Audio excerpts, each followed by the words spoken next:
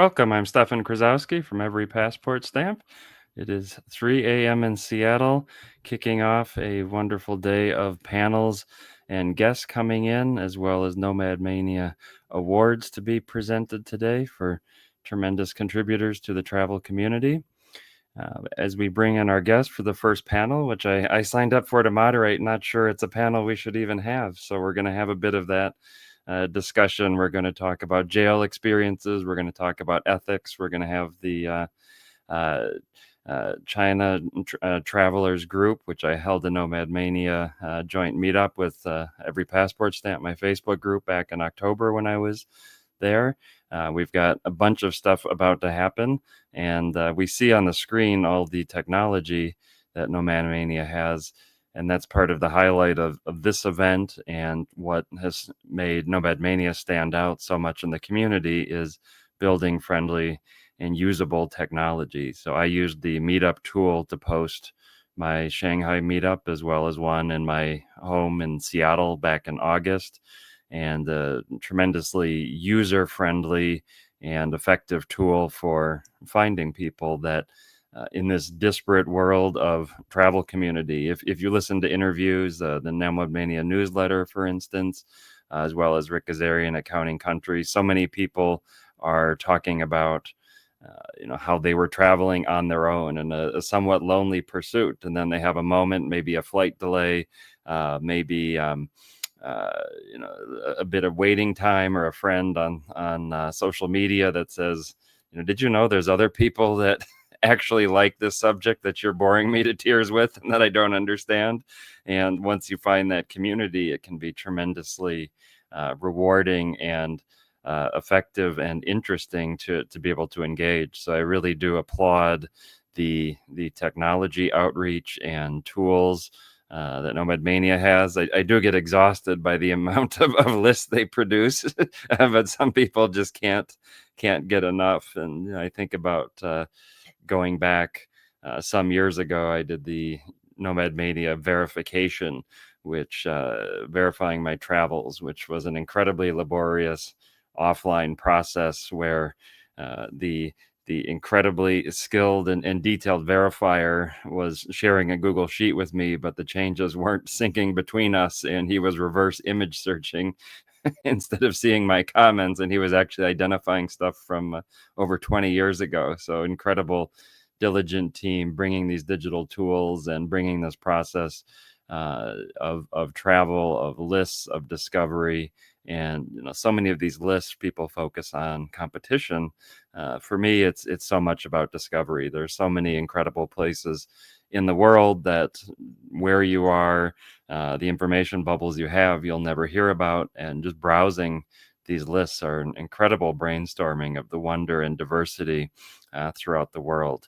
So part of this weekend, this so-called UN Masters, which is a very highfalutin term that maybe we all aspire to although we've had the technical achievement of visiting every country in the world, and every panelist has, we all aspire to be better, more experienced travelers, and part of this weekend is sharing that. So the first panel we are going to have today is, as I said, one that I wasn't even sure should really be on there or celebrated. It's called My Jail Experiences.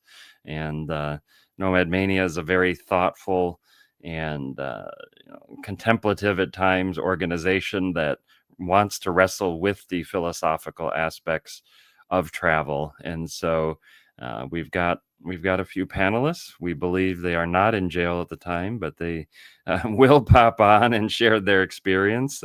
Welcome, Lily West. It's great to see you. Where are you located? I am in Kamakura, Japan, where I've been Fantastic. living for the last 50 odd years. Wonderful. And I have been to Kamakura.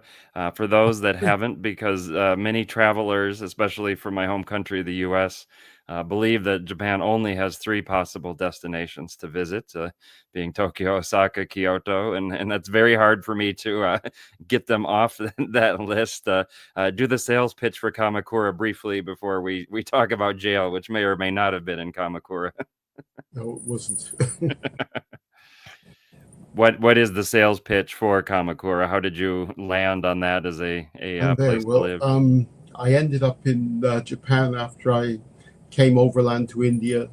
So after I finished college, I just dropped out. It was hippie days.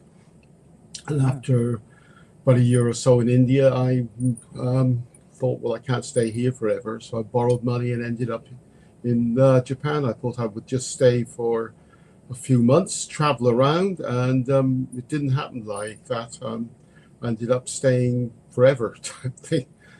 Um, and its country is very well suited to me. I like it here. It took me a while to like it, to be fair, and I like it now.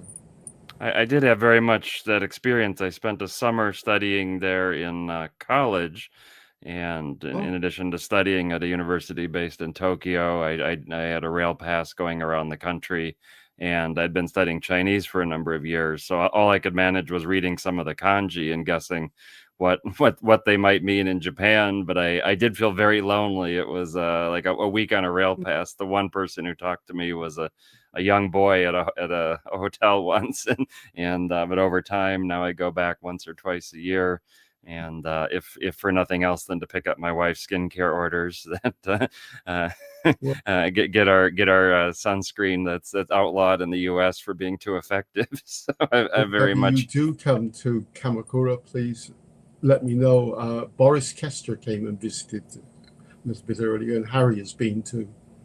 That's fantastic. Yeah, this in May I was snorkeling in the far southern islands, Ishigaki and Oh, Miyakojima, but we are very much not here to talk about our love of Japan. We are here to talk about jail experiences, and right. I'm going as to I stop teed it you up, there. I I'm wasn't not going. sure. I'm not going to talk about a jail experience. I'm going to talk about a hostage experience, which is Well, a similar thing, and but not that jail. may be more of a theme because I don't feel like I didn't know if jail experiences were something to celebrate or how we should frame them, but a Um, hostage, I think, is a Occasionally, it little clear. happens that you get arrested somewhere, and after a few hours, you're freed. This has happened a few times, but hostage was for 2 weeks, so that was long. So please do take it away. Okay. In the 1990s, I liked to take overland trucks in Africa, and the one I want to talk about was one in 1996 that was scheduled to go from Nairobi to Accra, which meant going through Zaire, as it was then, Congo as it is now. And it was much harder than we ever imagined. The trucker budgeted 10 days to go through Congo, and it took us 56. And we set off with 15 people, and 3 of them died along the way. So it was a pretty heavy trip. Malaria, snake bite, 2 of them. It was much more than what we ever imagined. And I was the cook. Because everybody had their job. And so there were no shops and no way to communicate with the outside world or anything like that. So, but I found that local people wanted empty bottles. So we would take along the empty beer bottles and exchange them for food. They wanted to store their poisons in these bottles. And uh, I'm actually vegetarian, so I wouldn't cook meat, and I wouldn't cook that meat anyway.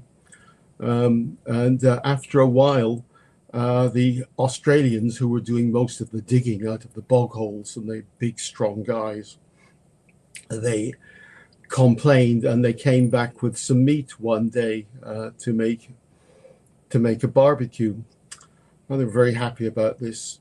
A couple of days later, we met the only European in the entire trip there. It was a Belgian man who was in the lumber industry, and the Australian started talking to him about what delicious meat that he had eaten. And the Belgian said, "Where did you get it from?" And he said, "Roughly where?" "Did it have a hoof?" "No." "Did it have fur?" No, I think you ate a baby. Uh, the one Australian vomited. The other one said, tasted okay. So we were. um, anyway, this is just to kind of let you know what we were feeling like when we, at long last, crossed the River Congo to get into the Central African Republic. And we hadn't been in a hotel at all for months. So we were looking forward to actually going into a hotel and having a proper shower instead of washing in the river. But what we didn't know was that they've been having a civil war in Central African Republic. We were about to find that out. I decided I was going to stay in the Novotel, so I set off to find the hotel and went in, and there was a dead man right in front of the check-in desk. Flies buzzing everywhere, a big hole in the roof too. I thought, oh, this is not good. So went back to where the others were, and we pitched our tents. And in the middle of the night, soldiers came and started to kick the tents down, and people who were too slow, they beat with rifle butts. And they piled us onto our truck with 2 soldiers there to guard us. And we thought, oh God, what the hell are they going to do with us? Just take us off somewhere, shoot us, or worse still, take us back to Congo. And so at a given signal, the strong Australians jumped on the 2 guards and stood on their guns. And then the driver, who was English, drove as fast as he possibly could, avoided a vehicle which they tried to put in the way, and smashed into the gates of the US Embassy at 5 o'clock in the morning. However, the gates were made very well and they didn't fall down. The guards were then screaming, "Tirez-le, tirez-le, shoot him, shoot him." And our driver managed to get out of his cab window and jump into the grounds of the US Embassy as they opened fire. And of course, opening fire would mean that the lights came on in the US Embassy. We had 1 American, and that's why we thought this was a good place to go, as there was no British embassy or anything there. The guards regained, the soldiers regained control and forced our co-driver then to drive us off to a building that they held somewhere in town. But we could hear screams probably from people being tortured or something. It wasn't a very nice place at all. And about noon, the driver came with people from the US Embassy and people from the government. So what these soldiers wanted was they wanted us as human shields in order to get out of the town. So we came to a bargain where they would drive us in a small convoy, 700 Ks to the Cameroon border. And okay, we set off. The problem was that they didn't do that after 500 Ks. And once they tried to scare us by putting us up against a wall and shooting over our heads, they were now in their territory in a small town called Boire. And there they kept us. And they wouldn't say what was going on or anything. And at this stage, we had 2 French speakers, myself and a French Canadian, but he had gone mad. He wouldn't speak to anybody in any language whatsoever. I guess it had just been a bit too much for him. So that was left up to me then and I thought some of the soldiers were not as bad as the others. And so I tried to become a bit friendly with them and persuaded them that we needed food.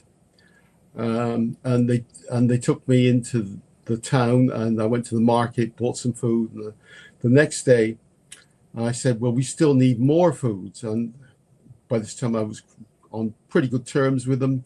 And so I bought them beers. While they were drinking the beers, my Japanese partner and I ran for it. We went into another bar and we asked, "Are there any foreigners in this town?" Yes, we'll take you there, we were told. And so they took us to this house a bit outside of town, and they turned out to be French Jehovah's Witnesses missionaries. But by this time, I would have joined. So I would have, we thought that they would have a radio, and they did. They had a radio under the floorboards, and they let me use it. And I radioed the US Embassy. They said, "You're still there? Right, we'll get you out." All right. And the next morning, very early, a helicopter arrived. And there was more talking going on and discussions. And finally, they agreed to let us drive to the border, which is another couple of 100 Ks away. And we crossed the border. Those of us who could walk, some had malaria really, really badly, went into the nearest bar on the other side of the border and were enjoying a beer. When in walk all these soldiers with their guns. They've just walked over the border and not cared anything. Guns talk. The man I'd made a bit friendly relations with came up to me and said, "Just tell everybody not to worry. We're so glad we didn't have to shoot you. And we want to buy you a beer to celebrate." And they did. 3 days later, we finally reached Yaoundé, the capital of Cameroons.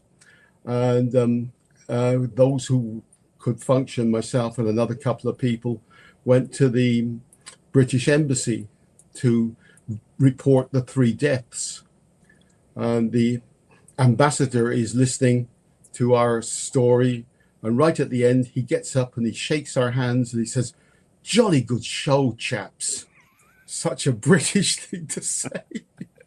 That's how I've been feeling this whole segment. I feel like I've it's a mix of I don't know, faulty towers and from the hotel check-in. It was a heavy time because there was no way to communicate with the outside world until we got to Yaoundé. Everybody thought that we were dead. And finally we were able to phone and say, "No, we're not dead. We're just a few months late." I was recently listening to a discussion of film critics who said that filmmakers are struggling so much with making movies set in the current moment because so much of the dramatic stuff they would do gets lost when everybody has a phone that they can they can refer to, and your story very much is a testament to Of that. course, there were no phones or anything like that. It was, but generally, except for in Congo, except for soldiers and police, other people were very friendly and helpful. And well, the problems were sick. People got tropical ulcers, giardia, also from bathing in water that had funny little worms that would find your orifices. And I somehow didn't get sick, and one of the tough Australians didn't either. But I put it down to that I drank a lot of beer. So I did meet a diplomat once who said the only advice he ever got that was useful from a mentor was always drink the local beer wherever he was stationed. Yeah. So we would actually arrive somewhere, and instead of putting up our tents, the first thing that we would do is to take out a sock and wet the sock and then hang the sock from a tree and then put a beer bottle in it. And after 20 minutes, that beer bottle would be cool enough to drink. That's the that's TikTok worthy for the modern days of so-called travel hacks. That is fantastic, and related to that, I'm curious. When I first saw this panel, I was worried that it would be a bunch of social media influencers People who got busted trying in to get Thailand or arrested. something. Yeah, I mean, and I was uncomfortable with how to wrestle with that, because I do know a number of travel accounts I've seen that it seems that people are looking. You certainly weren't looking for any of this experience, but the you know stories make clicks, and people that Oh, I almost see what you courting mean. getting arrested Yeah, was my concern. yeah. I have actually written a book which I'll put up here. It's called Ah, West Goes East, West goes east. Wonderful. and it's 1972. Mhm. Most of my travels were done 70s, 80s, and 90s. The 2000s, I was just kind of finishing things off. But West Goes East is an 8-month journey that I made from Syria to India, and that was through Iraq, Iran, Afghanistan, which were lovely, peaceful places then. Yeah. Um, and it's a very funny book, Boris said. So, Ah, well, I will. He is a barrel of laughs, so I will take that as a great recommendation. yeah, this book would never have got published unless Harry had pushed me into doing it. So it was good. That's fantastic, and I myself have struggled with what to write and how to write in a way that's rewarding for myself, but hopefully rewarding for an audience too. And that era of travel that you accomplished in the world, and in some ways was very similar, in some ways was tremendously different. It's very, Borders in some ways were more open then, yeah, but yes, yes. yeah. So um, you felt safe because I was young, therefore I didn't think anything was ever going to happen, type thing. But all the years of travel, well, things are bound to happen. I've had various car crashes and a plane crash once, so Oh, these kinds of things. just casually dropped in. Were you piloting the plane too, or the little details getting No, slipped in? it was a company called South Yemen Airlines, and they took off and they didn't. No. Yeah. Well, thank you very much for joining. I know we've got an award to present of Hmm. What's the happened to the other two people? They don't. They've probably been arrested or something. Is well, that that? was it was the details were very sketchy. Harry only asked me to inquire where anybody popping on the live stream is located. So that may be the part of the question is, are they actively in the experience they're intending to It, share or not? Their wardens didn't let them yeah, join the streams. yeah. Well, in this book, obviously, it's the cannabis time, the hippie time, and that, and never really think about getting busted. Just, but I wouldn't take it over a border ever. All right. Well, thank you for joining, Lily, and we are going to next present the award for Best Envoy, and NomadMania has a group of wonderful, dedicated community builders. I mentioned last month I was in Shanghai and held an event with their local envoy, and we are about to present the Best Envoy of the Year, and this recognizes great performance from these envoys. We've got the envoy about to come in and represents Cyprus, Greece, and Bulgaria as region, and name is Vasilis Stamatolopoulos. Very much welcome, sir, and thank you. Congratulations on the award. Are you able to hear Vasilis? Believe, Orist, we're having some. Hello, I cannot hear. Yes. Uh, Thank you, and congratulations on the award. We will seek to have our helpers, after touting all the technology, the technology that defeats almost any in-person conference is AV as well as streaming tools, and the NomadMania team has been taken on this extreme challenge of having so many guests, so many people dialing in, that I think we might have a better connection now. Basilis, are you able to hear me? I guess we are still not having success, so we will, I guess, need to Sorry, transition. something is happening. I cannot hear anything. Okay, if you could just, if somebody that's able to reach him could ask him to provide a brief summary of his work as an envoy, if that's possible. And if not, we will pop onto the next panel and perhaps get him at the end of the next panel, or as the next. Maybe trying one more time. We have gremlins working in the system in the background that may or may not be able to assist and get Vasilis back on for the next subject. But I think we will hop over. We've got a very full panel. These are not jailbirds. They are on the loose and very much focused on their budget. And a traveler that I met very early on at a very early blog on this subject, Leah Bamonti, would continuously talk about, there's two big, other than interest and will, there's the money constraint and the time constraint. And you don't always have an abundance of both at the same time in your life, and figuring out how to navigate that.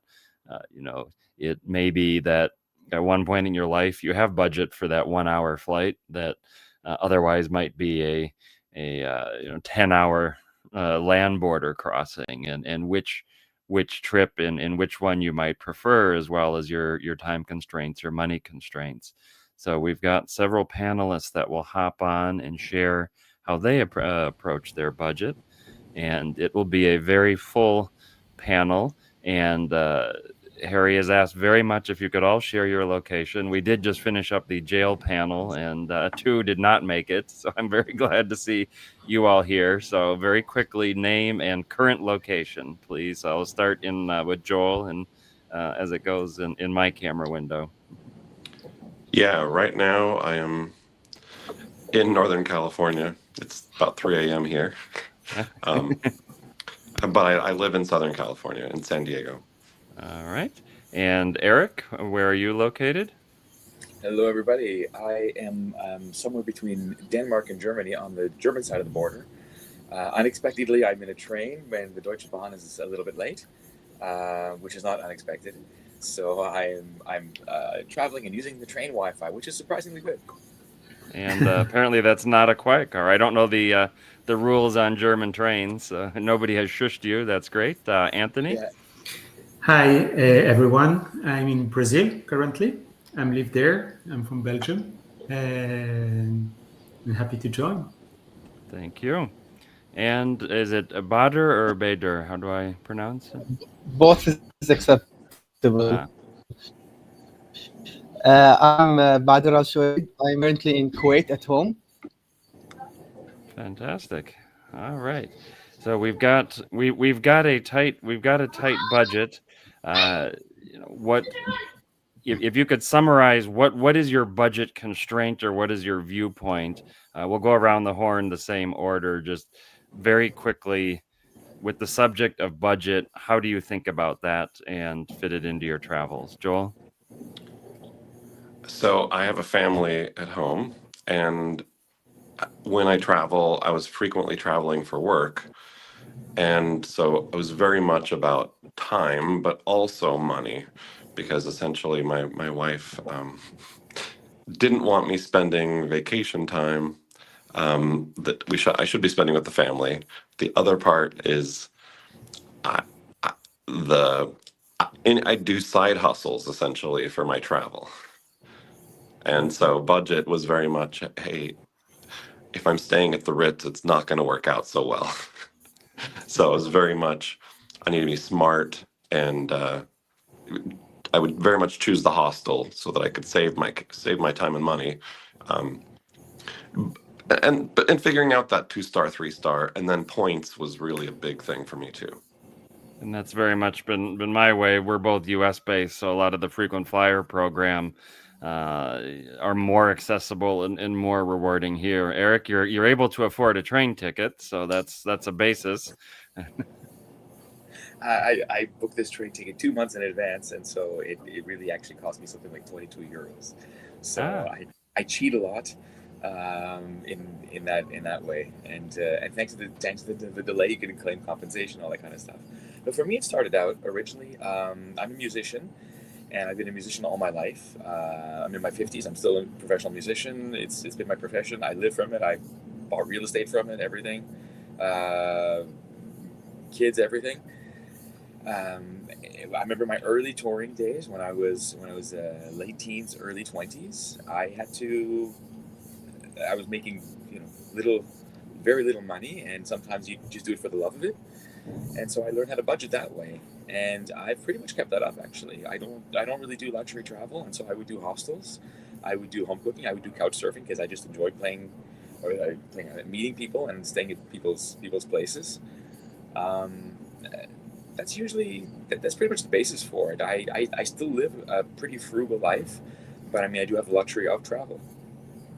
That's wonderful, and I guess the perception of the challenge of making a career in the arts, specifically music, is maybe no one expects you to pick up the tab or necessarily have extreme budget to spend. Oh, it's paid for. It's all paid for. It's in the riders. I get free everything nowadays. That's great. That's wonderful. Anthony, how do you view your budget and the constraints you have around that? Well, when I started, I had a very small budget, and I wanted to comply in that budget. It was 10,000 US dollars. It was in the early 2000s, so it's a very strict budget, I would say, to be able to visit all the countries. In the end, it was a little bit more than that. I managed to keep the daily budget, which was 10 US dollars, all included. Traveling, eating, sleeping at within the same 10 US dollars. So it was quite strict. I didn't have more than that. So it meant a lot of planning, of course, a lot of couch surfing, of course, as well, because that helps. So I did it, I think, in about 70 or 80 countries. When I started, that was the more difficult part there. I was, I think, user of Couchsurfing number 3 or number 4. So the first 2 years, there were no Couchsurfers available. It took time to take off. I'm an artist as well. I'm a photographer. So in all those 3 countries, well, at that time it was 192, because it was in the year 2000s. It was before South Sudan became a country. The objective was to teach in each of those countries as well, to teach creativity using photography, but also poetry, also drawings in schools.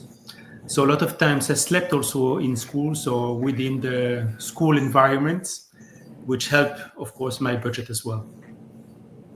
It's fascinating. We've got Joel, more of an artist in the IT sense, and two others with an artistic bent were drawn to the budget topic. Is very interesting. Badr, how do you feel about your approach to budgeting? And it was interesting that Anthony mentioned he started with a very specific overall budget number, which is another element to how you may think of these travels. For me, it could be a little bit different because I saved up money, and then that's when I came up with the idea of I want to travel to every country in the world. So I had a specific budget that I had to stick with and plan around it. So that's why I, like everyone, I had to stay in hostels. I had my shares of couch surfing, and in Africa it was a little bit difficult, so I had to go with very low budget hotels. So I was sacrificing the stays and the airplanes for better experiences. So I would I would not hold back if there's an experience that is expensive that I want to do, especially if it's a country that I might not come back to in 10 years. For example, when I went to Tonga, I wanted to do the whale diving, so I did 1 week, and that was expensive. I did a lot of like experiences, but I would always budget back with my stays, my transportations. Whenever there's a chance to do overland travel with buses or trains, I would go for that. Uh, if, to enjoy other things in travel and experiences that I might not be able to do it when I'm older, for example. You don't look particularly old, I must say. Yeah, So so you're an effective saver. yeah. So and I don't have a job, so I had to like. That's why I had to go the budget route of travel. The one of the biggest budget challenging destinations. Some references to Africa, especially West and Central Africa. I'm also curious about perhaps Joel around. I imagine you used Alaska miles around the Pacific. The problem solving. You know, United. if we could all focus perhaps on Oceania. You know, what is that budget approach look like? Yeah, let me tell you, my South Pacific was done on a primarily probably 3 trips, but there was one major one where I navigated from Palau, Guam, Kiribati, all the way down through Nauru and so on a single trip, all on miles. Basically cashed in 180,000 miles on United to be able to get 80% of the South Pacific in a single trip. And let me just throw in Antarctica, because you're probably not going to visit that. Mm-hmm. But I was able to do Antarctica with a sponsor, and we essentially got a sponsor that covered our charter flight, where we spent a day in Antarctica, a night. We had one night over in Antarctica at the Russian base. It was pretty awesome. Wonderful. I didn't know you were an active influencer. Has anyone else had sponsored travels or experience with pursuing that? Yes. Sorry.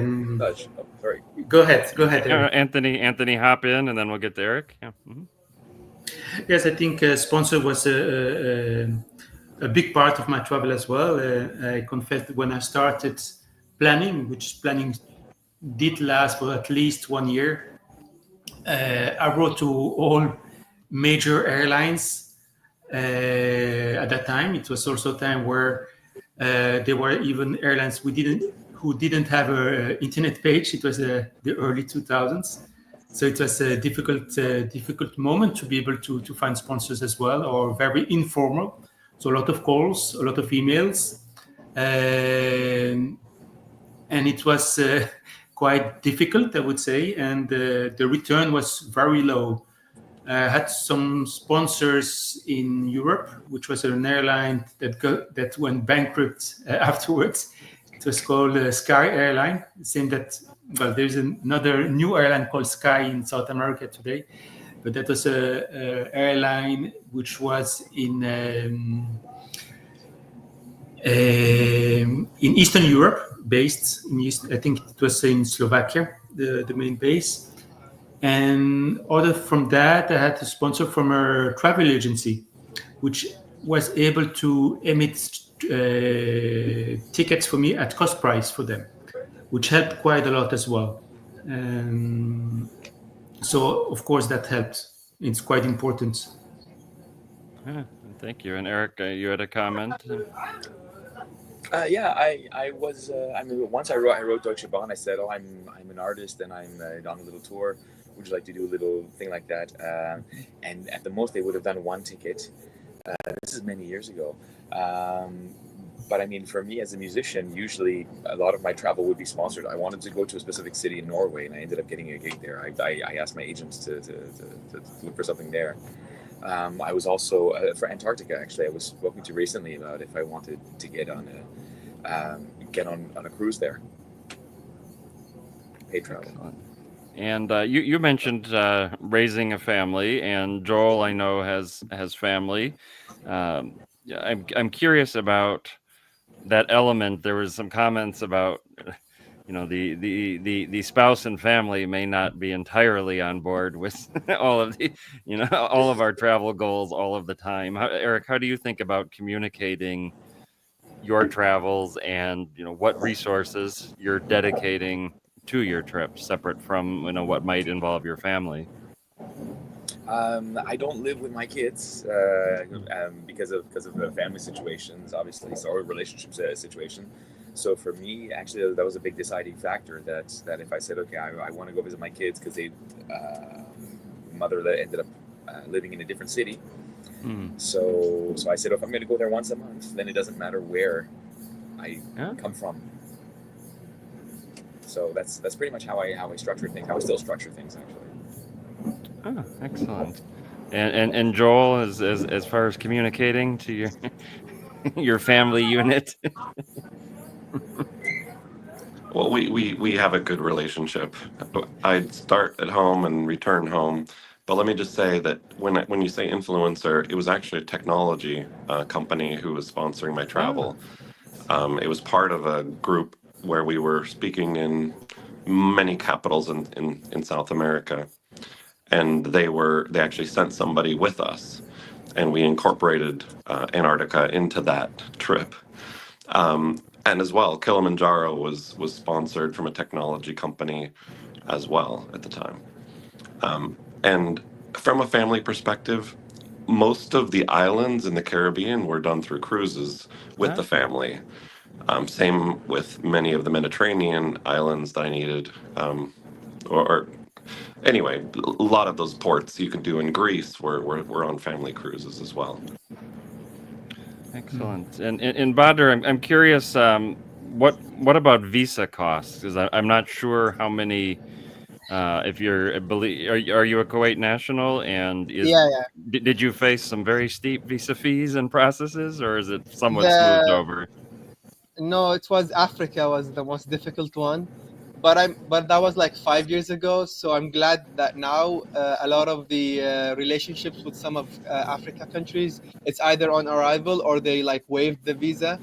But at that time, Africa visas were a little bit costly, and for the rest of the world, like the visas were easy except for Kiribati. I had a big problem. Fiji, I got rejected once. Paraguay, they never. I applied twice for Paraguay. I had no response twice, so I had to do the Brazil Paraguay city border cross, and then I had to sneak in with my driver into some of the World Heritage sites because they were close to the border. So he said there's not a lot of checkpoints, so you're good to go visit, but you cannot go to Asuncion. So I did important parts of Paraguay illegally. Yeah, but for Fiji, I got rejected. They never replied back to me telling me why. But probably one of the paperwork that I handed in, they didn't like, or they thought that it was not legitimate. Because next year I applied with the same paperwork and they approved it. Huh. Wow. Yeah. That's one I've not heard many visa odd stories. That seems so focused on tourism. Yeah, I can't even think. You have such a beautiful smile. Why they would deny you? I'd like to add one point if that's it. Oh, sorry. I don't know. Go ahead, Eric. Yeah. One of the things regarding what you asked about how it's structured with family and stuff like that. My son is now 14. My son Christopher is now 14, and he's at an age where whenever we have holidays, then I can take him with me. We went on a little blitz tour. We went from country to country to country. We did something like 9 flights in 2 weeks, and so he's at that age where he's getting to do that with me, which is a thrill. Which is super cool to get him to actually come and travel with me. We slept in airports. We slept in little dirt bag hotels and stuff like that. And 14 years old, cojones. I don't have children, so I am curious. 14 for undertaking. I realize different kids, different stages of life and where they are. But did you think 14 was a great moment to start having that kind of travel? Actually, he just turned 14, so he was 13 at the time. That was in the summer. So Well, I have 3 kids at home, and we started travel very early as well. And I think there is no age for kids to travel. You can start from 2 years old or even before, and each age of the child will bring something to him or her. And well, at home, of course, my kids weren't born when I finished the 193. And today I always travel in family, the 5 of us. It's a different kind of travel today, but it's at least as enjoyable. It's a lot more slow travel, less restriction on budget, of course, but it's amazing to be able to travel with kids. And they also, as you said, Eric, we take them to very low budget as well, so they can see what it is. They can see, of course, some sacrifices, and they see what does it mean to budget travel as well. And sometimes you can also splurge, of course. Excellent. What do you answer when many times people, when they hear about my travels, they say, "What did it cost you?" And they're usually meaning the price tag, and I've not been good at budgeting it. I have a rough idea, and I would budget along the way, but I don't have a total number, and I don't know if I don't want to face the total number or that, but people are fascinated by that question, and I think they want to judge or say, did it, I don't know if they're looking for a low answer to be impressed that it cost less, or they're looking for a high number and judge you that it costs so much money. I'm not quite sure, but Anthony, I'll continue with you. You said you started with a $10,000 number. Do you get the how much did it cost question, and, Yes. and how do you answer it? Well, I answered very frankly, because I started with 10,000, I finished with 16,000. So it was over budget, but I respected plus minus $10 per day, all included. So it took me a little bit over 4 years, and finished with 16,000. Oh, that's excellent. And that discipline make your travels better in a sense, that sticking to $10? Did you feel you gained more by having that very firm limit, or was it a constraint? It was a constraint. It's what I had.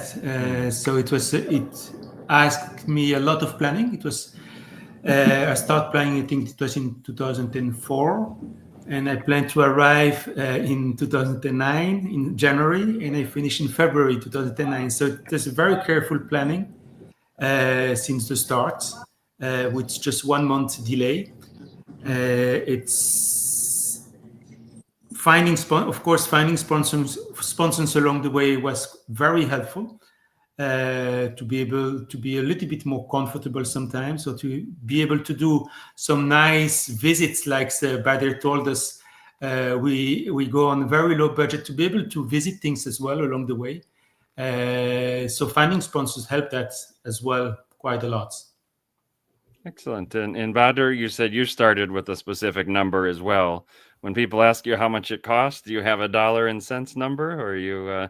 Yeah, but I did start with a specific number, but like as I said, I used to cut back budget on like daily activities like food and accommodation, just so I can be able to do like the more expensive activities. So compared to Anthony, I'm not at a low budget because I spent like almost like 200,000, and plus I went to the North Pole and the South Pole, so those were costly, and I had no sponsors. So it's all like based on the money that I saved up before traveling. So yeah, so my lifestyle was budget lifestyle, but like the budget that I actually spent on all those activities and all those adventures, they don't fall into the low budget. Excellent. And I should remind the audience, I see a number of familiar travelers in the comments. I would say as well, like the experiences, I never feel like I gave up experiences. And sponsors were very, very specific on specific things.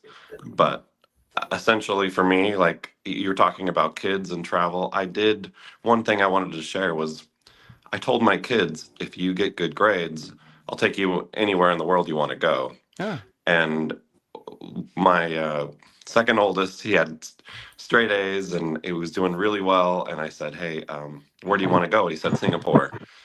And so we planned the trip and went round. We circumnavigated the globe, and I hit a few of the countries that I needed along the way back. Again, kind of budget conscious. We used the eco airlines, the budget airlines to work our way from country to country, and that's when I got Maldives and Sri Lanka along the way, Oman on our way across. Pretty awesome. fantastic. I think we now have one segment behind schedule. We have Sasha joining in, and there's a little bit of background noise coming. If you could briefly introduce Are we talking yourself. about prison experiences here? That was Can you guys about hear me? 45 minutes ago. We can if you could mute your microphone, and We can will hear get you, but we're talking about budget travel now. We'll get you in 5 minutes, Sasha. If you could hang out, we'll finish on budget travel, but just keep that on mute because there is quite a bit of background noise where you are. So Sasha, hang on. We will get back to the jail experiences very quickly. And I will say to the audience listening live, you can use the comment section to submit questions. We've got a lot of boosters from the Philippines dialing in, and their time zone probably would be irrelevant. They're 24/7, but it's very nice to to have them joining. Eric, we have a panel coming on later about special events, and that's very broadly defined. But one of the budget challenges of both day-to-day life and our travels is the cost of events, and specifically let's talk about music. And I know like people in the US were flying to Brazil to get Taylor Swift tickets when they were cheap, and there's all range of music experiences for someone on a budget. The world is your canvas. What are some great music experiences around the world that are accessible budget wise? Eric, or do we might have a Deutsche Bahn connectivity challenge there? Sorry, the connection's really bad. Okay. We will. Yeah, I can't hear. We will pass on that. All right. Oops, sorry.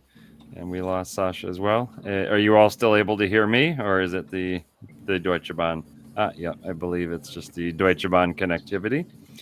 And any questions from the audience on budget before we canter over? I was also thinking around what each of you is now in different circumstances than when you reached 193, and that might be more time or resources, not so much pressure. Is there a travel experience that might be a little more budget busting that you're thinking of saving up for now post 193?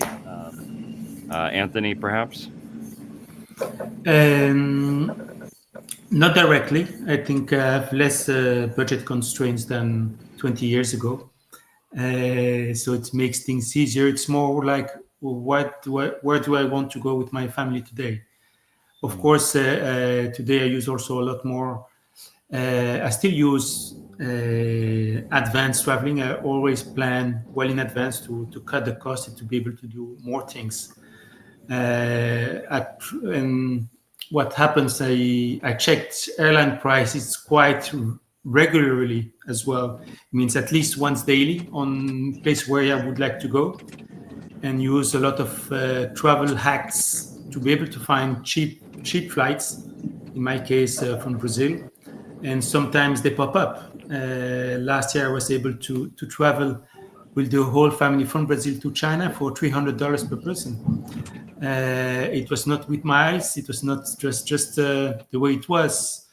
But you have to be flexible, and you have to take decision very fast when such opportunity pop up.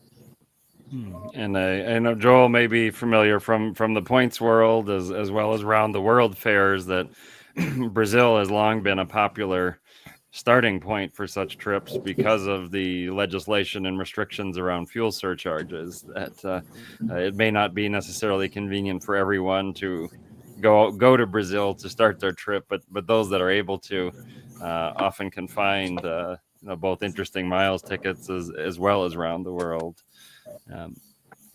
Eric, do you have a better connection now at the moment, or still having trouble? I do. I was just curious if just any music experiences, major festivals in that you could recommend that might be more on the budget friendly side. Go as an artist. It's always free. You get free food. You get free accommodation. It just. You mean the budget side of traveling? I was asking about music festivals or events that are budget friendly for travelers to take part in. I'm guessing it would be smaller festivals. I've never actually paid for a festival myself ever. Usually, I obviously being in the industry, then I'm on the other side. If I need to go anywhere, there's always somebody I ask, manager, agent, or somebody I know who's working there, and I'll get some kind of access for me and my peeps. Otherwise, I really don't know. I'm the wrong person to ask. You'd have to ask. Well, and maybe that's the right person goer. in a sense, because you have, through your industry, you have access that are budget savers in a way. Joel, I know, uses his industry and has had frequent experiences tapping into his IT network of people. So it that can be another angle of the budget is looking at what connections and resources you have that won't necessarily have a monetary price. Badr, I'm curious. I don't remember Kuwait being an apparently especially budget friendly destination. What would you recommend for the budget traveler visiting your home country to? I don't think the $10 a day that Anthony had 2 decades ago would exactly work. No, but like Anthony, 2 decades ago, like a lot of the prices were cheaper. So like prices back then with a 10,000 or 16,000 would have worked than if he's gonna do the same thing again in 2025. But the good news about Kuwait is that we started this year promoting for tourism. We started our own Visit Kuwait, and they're especially like focusing on the winter season, since it's a good time to visit Kuwait, especially with the unified visa for the GCC countries. So that pushes tourism in the whole region. And there's talks about plans about doing a intertrain between the main cities between the countries. So that would also push and help for budget travelers, as the prices would be different, especially with competing companies trying to make tours around GCC, and it's going to be accessible. So we're hoping like this year and then in the next 5 years, tourism would boost in Kuwait. Oh, well, fantastic. And we look forward to a budget friendly and more Kuwait popping up on our social media feeds. Thank you all for joining. We're going to transition to the next panel, and thank you for sharing your distinct budget approaches. Thank you, gentlemen. Thank you for having us. Thanks so much. All right, we are transitioning to the panel about China. It'll be primarily in Chinese, and we're going to Harry of NomadMania said, "Don't lose everyone else." Oh, we're gonna have Sasha. We do have Sasha on the waiting room. Yes, we've got the two backlog ones. You're in a better location. We've got Sasha and Vasilis both connected very well. So, Sasha, you will have about 3-4 minutes to give your jail story, and then we will have to move on to the next panel. All right. Let me start. I ended up in Papua Guinea. I was trying to, Bougainville, and then from there, I was about 4 months in the country, so I was trying to get over to Solomon Islands, which is only 8 kilometers, and Lonely Planet and Wiki Voyage both recommend that you call this number and there's this local boat, and you go over. Next thing you arrive there, and the guys, they put you in jail. There's a small island less than a kilometer wide, but with a big police house, and I'm in this cage, and after about 3 weeks, most of the guys were alcoholics. Most of the ladies, they wanted to get me married to their families. But this one old police guy, he was somehow convinced that I was a bad guy. And they made me sign papers and this and that. I don't know. And finally, after 4 weeks, these Papua police guys came over with a boat. And directly I saw like they looked different, they looked rougher, tougher. They were picking me up, bringing me back to the other side. They actually don't even, they're going into Bougainville. They sit on the northern island of Buka, administrating the island from there and trying to keep it. And next thing, we're talking about deportation. And I didn't want to pay 30 euros per night, so they put me in the prison. And then first I was kind of with the outsiders, the like the good group of prisoners. There were 60-70% murderers in there, but they were kind of free roaming, and they were making the tea for the other guys and all this. And they even once at night, my friend went out to see his girlfriend. There was no problem. I'm trying to go to the internet office at 11 a.m. and taking my backpack along because I'm not letting it there with 80 prisoners. And they picked me up and they brought me like with the worst guys inside a room with 22 guys, a couple of air holes. And that was quite tough, getting quite tough. Yeah. Eventually, I was out. I think the other travelers were kind of traveling even faster during that time. Oh, yeah, Sasha cannot travel. Let's go. I'm motivated. Thank you. Thank you for being able to join. I know you had some connectivity issues. Thank you for popping on. We are on It's a pleasure. All the best for the conference, and I hope to meet you guys in person one of these days. Yeah. Yeah. Right. Thank you. Thank you for Thanks so joining, much. Sasha. Bye. And Vasilis, I believe we have the technological issues worked out a little better. Can you hear me, sir? Yes, I hear you. And it's honor to be next to Sasha, such a intrepid traveler. So thank you for the award. It was February 2024 when Harry asked me to join this new project with Envoy. So I joined with pleasure. We have done a lot of meetings all over Greece and in Cyprus. And it's my pleasure to connect with other travelers and give a little bit of the virus to everybody.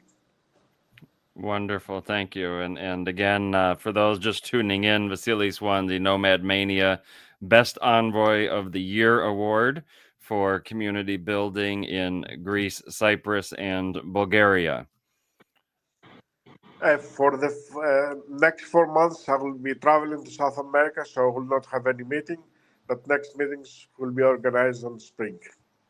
All right, thank you. And those will be posted on the NomadMania meetups site, as well as you can find his contact on the Envoy section of NomadMania. Thank you, gentlemen, both for joining. Oh, go ahead, Sasha.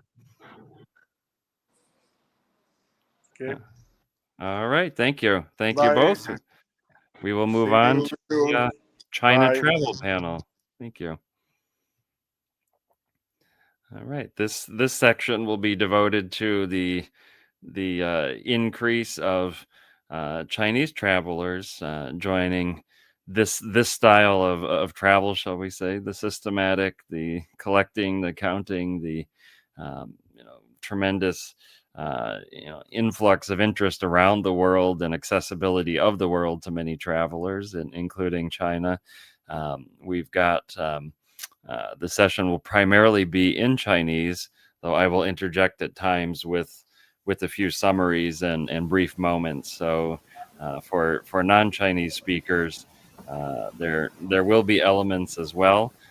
My co-moderator is going to lead it, Jian Kang, and he is very fluent in many cultures. Bicultural probably doesn't do justice.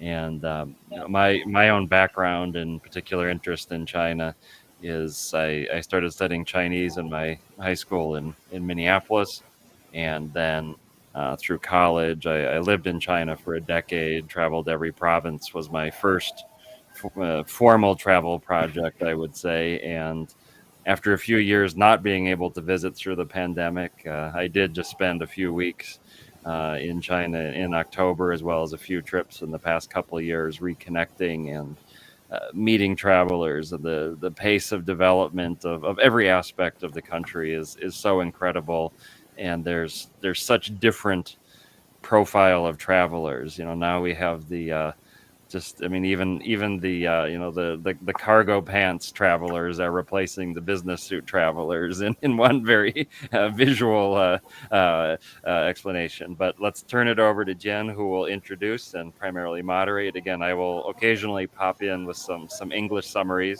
but we will mainly conduct this session in Mandarin Chinese. Welcome, Jen.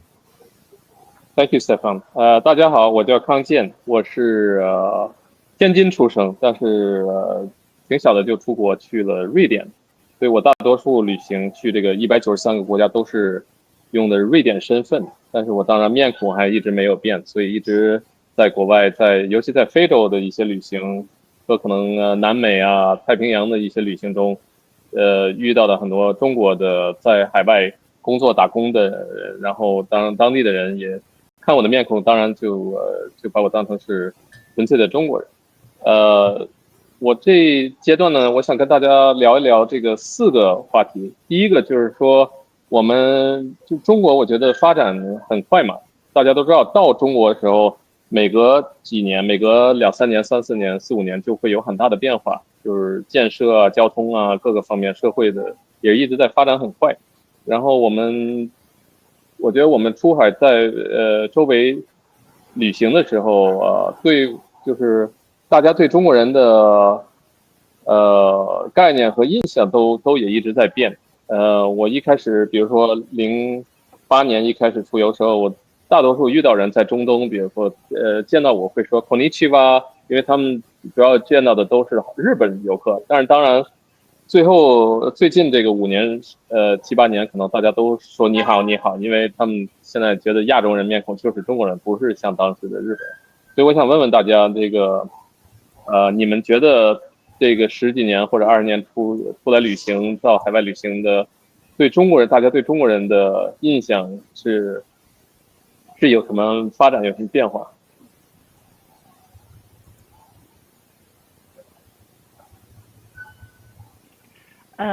我想应该在我们中间，我应该是最早开始旅行的。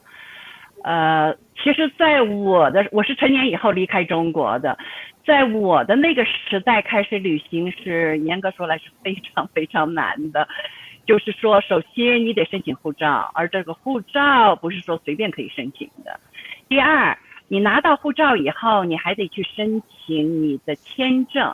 我记得2000年的时候，我第一次想去埃及，可是当时呢，这个中国护照是没有旅游签证的，我只能自己跑到使馆去跟这个签证官说我的梦想等等等等，最后他给了我一份这个旅游签证，那个应该是中国护照中第一份旅游签证。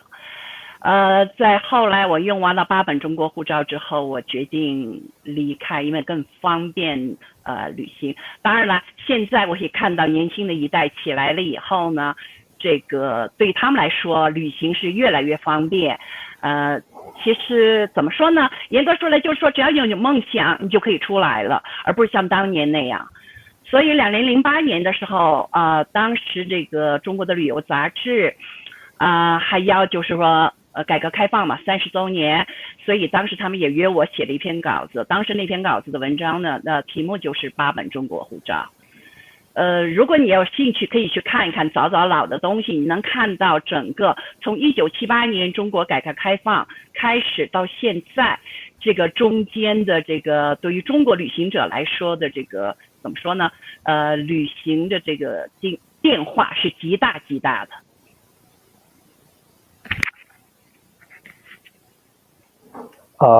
那接下来我来说吧。那个我跟鹌鹑姐是老朋友了啊。我就是比起鹌鹑姐呢就比较年轻，而且我开始旅行也比较晚，我是从17、18年才开始比较高频的，就是类似于一个 full time 的状态开始旅行。然后我一直到现在用的也都是中国护照。从一开始到现在用完了应该是6本吧。对。就刚刚康健提到说海外大家对中国人的态度，在我这个年代来说呢，我觉得就是比较两极化。有一部分人就会很友好，就觉得说中国人到处投资啊，就是帮助当地的发展但也有另一部分人就觉得说，就比如说一些非洲国家吧，有些当地人就觉得说中国人的势力有点太大了，就控制了当地的，比如说矿产行业等等吧。所以他们就觉得我们在搞一个类似于新殖民主义的这么一个东西，所以就是比较这样两极分化但是在我个人的体验来看，我是没有因为说我觉得我用中国护照或者我是中国人就受到什么特别的对待，我是没有遇到过类似这样的情况。所以我整体还是比较积极乐观的对这个事情。谢谢大家。Stefan, do you want to translate some? I've decided to interrupt less, and I'm adding some pieces into the comments. So if people could follow along the YouTube comments, and that might be a little less disruptive. But we've got different generations. So I was fascinated about Neon sharing. In some cases, the first tourist visas that some countries may have given to PRC passport holders, as well as a different generation represented with Dong of starting travel or later. And in your intro, the funny piece about the perceptions of being greeted with konnichiwa as an example is people not even sure what to make of you all as travelers. But I will continue in the comments, and I think I don't want to intrude so much on the discussion. So those want to follow along, I will add little bits and pieces, and I believe later on YouTube auto captions and translate might actually work as well. But please continue. Sounds good, thanks. 我想到的第二个话题其实就是我们在海外遇到的别的中国人，因为我出去比如说到非洲的话，我见到不少的是修路的。我当时是骑自行车穿越非洲，从埃塞那边到南非，然后在路上有遇到好多这个中国修路的团队，那是已经10几年前了。然后他们对我很热情，就招待我，带我到他们宿舍住，然后吃的也很好。尤其东非，我觉得美食确实不多，所以能吃到这个中国比较这个正宗的菜和饭，吃的很好。然后后来我也去我刚才说，比如说太平洋岛屿啊，或者那个加勒比海岛屿，突然在一个小岛上就有时候会有中国人打工在那开的店。然后有时候他们招待也很不错的。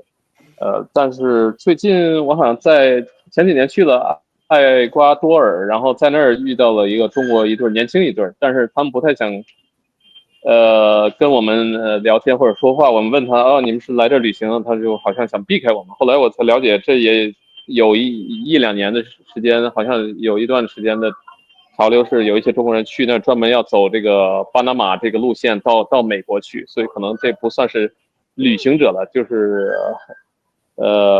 是算是不知道能不能说算是逃难的，还是他们自己想去奔到美国去。所以我想问问你们在海外遇到的中国人的这情况。另外一种旅行者，另外一种目标。对，也可能算嘛。人说了嘛，旅行生活就是一种旅行嘛，对吧？确实是。所以我想问问你们在海外见到友好还是不友好，还是另外或者这些年的发展见到的中国人？其实因为我开始旅行比较很早嘛，所以你比如说像非洲啊这些地方，当年其实中国人不多，或者说华人并不多的，绝大多数可以说是99%吧，他们其实是在当地工作啊，或者有自己的生意啊这方面。但是呢，最近10年以来呢，你能见到一些，但还是不是很多的旅行者，真正的旅行者。就我个人的经历来说的话，如果我想跟他们交流，或者是我遇见他们来说，绝大多数都是很友好我甚至可以说我没有碰见不友好的。但是从另外一个角度来说的话呢，作为一个从第三国的就怎么说呢，华裔旅行者的角度来看呢，可能就是说在海外的这些国人呢也好，还是华人也好呢，就是有不同的2极的分化，这可能是跟怎么说呢？可能是跟一些表现吧有关。毕竟就是说你在海外了的话，你应该融入当地的社会，包括这个社交的这种场合啊。比如说我最讨厌的其实就是到处放外放。这一点呢，就是让大家对这个新一代，不一定是旅行者，可能也是海外工作的人，瞠目一视。这个我听到了很多的抱怨。我这个非常赞同刚刚安春姐说的，对我这个，怎么说呢？就是旅行者确实不多啊，我在海外遇到的中国人呢，大多数还都是一些工作的呀，做生意的呀，尤其在非洲嘛特别多，然后太平洋岛国那就更多了，然后拉美现在也非常多，在很多拉美国家的边境的城市，那些边贸都被中国人垄断了嘛。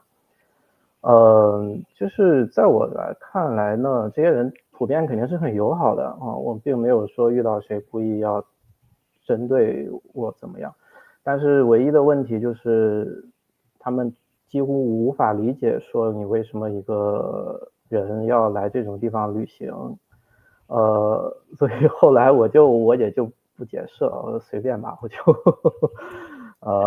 就无所谓了啊。因为这个我们中国人呢，其实很多人的观念呢，就是尤其南方哈，很多人的观念呢，就是出海就是要赚钱嘛，赚够了钱我就回家结婚生孩子盖房子，所以他就无法理解我为什么要花钱在这种地方去，然后他们又觉得当地没有什么好玩的，就只能是赚钱才有意义他也不能理解说我要去体验别的不同的文化，我要去看什么样的风景，他们都不能理解。他们很多人可能在当地10几年，但是没有去过任何的100公里以外的景点啊什么的，所以我觉得比较割裂，就是这么一个状态。对呀，在中非共，您说。没有，我就刚刚补充一下，在中非共和国的时候，班级的时候，我住在梅姐的，她是当地最好的酒店。完了，我要去看瀑布，梅姐跟我说，我跟你一起去。她去了那么多年，在那边，她从来没有去过。完了以后，我们就是一起去的。您说。梅姐是在那当地带2个小孩子，不是小孩，都是成人了，是跟中非人结婚的吗？开了一个酒店，他不是，他是另外一个。他是跟一个法国人结婚的，本来是在喀麦隆，后来呢自己做一些生意以后呢赚了一些钱，他就在看什么投资的地方，就在班级呢开了一个酒店，4级酒店。至少在目前为止，它是当地最好的酒店。这是阿栋先去的，完了他告诉我，我再去找的梅姐。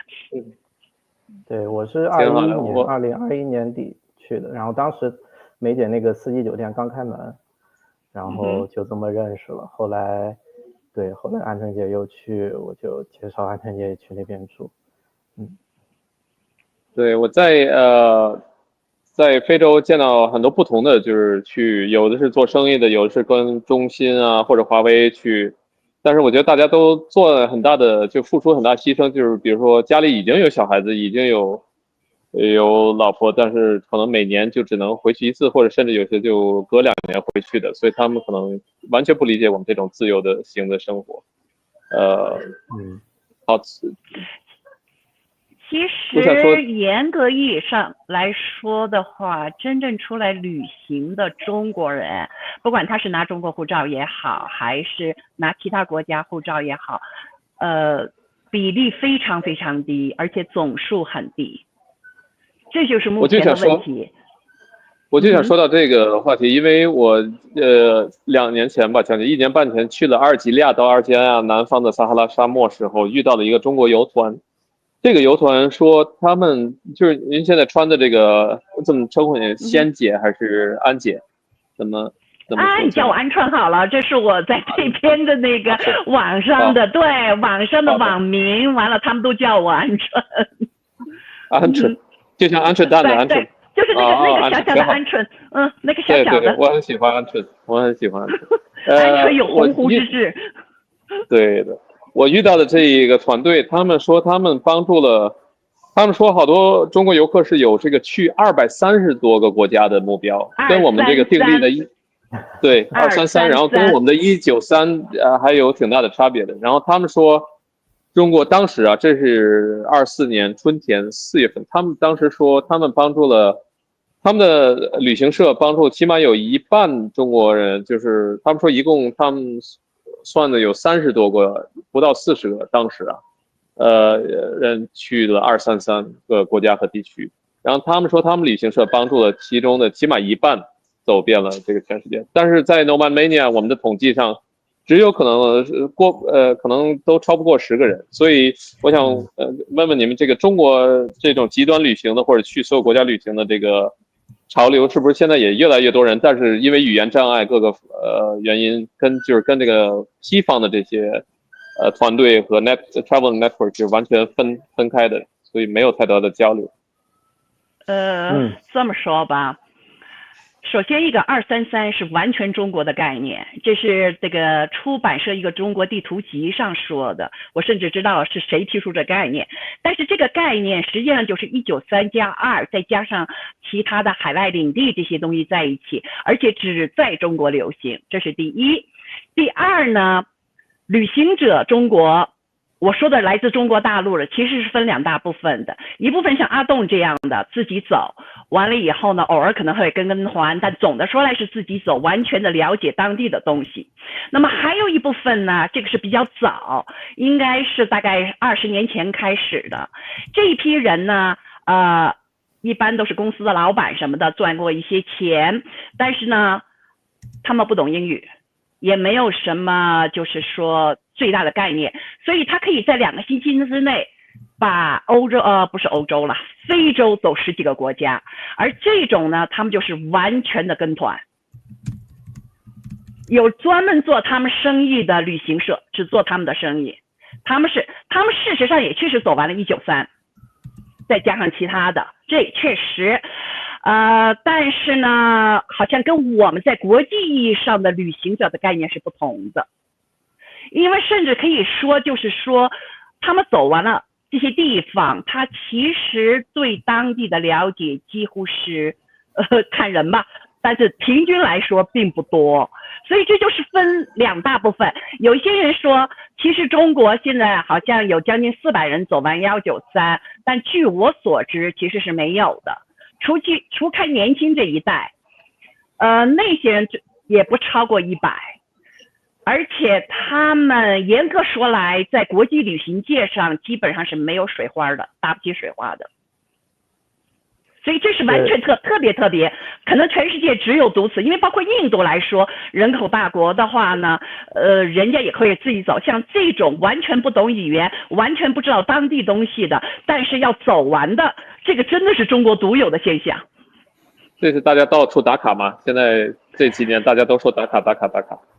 对，我承认就是说打卡，其实呢是这样，你选择2年走完、1年走完打卡也好，或者深度旅行也好，就我个人来说的话，我尊重个人的选择，但是呢，不要把自己说成就是说中国独一无二的最优秀的什么什么之类的，这会影响到整个国际旅游界，怎么说呢？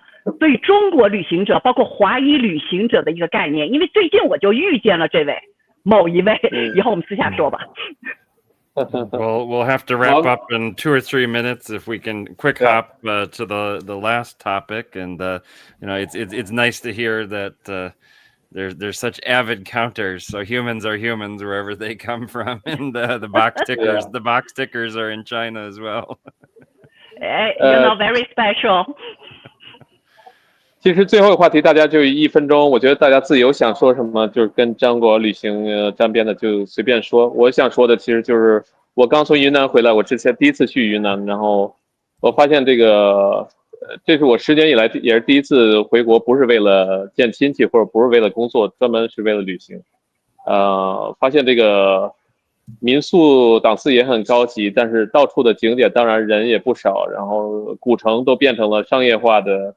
就卖同样的东西，鲜花饼啊，或者这个菌类的，所以这个我觉得中国内部的旅游业也是一直在变，所以我们就是面对海外的大众想去中国旅行的话，有些变化进展是让旅行很方便的，就是高铁啊或者支付啊各个方面很方便，但另外一些方面可能是会越来越商业化，所以还是要大家抓紧时机，在国内也有一些地方可能还没有商业化，赶快去，因为中国发展实在太快了，各个方面都。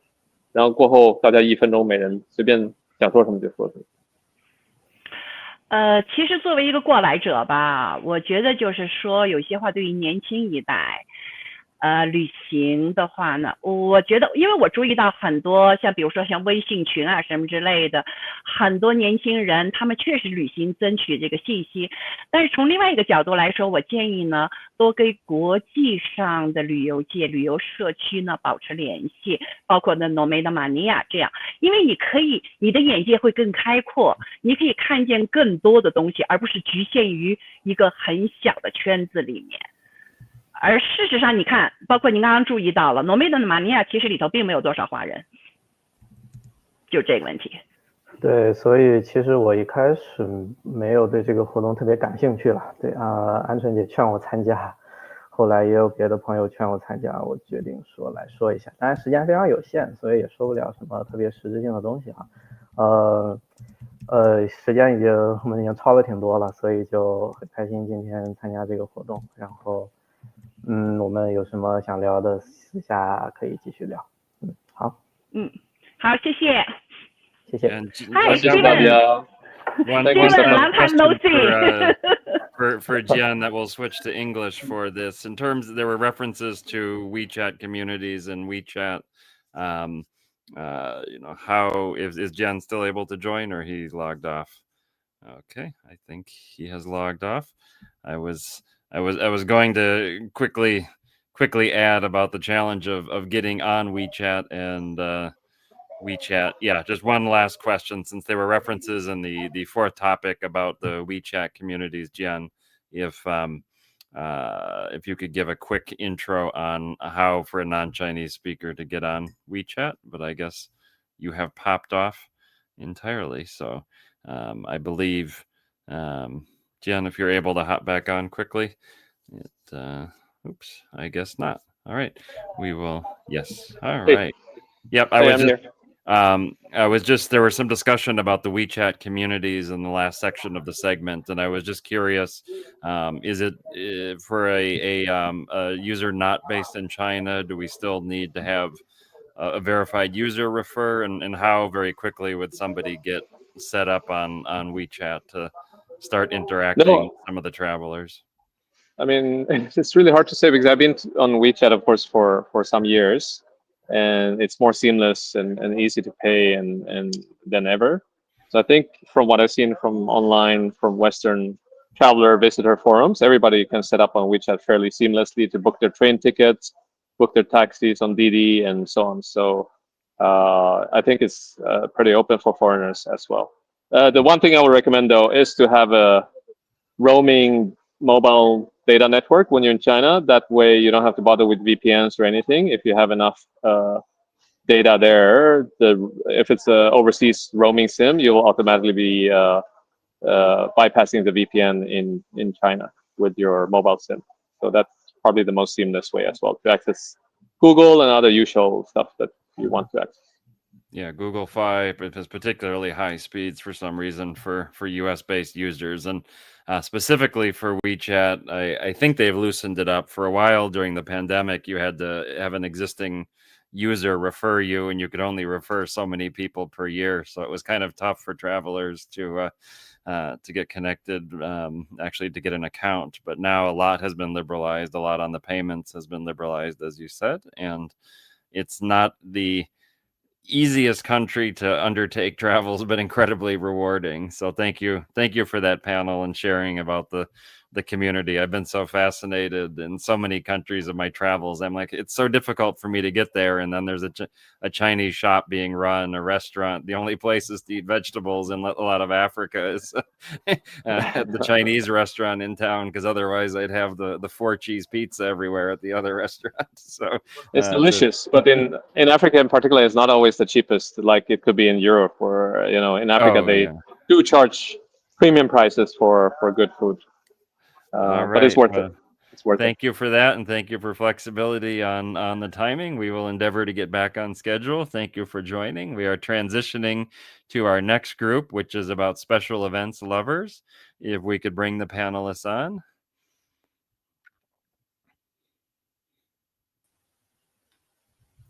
And welcome. Thank you all for your patience. We had to the jail panel had several jailbirds that were not released in time, so we had them joining. Harry has reminded me we need to say quickly your name and where you are located at the moment.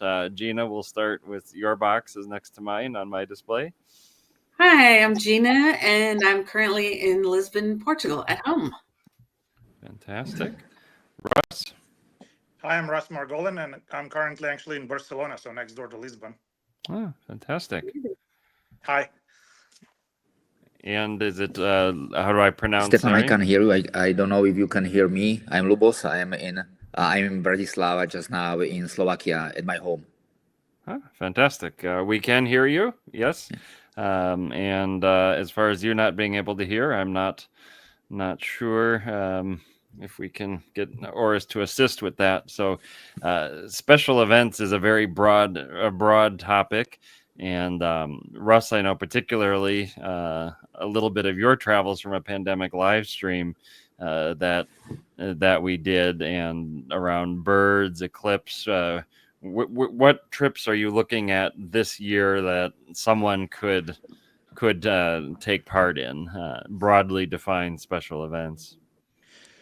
Well, one of the things that brought me to travel was actually wildlife. I was never, to begin with, I wasn't a country chaser. I kind of, when I was, in my teens, I think I saw the National Geographic migrations with David Attenborough, and I thought that maybe one day I can see it all personally, not on TV. And that's how the whole travel began. I was chasing animal migrations all around the world. And then it broadened into wildlife, and eventually, finished all the countries. But that would be a special interest that I would pursue. And there's so much more to see. Animal migrations, they never repeat themselves. They're all different every single time. You can go see the same migration every year, and it will be totally different experience. In terms of this coming year, I mean, there's definitely Antarctica in the plan. We just did the Arctic in September. Definitely Africa, some of the lesser known parks in Central Africa, perhaps. And it's kind of play as you go. Speaking of Africa, and you mentioned animal migrations, are there, we hear about the Great Migration. You just said lesser known ones. We had a budget panel earlier. What are some budget friendly, maybe it's the butterflies in Mexico, or that animal migrations that travelers can access? Well, the butterflies in Mexico, it was one of my first ones, and it's totally surreally stunning. You do it just about right now, probably January. First time I did it, it was actually for the New Year's Eve in Mexico, and second time a little bit later in February. But that's really budget as you get. You fly to Mexico, rent a car, and you drive, and for $10 you hire a guide, and you go see the millions and millions of butterflies. In terms of Africa, well, everybody knows about the wildebeest migration, and that's what's on everybody's kind of to-do list. But there are lesser known ones in Uganda, and there's really fantastic one in Botswana and Zambia where it's 50,000 wildebeest migrating, but 50,000 in Zambia versus half a million, and you don't see the difference really. Once you're there in the middle of the animals, 50,000 feels exactly the same as 500,000. Yeah, if you go on a safari and you see so many elephants, you feel bad at the end of the day. You're like, I've seen enough elephants, but it's a majestic thing, and like, yeah, I can imagine 50,000 is plenty for one lens. Gina, what special events brought you here to this panel to discuss? Well, kind of like Russ, wildlife got me into traveling, and specifically sharks. So that I know it's not really a special event, but yeah, I kind of collect different shark sightings. So I've dove with great whites in cage in South Africa and Australia, and hammerheads in the Bahamas, and so that kind of got me into traveling, the diving. But yeah, it's broadened to all kinds of wildlife. And before I started country counting, I mean, I was traveling a lot. I started going to eclipses. So I consider myself a mini eclipse chaser. I've been to maybe 6, and yeah, there's people, when you go there, they go to every single eclipse. So that's my next year is to one of my trips. Actually, the only trip I have officially booked is to watch the eclipse. And so it's August of 2026, and the shadow of totality goes. It starts Iceland, maybe down through. I'm not sure where exactly, but it comes through again in Africa. Sorry, Spain. And that's where I booked Spain. It sounds boring to book Spain instead of Iceland or somewhere in North Africa, but you have to balance the chances of good weather and the ability to get around. Like, I'd love to do it in Libya, but I just think, you know what, I'm on the Iberian Peninsula. Let's just make it easy for once for myself and just drive over to Spain and watch it there. So other than that, I would say wildlife, eclipses, also different natural events. So northern lights, like everyone else lately, because it's so strong. It's the end of a solar cycle, and they're very strong. So I've done like 3 or 4 trips in the past, I'd say 18 months, to different places to catch the northern lights and try to get that perfect shot with my camera, which is...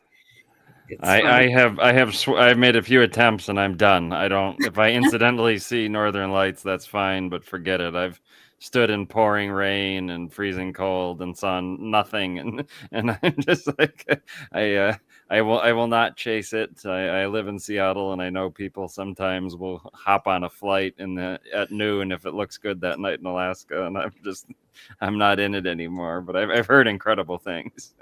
Well, actually, we just did the Northern Lights in the Arctic and Greenland this September. You really don't need any photographic equipment for it anymore. You just use your phone and it's fantastic, unbelievable pictures. You stand all night on a ship and you can just basically watch it play in ahead of you, above you. Stunning. Yeah, probably my best pictures were on my phone, but I've still I want to take it with my proper camera. Yeah, Lubos, I don't know if you can hear me yet, but if you can pop in, or if I believe he can somehow hear Gina or Russ, if you could engage with him. He's not hearing me for some reason. Lubo, can you hear me? Yes, I can hear Gina, and I can hear Russ. Hello, Russ. Yeah. But I can't hear Stefan. Sorry. How are you? We saw ourselves in Ascension Island last time, Russ. Yeah. Yeah, on the boat. But I can hear Stefan, so sorry for that. You are talking about wildlife or about sports? Yeah, I'm curious if you can ask him about sports, if he has any experience. Let's do the sports, Lubos. Sports. Yeah, good. So if there are special events, of course, if you are doing sports, so it's like active participation or passive. Yeah, and active for me, it was like I was running my first marathon in Yukon Trail Marathon, and I didn't know it will be mountains, and it was quite horrible because usually my time is 3 hours and 30 minutes, and it was like 6 hours, and it was quite difficult.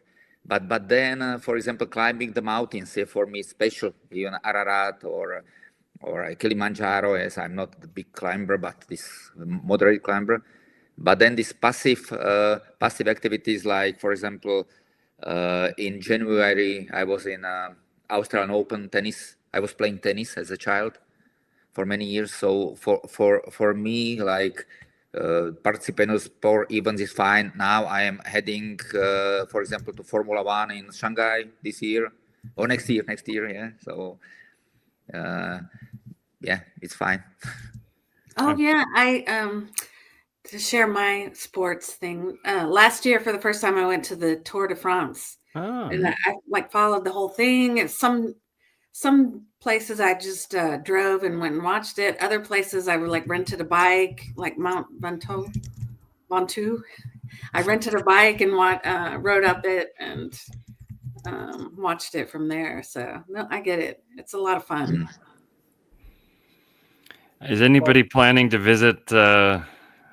It's if it happens in the U.S., but we can say Canada and Mexico, the World Cup. I think there's been enough corruption to ensure some form of it will happen in the U.S. now. But any World Cup planners? Yeah, definitely on the list for this year. I mean, it doesn't happen that often in U.S., so might as well try it. And have you gotten tickets yet, or looked into any of that? I know there's lots of headlines about surge pricing and and this and that. But... No, I think it's I'll wait until the schedules are all set and everything, and then we'll decide kind of on the go. And how about the upcoming Winter Olympics? Someone just mentioned it to me, and maybe it's for Lubos that could ask him. I believe they're called Cortina Milano, and I looked, and Milan has nothing to do with where the other place is, so it looks like quite a logistical challenge across Italy if anyone is looking at that. Lubos, are you looking to go to the Winter Olympics in Italy? No, not really. I was thinking about the United States football, because and I'm not too much in wildlife, not too much to sport. What I mean is like pilgrimage. This is what I'm interested in. Like Ruth, you mentioned that you started as a National Geographic fan, and this migration, for me, it's like gathering of the people and pilgrimage. Yeah? This is what fascinates me, the people. Absolutely. Well, here's another chasing special interest, completely opposite of wildlife migrations, or maybe it's somehow related. We also chase dance festivals all over Europe or even South America. I mean, you get the same crowds. On one side, you have wildebeest and lions and animals. Here you have thousands of party revelers.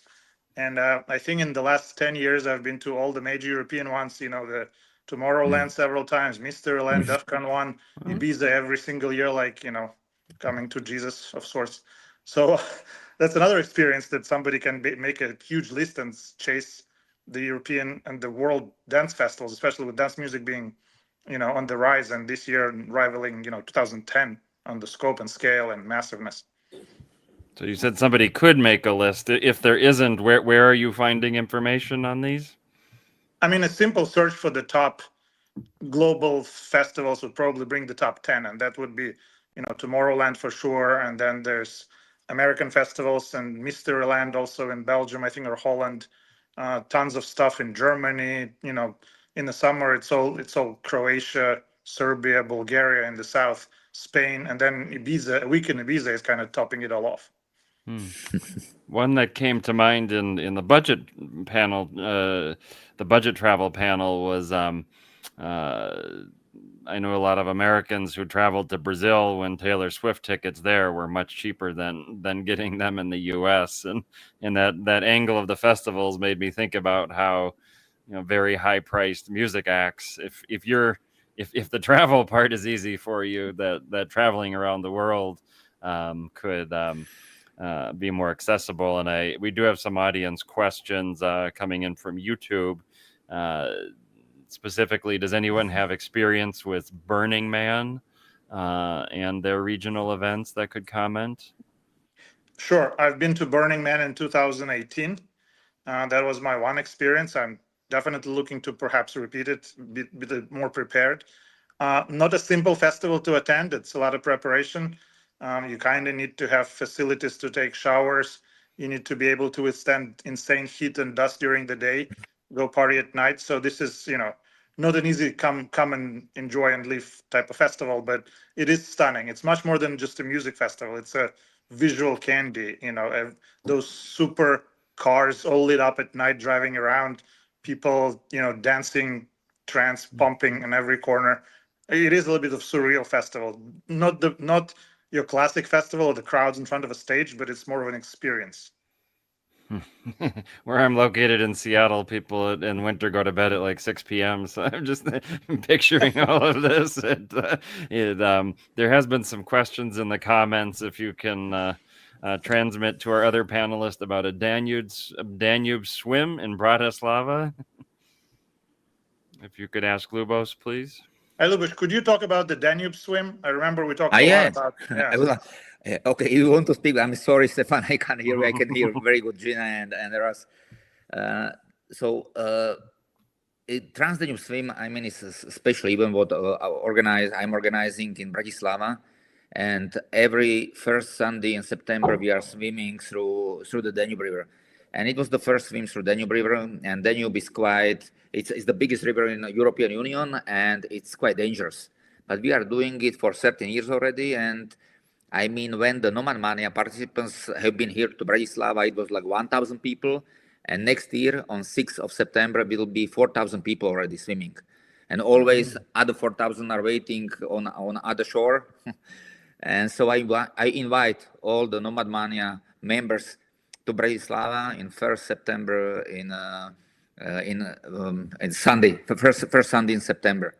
And the water is warm that time, and my children, they are swimming that when they have been 10 years old, and my father was swimming when he was 80 years old. Yeah, so it's not so difficult.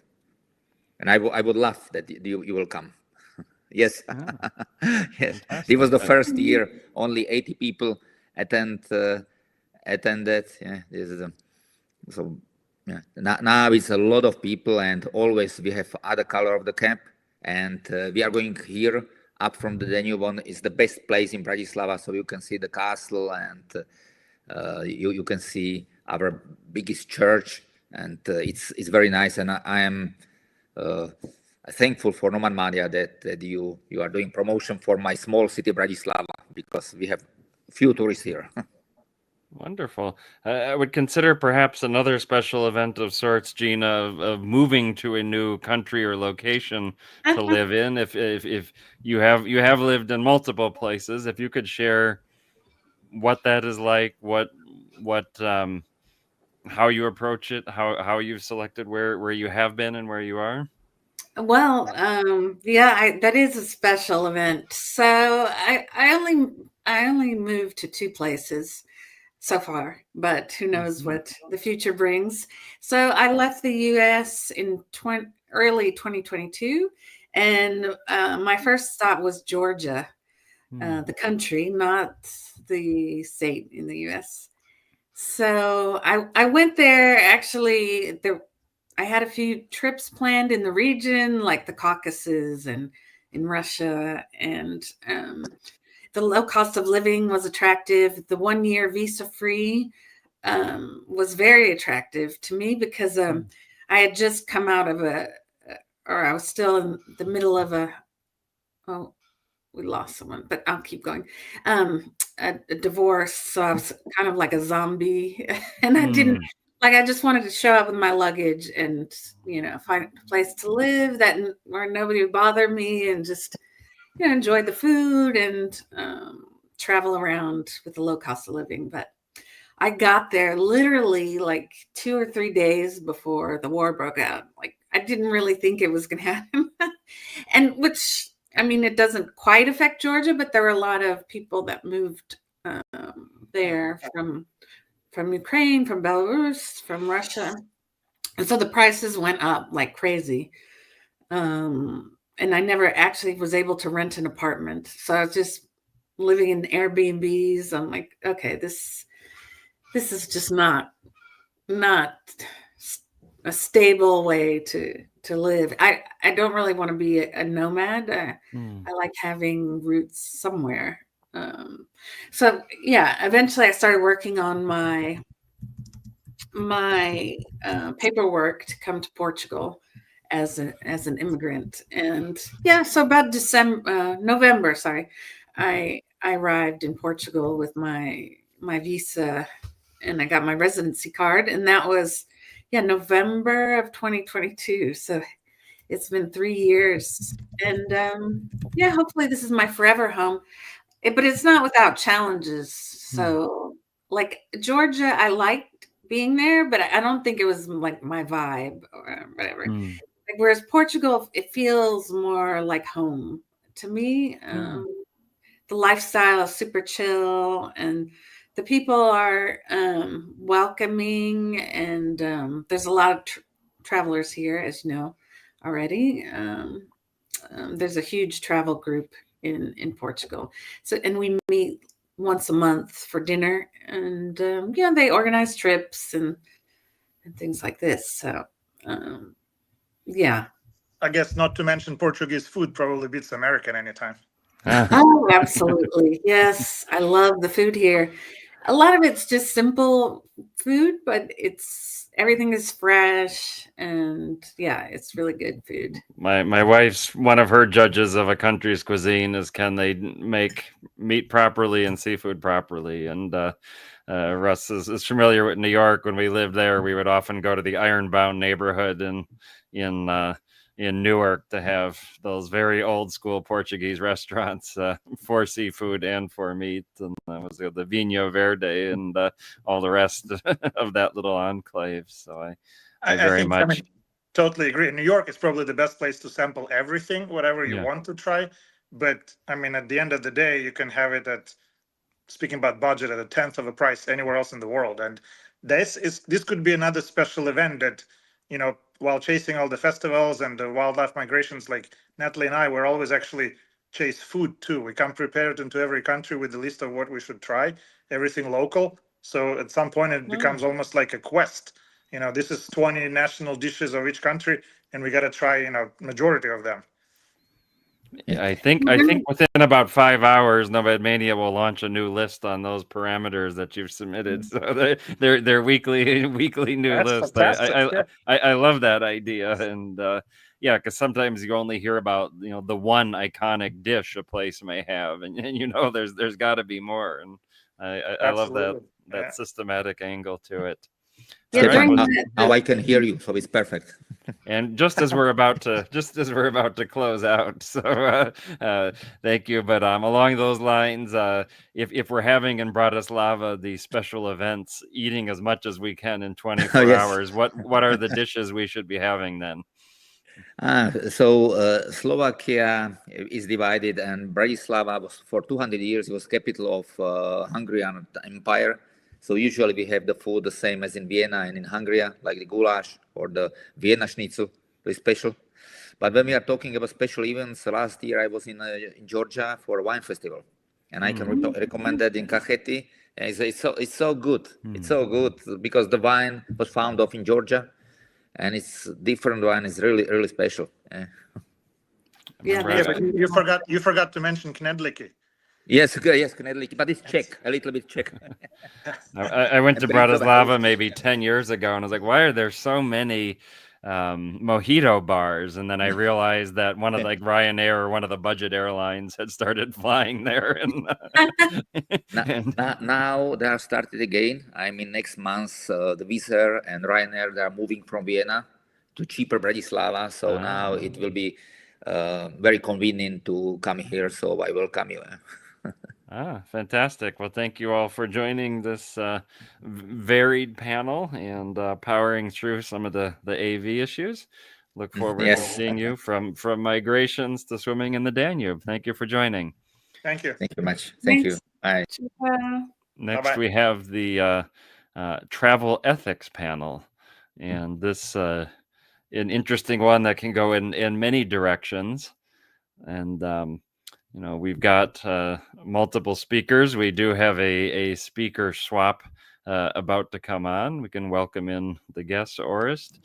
And, hello. Hello. So per request of the NomadMania, I can't hear you guys. You can't? Can you? We've had this issue with one or two others. If you, Orest, if you can try to reach Nassim, somebody else talk and see if he can hear you guys, Meta or Anush. If you can say, I can hear you. I can hear I can't hear everyone. anything. Nice to meet you all. Okay. If we can, Orest, if you can try to contact Nassim and see if you can help him, he may need to pop out or however you fixed it for Vasily. We'll start with Anush and Meta. So name and where you are located at the moment. Anush, please. Anush Duwijan. I'm in my home in Miami, Florida. All right. And Meta? Mette Ehlers Mikkelsen. I'm also in my home. This Hello. is in Copenhagen in Denmark. All right. Nassim, can you hear us now? That's we've had that issue with one or two other guests, and I'm not quite sure the fix, but I don't think he can hear. He can hear us. We can hear him. Or if you can try to reach him. So travel ethics as a subject. Does that mean you both are ethical? Sometimes. What Anush, what attracted you to joining this panel? You could have signed up for a number of them. I wanted to sign up for the jail panel, but you already had people there, and this one needed more speakers, so I selected this one. But I also came up with 6 issues that, based on my past travel, that I think raise ethical issues. I think you may be moderating this then. What are this? Should you list the 6 as a framework that may structure our discussion? Okay, number 1, should I continue with the biggest lie that I give when I travel? Number 2, should I travel to countries that have different political or religious extremism? Number 3, should you exchange money on the black market when you're traveling? Number 4, should you reduce your travel footprint? Number 5, should you eat wild game or other food that is endangered species? And number 6, at the expense of your comfort, should you stay local, meaning staying in local hotels, not in chain hotels, not shopping in big shopping centers, but shopping in local markets? So those are the 6 that I came up with. We'll test your recall, Meta, if you can answer all 6 in 10 seconds or less each. It's a fascinating framework. I could also add some, I would say. Yes, well, go for it. You guys are both dynamic personalities. I think to this, I would add something about countries that are in direct war, attacking neighbors, stuff like that. I would consider also with shopping local fixers, which is big in NomadMania, for us to touch on that. The dark side travel, educating yourself or just seeking the thrill. And so somehow also what we do with it in the rest of our lives. Do we actually use it to something ethical and positive to create peace and understanding, or do we just use it for fun and our own entertainment? So for me, that would also be issues or factors of it. And we have just about 21 minutes to resolve all of those. And I'm hoping our additional guest, Nassim, are you able to hear us now? Yes, I can hear you guys now. There was a little bit of an issue a little while ago, but everything's fine.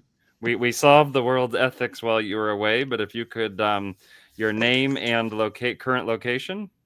So right now I'm in Jakarta. I just finished a 12-day trip over in Pakistan. I went to the Balochistan region this time because 4 years ago I previously only visited the central part and the north part. So it was a NomadMania trip with Harry as the tour leader. He was excellent.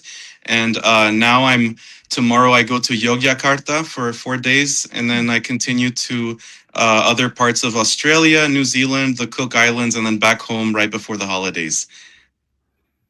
Wonderful. And while we were troubleshooting your IT, I was asking our other panelists both why they joined this panel and what are some of the framework or ideas they have around this broad umbrella of travel ethics. Yeah, I think I joined this panel because, well, it appealed to me because back home I'm in the business of rare coins, so I attend a lot of big trade shows, a lot of conventions where I get asked all the time from people in my business, like, oh, why would you go there? Why would you go here? And like, you know, if you're traveling to a country, like if you're supporting their government that they might not agree with or whatever, but I look at it differently. I say, for instance, like, you know, North Korea, it's a country that's the people are closed off to the outside world, and really like their only insight to, you know, outside is seeing foreigners, is the little bit of interaction they can have with foreigners. So I'm like, I think if you were to eliminate that completely for that place and for a lot of places, like what good does it do them? I mean, it's much better if there's more people from other countries visiting, and it kind of opens the mind of the people, and then, you know, little by little. Excellent, thank you. And you know, there's such a bag of issues here, and it's interesting to hear you all wrestle with those, because so often in this community we hear about the like the so-called stateless perspectives, or the, you know, I go anywhere, no one can tell me what's right or wrong, and, you know, by definition we have all been to every country in the world, so somebody has an issue about plenty of places we've been, and, you know, people seem to hate their neighbor country the most wherever they are, and all of this. I mean, are there trips, maybe Anush, are there trips that at a certain time you said it's not right for me to go to this country, but at a different time it was? No. No. No, I go to where when I want to go, I go and then adjust my thinking and my actions according to where I am. And Nassim, you were jumping in as well? Yeah, that's right. I mean, no, there's always, you know, you could pretty much make a case for not going to a lot of places, but I mean, we want to you know, explore the place for what it is, and yeah. The environmental aspect, I think that was number 5 of Anush's, and that I think that's the one we often in this community ignore the most. I don't even know, Meta, how you know, I think the EU is generally a little more aware, and it's a little more front of mind in travel discussions, but how to begin wrestling with that, because I know I worry about recycling when I'm at home, but I also jump on a lot of flights. Yeah, I think I'll ask you a first question first, and then the environment, if that is okay with you. Yes. Because to me, as a former diplomat and as a European, there's an absolute red line for me in going to Russia, and there has been, and I should have made that red line in 2014. I didn't to the same way, but 4 years ago I did, and to me, that is bluntly attacking someone else, and that is a gray zone. When you could say we go to dictatorships, they do not follow human rights, they do it within their own country. And I've been to North Korea, I've been to Iran, they're definitely not following human rights within their own countries. But the second I, as a European, has a country that is bluntly attacking another country in Europe, and I, in Denmark, have children who are conscripted because of this, to protect my country against aggression, and we are fearing for our sovereignty, for our safety, and we have sabotage, taking out electricity and old age care and our airports. Then to me, I'm in a hybrid warfare situation. and that's where I am almost at the line of treason if I start going. I don't like that. I also feel that I would become a useful idiot for the propaganda and the storytelling that not all likes us, or this is not good or bad or whatever. So to me, sometimes fundamentally there's something right and wrong, and to me sometimes there's fundamentally something that is worth fighting for. And that also means that in my private life, when I reached 193, I discussed with myself whether to go back to defense, whether to go back to diplomacy, and I ended up going back to defense sector to assist as much as I could in the safety of Ukraine, the Baltic states, where I've been posted as a diplomat, even back around 99 to 2001, and the security of Poland and around the Baltic states. This is my region. To me, that's absolutely important, and it's more important as my individual unlimited freedom of travel. In the same way, for geostrategic, we have actually something that is controversial. Most of us in this community went to Nagorno-Karabakh. That is also controversial. We were, to many ways, used as a tool also in Azerbaijan to say they could throw out the Armenians. This is not a completely black and white, everybody is innocent kind of situation. That is something that to me has deeply troubled me. And it's a trip which might be the trip I am not very proud of, where I'm like, oh, should I have gone? How much press did this become? Was I used for something else? So yes, I do think that we are so resourceful, we're so educated, we're so strong in economics that we ought to be able to handle this.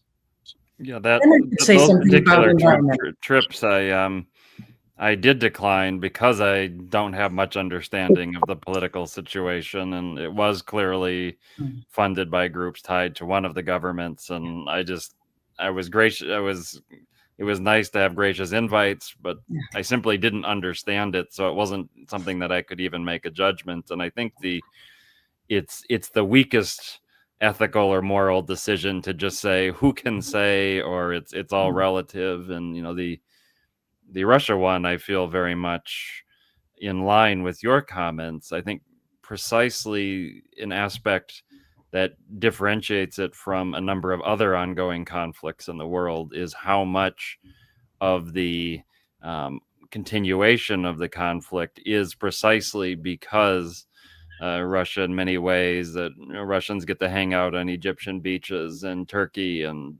launder money through Abu Dhabi, and in all of this, a huge element of the conflict ongoing is wink, wink. I'm buying your oil, but I'm not buying your oil. The Financial Times just had a big profile of a German energy trader who was perfectly happy and bragging about making 250 million in a few months on trading Russian gas. And it's not really the Russians at the Olympics.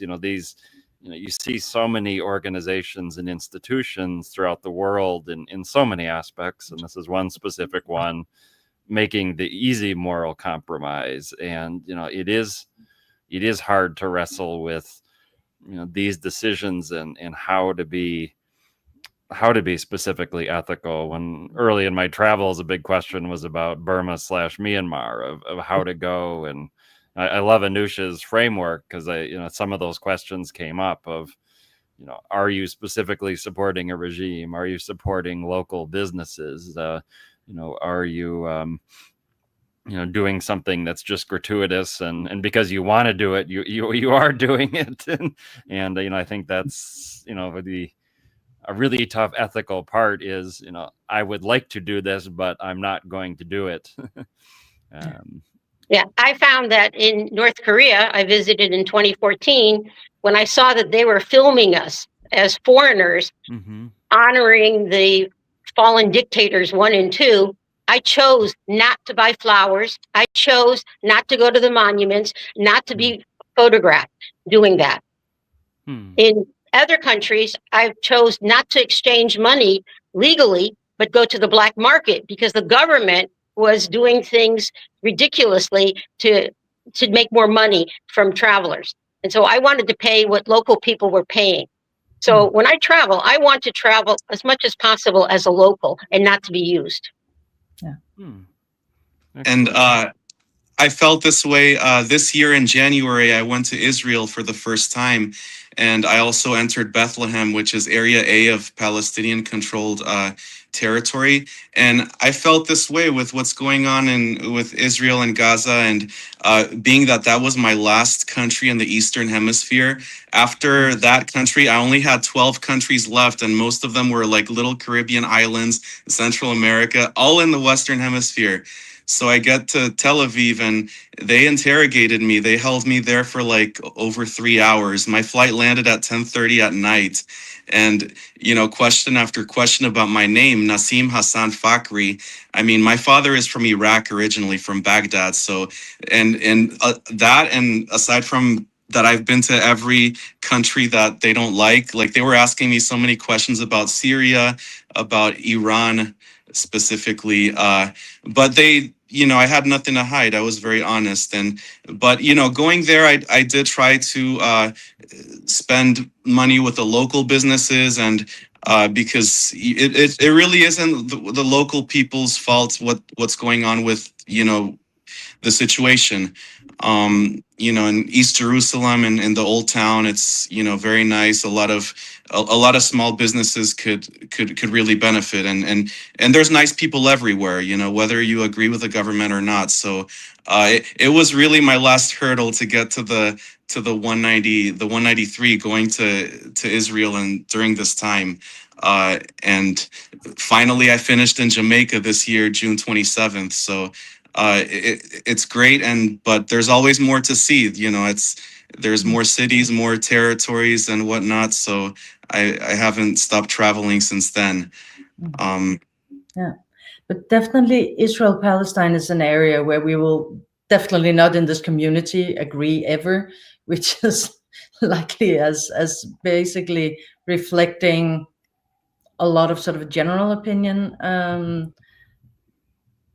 Going there, I would say that is one example of the whole using dark travel as well. And the whole... Could you define dark travel for the audience? Yeah, well, dark travel, you go to places where there might be war, where there have been war, slavery, terror attacks, in a discotheque, you will go there again. All of this. Or seeking out First World War sites. It could be any of that. And actually, to a huge degree, doing that might be educating yourself, and it's an opportunity also. If you use it in an ethical way, you educate yourself, you expand your horizon, and then we actually have a chance to go expand other people's horizons as well, because we do communicate. My background is 2 masters in political science and international relations. So when I make public speaking engagements in Denmark, which I do quite a lot, I throw in geopolitics. I throw in what I think is the adequate disturbance. So I try to challenge people on their beliefs, and that depends on the audience. What is their beliefs? But I always find a way to challenge it a bit. Plus saying there's actually more things that unites us than divides us. That in general, no matter the government and the dictatorship, whatever, people are genuinely extremely hospitable and helpful. And in general, they want to do good, and they want to make sure their kids have a better life than they did. And they invest, pretty much all they can possibly do in that. So those things that unite us are way more important. And if you can keep people being human, you hardly cannot go to war, because the logic of war is you need to dehumanize the other part.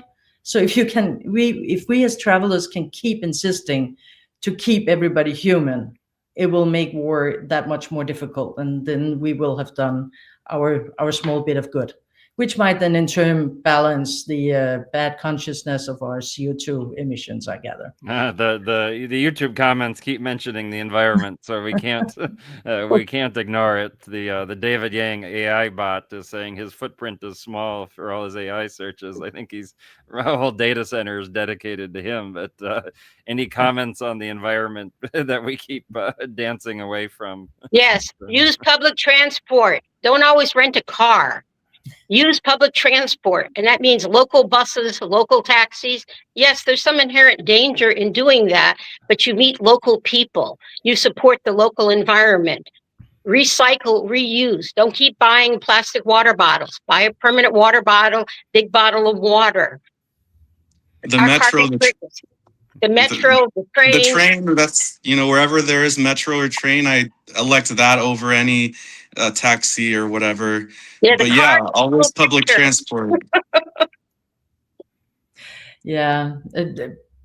Stay locally with a small family-owned local hostel.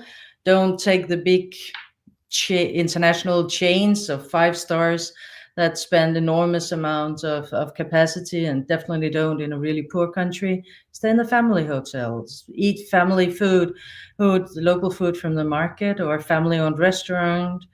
Use a local fixer. We've got lots of them recommended on NomadMania. Then the money goes straight into the local community. And when you shop, don't shop endangered species, obviously. How do you think about representing your own country, especially when it abroad, especially when it's going through drastic challenges? So I'm at TSA checkpoints within the U.S. declining the picture, and they say why, and I say I didn't vote for the fascism, but we've got it, and I can't pretend I'm by not being in the streets right now. I'm here live streaming something. I don't even know how to do I wish for a successful World Cup when it's, just staggering levels of corruption flowing to my supposed elected leaders? I don't even, to seeing my own country, I think about travel as going somewhere else and having opinions about somewhere else. But when it's, of all the problems of the US over the years and all the things it's done, I've always felt like I could understand and own up to many of the problems and find some silver lining. And I'm personally struggling on the road of just hoping all I get is an eye roll from people. I don't know, Naseem and Anush. Yeah, you're both connected to the US. I understand that. But when I travel, I always find it interesting that people ask me, do I speak English? Because I don't have a typical American look, and I have a very untypical American name. In fact, I have been asked in many countries, why don't you have an American name? Anush Dewidjian, not an American name. It's an Armenian name. And my mother was from the Ukraine. But I tell people all the time, don't judge a country by its leadership. Judge a country by the people, by the food, by the activities. I don't judge countries because of their bad dictator leadership. I still visit those places, but I have memorable and wonderful experiences with the whole route of traveling. I don't see travel as a political act. I see travel as a personal act, and I feel that I represent my country well when they see me on a human level and not on my leadership in my country. Naseem, Rick Steves has written a book called "Travel is a Political Act." Do you take Anusha's perspective or the Rick Steves perspective? That No, I agree with her. It's really the governments that don't like each other, but the people, even people of, let's say, especially in Iran. I mean, Iran and the U.S. have been at it for decades, but like the people were so happy to see us, even though there was like 5 Americans in our group, and everybody treated us very friendly. And I tell them, hey, I live in the States. I've been living there I was actually born there, even though I'm dual citizen, Mexico and the US. I tell them my mother's Mexican and my father is from Iraq. But like, they don't care. Even maybe they don't like the government of my country, but it's never given me the impression that they don't like Americans. That's the narrative that that a lot of people back home think. But the experience with the people is a lot different. Yeah.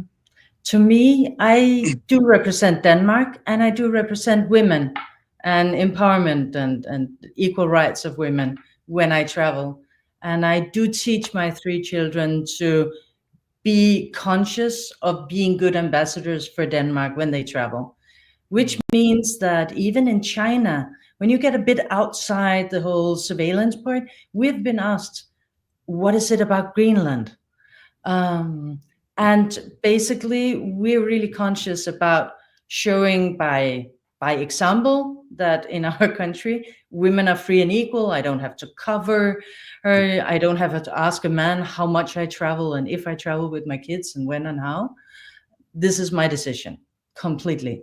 And at the same time, as Danes, to try to explain about the Baltic Sea, about Greenland right now, and why it's neither legitimate for Putin to have fishing vessels for decades with lots of antennas around it, or for that matter, for Trump to not just protect it, but saying, hey, I would like to own it. And you're like, no. Crazy. So in that way, we are really conscious of trying to be good ambassadors and reflect upon ourselves that way. And that actually gives some amazing discussions if we stay on our side and say, this is our world, and invite others to tell where are they, what do they perceive, and not that every perspective, every opinion is truth or is as good as any, because there's also science and arguments and facts and everything else. But as starting point for all debates, you have to figure out where people are and what their experiences are and what if they've been told. So we do that a lot.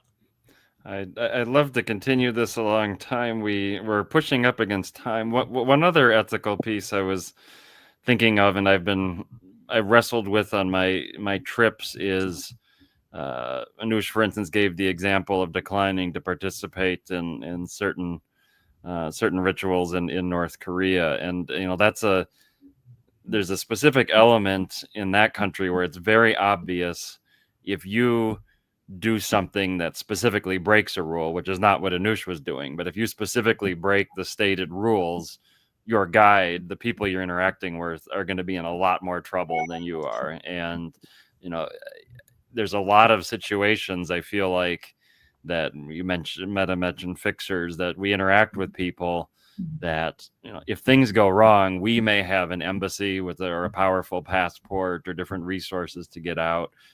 How do you think about the chances you're taking and the people locally you may be involving in that? Meta, perhaps? I think about it a lot. For me in North Korea, I went and bowed for that statue. I did not buy flowers, so I tried to find a middle way. I actually interacted way less with my guides there than I had in any other place in the world. It was so frustrating. But I was really afraid of getting them in trouble. And every time I saw an influencer sort of sneak filming with a GoPro while they were casually talking to someone who had no idea that would be on YouTube, my stomach hurt. I felt that was unethical. So yes, I think before I get a good story, I have to protect them. I would like to say what my biggest ethical question is, my big lie. My big lie is I travel alone 90% of the time. I don't like group travel. And the question that I'm always asked is, where's your husband? Where's your husband? Oh. I wear an engagement wedding ring. I have to protect myself. I tell people he's at the hotel. I mean, it's stupid that even today I have to lie like this all over the world to tell people that somehow it's okay for me to travel alone, but I have to protect myself. And a stupid little ring, a stupid little lie, I guess I'll continue to say it because it does protect me. And as travelers, I have to weigh being honest and truthful. Is it always necessary? Not if I have to protect myself. I love that. And you are confident and outspoken, so I think everybody will believe that. And Nassim, any closing comments? And there was one question in the audience just now about drawing the line on bribes. Where do you draw it? You may not want to disclose specifics on a YouTube, but what that issue as it comes up. Well, I really don't want to pay any bribes unless I really have to. If it comes down to being in a border between one country and another, and I had to enter the country to get to somewhere important, make a flight or whatever, then so be it. But if I could wait, I could call my fixer and try for him to resolve it, because sometimes they have connections. Sometimes they could call their boss and be it happened to me before. It happened to me on the border of Ethiopia and Somaliland. I had time to be able to resolve it instead of paying the bribe. I called my fixer. The guy in Ethiopia didn't want to give me the exit stamp because he says you cannot go into Somaliland, which is very everybody can get visa on arrival there. I don't know what he was thinking, but it took me 3.5 hours for my fixer to call his boss, and then his boss to call him, for him to finally let me through. But sometimes patience is better than actually paying the bribe. If you pay the bribe, then you're just going to encourage that behavior from them. Only in dire situations where you really have to, where it's really urgent for you to go. But no, if you could wait, if you could resolve it, then be patient and try to resolve it. Don't pay the bribe.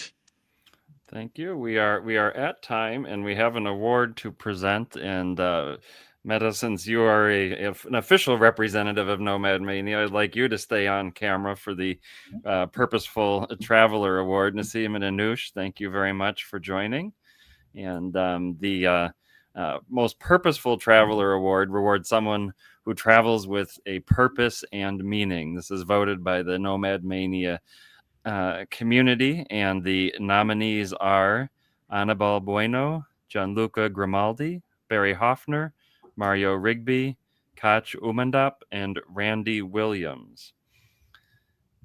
And I believe we are bringing a winner on, and let me see. Just if Meta, if you for the moment could explain a little bit more on the award, since you are behind the scenes, if you could add a little more context to the award as we bring the winner on. I would love to, because Most Purposeful is really closely linked to the whole ethical travel. It's what do you do with it?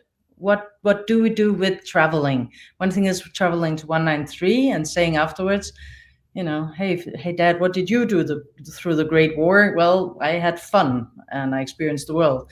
Or did you sacrifice your life? Or did you entertain people?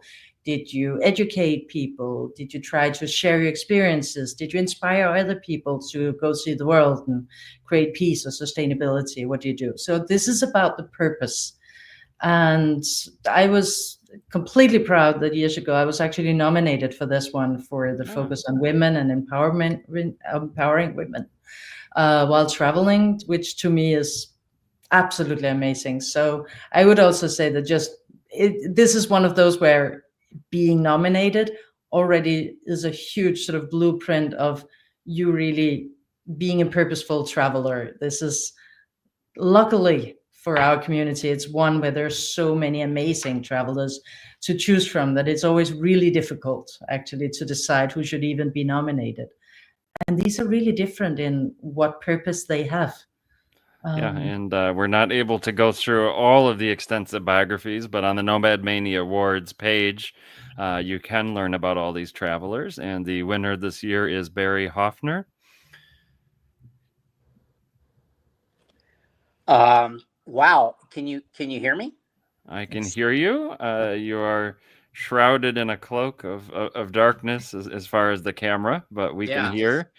And your browser may not have enabled the camera setting, but we do have the microphone. Okay. And if you could briefly outline why the community you're wonderful, and I'll drop in the show notes your interview on counting countries as well for people to listen more. But if you could tell us about some of your wonderful projects. Yeah, sure.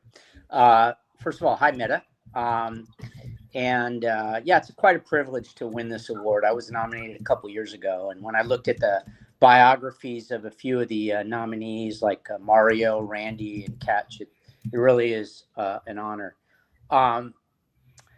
Yeah, so when I gave a talk at ETF last November, I started it with talking about some of the best things in my life have happened by chance.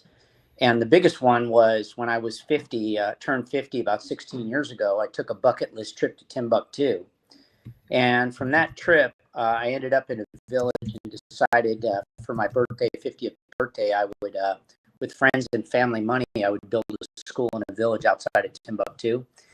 And after seeing that school built and seeing the kids in the school, et cetera, I decided to make that sort of part of my life's purpose and started an organization called Caravan to Class, which is a registered NGO in the United States. And since then, we built 18 schools across villages across Timbuktu. But things changed. In 2017, I lost my wife in a tragic accident in Africa. And decided to start a new program, which I call Bourse Jackie in her name. Her name is Jackie. It's the Jackie Scholarship. And at first, we started scholarshiping young women from Timbuktu to go to university. And then we added a program of empowerment for them. And we sent them to Ghana to learn English during the summer. And it was visiting Ghana during my travels to expand this program to scholarship women across West Africa to learn English, because it's such an important skill. And then just last year, we started our third program, which is a speaking competition among women from West Africa called the West Africa Women's Speakers Forum. So now we have 3 programs. We've scholarshiped over 50 women across West Africa to not only gain skills, but to learn, as I like to say, like we're trying to start a movement is what we're doing. So that's the organization's work in a nutshell. We have 3 program managers, one in Burkina Faso, one in Mali, Bamako, and one in Accra in Ghana. That is incredible, and I did put some comments in the YouTube, but those it looks like links don't post. So I know Orest has been sharing your profile, and on the screen some of the links and images from your projects. That is incredible. Any closing comments on the award, Meta? Just that this is truly amazing. It's like a one-man development assistance organization. And since USAID is cutting down, I kind of love that Barry is in his own taking over and focusing on women, because they are by far the weakest, and they're weak in these countries in the way that education is going to make the crucial difference in the life of these women and thus in their societies. So it's impossible to underestimate how important this is. Yes. Thank you, Barry. Thank you, Meta. And congratulations on the award or recognition of just these incredible, inspiring projects that Barry has undertaken. We've got the final panel of the morning block, normal life in 193, all travelers that are not at all normal, that they have identified as such. We will bring them on.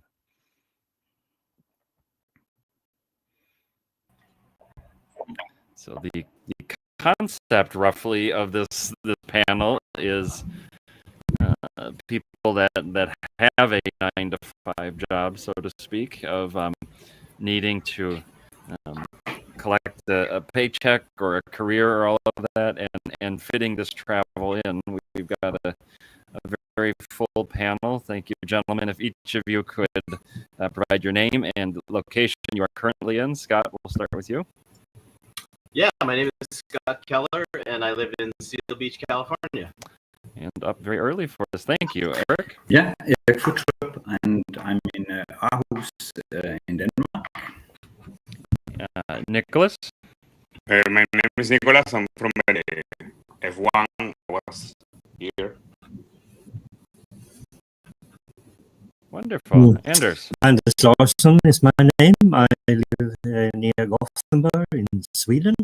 But right now I'm in New Zealand, and it's 2:30 in the night here. That's when I went on the schedule. So, thank you for your dedication. So, the one way, and we had some earlier panelists on budget panel travel, and two of the travelers had specifically said, I'm saving up, I'm working, I'm going to then, with this amount of savings in my budget, I'm going to take, in one case, it was a 4-year trip to visit every country. Another was a similar approach, and you all have identified as continuing your work and career interests while fitting in travel. So want to hear about that decision. Perhaps Nicholas, you mentioned Venezuela. That's not necessarily the easiest country to be conveniently traveling in and out on weekends, but clearly you're in Vegas at the moment. Talk about that fitting your daily career, and if you want to expand on what your career is, that into your travel to every country. Well, I live in Venezuela and Colombia. I'm a doctor, so I don't do telemedicine. I don't do anything online. Everything is on site. So for me, it was very difficult, like, to tell patients, I will be Monday at 7 in the morning. And even my boss, they pay a karma because I will be like, arrived. Are you gonna be here? Cancer patients are waiting for you. I do mostly like ultrasound on site, and I could not manage. It was very difficult because I cannot like go 1 month off.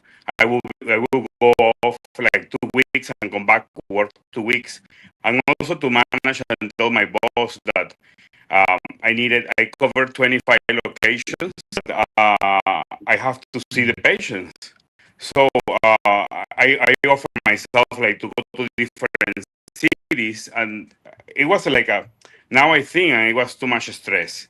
Like, but I mean, I made it, but it's not easy. Like right now we have no flights from Venezuela. I don't even know if I'm gonna go back because yesterday we have like flight cancellations by US warning. So a job that you have to be there, that you are not in the media or YouTuber or influencer, you can manage and make it. Now, setting aside cancellations, I'm curious. We had a special events panel, and there was some talk about World Cup next year. Talk through how you fit this side, the broader geopolitical disruptions that are. I'm very thankful to Venezuela. Venezuela is so flexible. Even I cry when I go home because people have some idea of Venezuela, and when you live there, it's so different. Last week I was in the F1.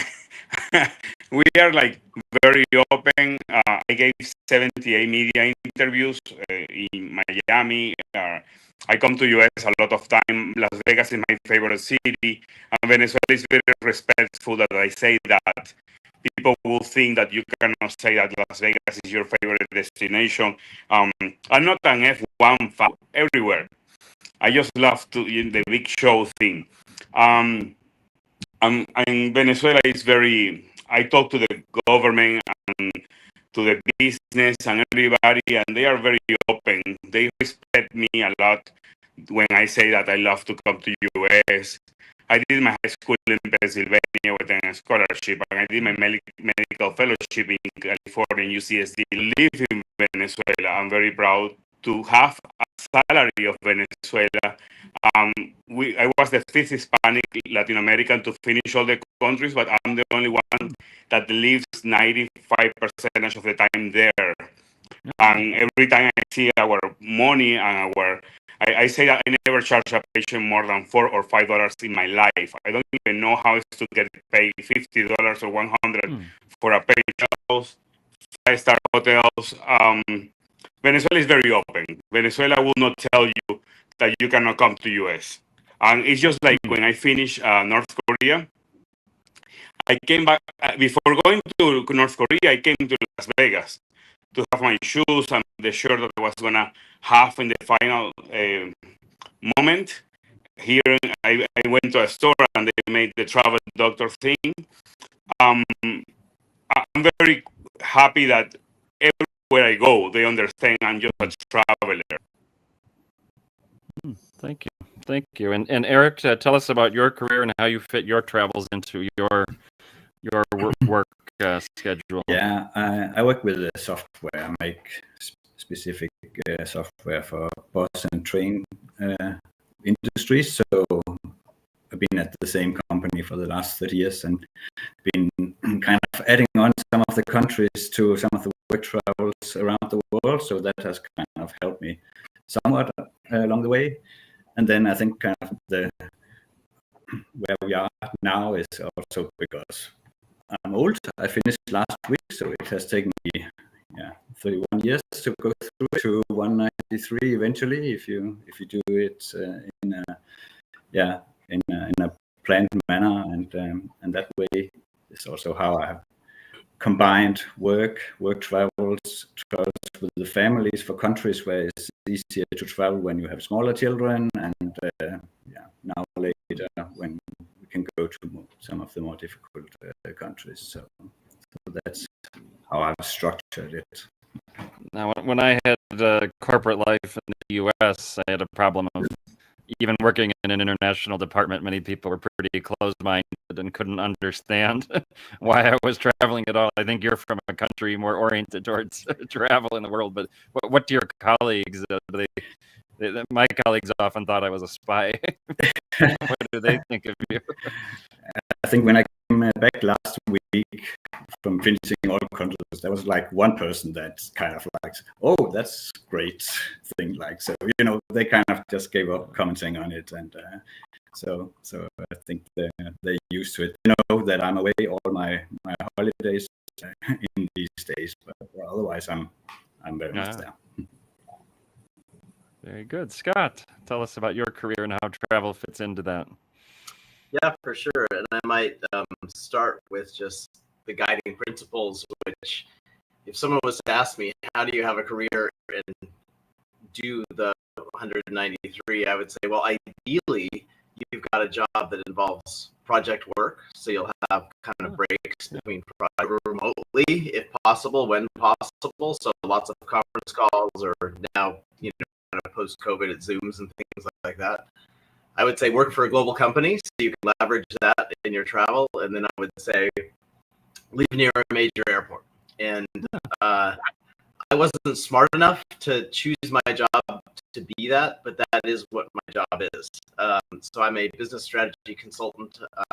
Been blessed that what I've done for my career has had all those features, and then it's made it a lot easier. So similar to what Eric said, and by the way, congratulations, Eric. That's an awesome accomplishment. I didn't know it was that recent. But similar to what Eric said, using work travel in a global company to say, well, work will pay for me business class, by the way, typically to get to another continent. Then I'm going to use that as a hub, and I'm going to take a couple of new countries and always get to new countries every time I leave my country, was an ethos I had. So I think that's an important part of it. And then the other thing I would say is, even within the job you have, to find a niche in that job, if you can, that allows you to get real work done that advances your career while you're traveling. And for me, I'm sure there are more creative people, who can think of a lot of examples of that. But for me, it was great, even if it was delayed, or if I had any time, basically, as long as I had a computer and as long as I had enough power left, and I used to travel with a bunch of power bricks, I could be writing. And then that would contribute then to my career, because I've written 10 books now. And the last thing I'll say is, having a job while you're traveling, you do realize how, as you advance through your career, your travel becomes different, and it becomes easier to get to places you typically have a lot of time. When you don't have a lot of time, it's nice to not be as constrained by budget. And so I have seen that change over time, and it's been helpful in being able to get to every country, especially as you get down the list to the harder to get to ones that would otherwise take a lot of time to do land border crossings and not have sort of the right fixer, if you will. So those would be a few of my tips. I love the structure and framework, and would expect nothing less of a McKinsey consultant. And as well, you've had the adaptation of family medical issues. Your son Jackson, which I read about, and I'm curious, expanding out on that. It's more than a 9 to 5 to have a family of any kind, and especially a child that has special needs. If you could expand that, and how you all travel and are able to interact with travel. Yeah, for sure. And I would say that just the quick version, by the way, I'm also on the next panel where we talk about family. Oh, okay. Jackson is my preview. son. He was born in 2002. He was born with brain damage, so he couldn't see, couldn't hear, had no voluntary movement. And so it was a heavy duty thing to go through in life. And as a father, and as a parent, when he was born, our travel did stop, just to be super clear. It was all hands on deck. Let's help Jackson. Our goal was, can we give him the capabilities that any human being has? So that's opposing forefinger and thumb to right. That's converging in your breath, and also being able to walk on 2 feet. So it took us about 8 years to get him to a place where he could do those things. Now, once he could do those things, he had a bunch of behavioral issues because we hadn't tended to his social and emotional development the way we otherwise should have, to be perfectly honest. But when he had all of those capabilities, it was time to hit the road again. And the beautiful thing was, the time to hit the road again was, it became almost a problem-solving challenge and a fun thing for the family. Amazing. That would be wow. And so things that would come up like Antarctica. Why not get him to Antarctica? First special needs kid, in Antarctica maybe. Who knows? Devil's Pool. Can we get him into the Devil's Pool? In Zambia, at Victoria Falls, and can we get that photo? So it became something of a challenge and something that was, then the family had a triumph every time it happened. And then the second thing I'll say is, when you have a special needs child, and everyone as a parent has their own depth of emotion for their kids that I think is the same as you have for a special needs child, but the physical burden and some of the logistical burden and all that can be bigger. It can wear on a marriage. It can be really tough mental health wise. And so also as we got towards probably year 6, year 7, year 8 in that journey, we realized as a family, and my wife and I realized, we were sort of, beautiful thing was my wife and I traveled to Belize actually, just for we got to get time together because we had put so much time just into our child. So getting that time together as a couple enabled us to reconnect in ways that said, look, we still actually really get along. And by the way, we love to travel together and we should do this on a regular basis. And what also gives us joy, aside from helping our son Jackson, one of the things that we talked about there for me was I really wanted to take I have 2 other sons, take them one at a time on trips during the year. And that was magic because it just refilled my tank. It also gave me time with my other sons that was dedicated. If you're in a little metal tube for 10 hours going overseas, you're going to be chatting. So I don't want to get too long on it, but those are some of the things that. Wonderful. And that preview for the next family panel, I believe Anders was technical issues. It looks like he was back and is not back. So we will. We've got him there. And Anders, tell us about your career and how you're fitting travel into it. Yes, I can hear you. Well, more than 50 years. And of course, when I started anything, so early I had to make some career choices. I started out working in a bank, but that didn't move me very much, sitting behind the counter. So I tried to get a job in the export industry. So I was traveling salesman for typewriters around the world. So I got to visit 40 to 50 countries through my work. And I think you have to do some life choices if you should be able to reach this goal of visiting all countries, all the 193. And I mean, when I started, that was never a goal for me. I mean, this is more accidental that I have ended up visiting all the countries. But it's also a difficult equation if you have a normal family life and so on, to get the time to travel. I mean, often funds, the money enough to travel. When you have the money, you are too busy, you are too occupied with your work, your social life, etc., etc. But a few advice maybe would be never get a pet. That's something that ties you down. I have many friends who have been traveling and then they get the dog and suddenly everything stops for 15 years. And you have to do these small things to adjust yourself. And Scott just talked about traveling with children. Of course, you should bring your children on your travels. It's a great experience for them. It educates them for the life, etc. So don't be afraid of going what is concerned as difficult places and so on with the kids, because kids adjust much better than you think, and they tend to live in their own little bubble, and they when they are small, like 5, 6, 7, it's very easy to travel with. And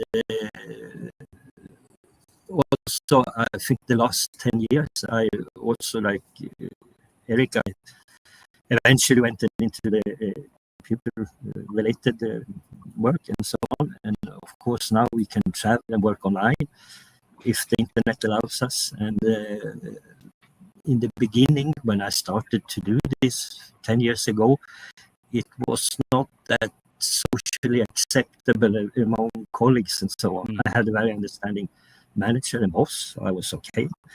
But you had to keep a low profile. You had to pretend to be at home working, even if I was on an island in the Caribbean.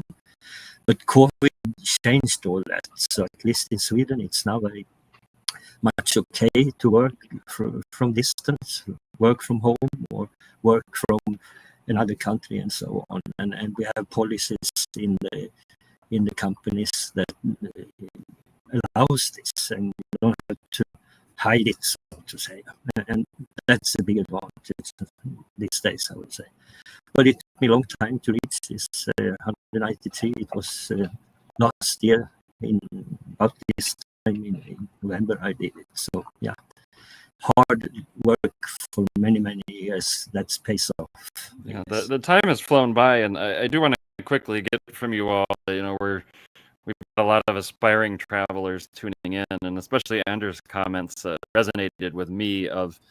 I felt like in my various corporate jobs, even keeping a low profile, my travels were more of a negative when people found out about them. You know, I was at one company where we were at lunch, and the newly promoted president of the international division, you know, where a company had offices in Germany, and a few of us were talking about it. He had never heard of some of the most significant places in 20th century history related to Germany, and his thing was college football games in the American South every weekend, and you know, and I coming up a plane every Monday morning from a place like Ghana didn't fit in, and it was very clear I was never going to get promoted because my interests were so far off. So in the very short time, I want to go around the horn of, you know, we don't know where jobs are going or what jobs there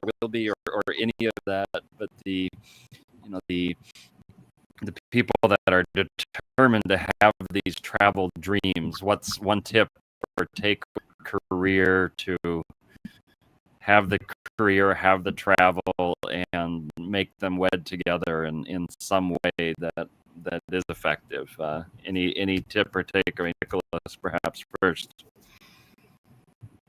Well, I was just thinking that when I travel, most of the people, we are the minority. I mean, Latin America, people don't. I'm a radiologist, but even in my job, I cannot do online job because it's not allowed by the government, and the company because of the you can leak the information from the patients. In other parts of the world, you look at the news and people during the COVID, I saw many travelers that were at the same level than me, like some countries left, and I saw most of them finishing, and I was like, oh my gosh, should I leave my job or? And people say, oh, the doctors are heroes, but that was just a saying. In the real life, we were very afraid to die because we are not militaries. So I was with all these patients coughing or the UCI intensive care units looking at them, and I was thinking, oh, I have to stop my traveling. First, amateurs, but most of them are retired. But I was an active doctor, and I wanted to make sure that I did my, my job properly. But then when that finished, I told my boss I needed to go out to Europe and travel a little. But sometimes I wonder, what if I was born in Europe or US? Also, when you travel every month from Venezuela or Colombia because of the prices and the connections, also it's a long time. But besides that, when you are arriving at a destination, right now here in Las Vegas, I see the prices of the things. I come all the time. When you see you hire a local fixer and you see the prices that people in Australia, Europe, that the people in Latin America, maybe we cannot afford that. So I have to see a lot of patients, save the money, put my schedules. I really was lucky that all my friends were supportive. I mean, all my co-workers, even the Colombians, we have not that very friendly relation with Colombia, but they will be very happy. The patients were very happy. They will follow me. I really also, and they were calling me, oh, doctor, I finished my chemotherapy. I have my son is walking. All these things. So at the end, I felt like you can have a normal life, but it will be easier to have an online job or something that you can share. Right. Thank you. Eric, quick closing Yes, comments from you? Advice for the 20-year-olds and 25-year-olds. You need to choose your spouse carefully. So make sure you find one that likes to travel as well. So that's a lot of countries you can cover together. And then you need to plan all the years while the children are in school. So make sure you save all the nice countries that you can go on your holidays where you can bring your children. And then you need to make a deal with your spouse as well to travel individually for some of the places that your spouse don't want to go to or to do something else for that part. And then just make. And I met my future spouse before I knew I loved travel, so I failed that. She says, I didn't know about this. Anders, about 30 seconds. Yeah, I mean, of course, you have to have an agreement with your family that you can do some travels. Okay, my wife wouldn't appreciate the romantic weekend in Mogadishu, or it would be too costly to bring the whole family to each and every of these small islands in the Pacific. So, of course, it's nice to own to certain destination if you should reach this 193. Thank you. And Scott, you have a musical background. The outro from you, please. All right. I would say that for anyone aspiring, I would say, and you're in a career, think of yourself in two ways. Ask yourself two questions. What makes me an interesting person? And for me, that's the music, and I play guitar. That's the travel. That's the special needs child. But I'm very clear on what makes people interested. And then equally important and in balance is what makes you an interested person. Do you ask good questions? Do you show empathy? Do you do the work So, for example, you mentioned that colleague who was in the football. Interesting and an interested person, you will likely succeed in your career. Fantastic. Thank you all. That concludes the morning block. We will have Sam Hawthorne and the family travel panel starting up in just a moment. Thank you, Scott, Eric, Anders, and Nicholas. Thank you. Right on. Thank you. Bye.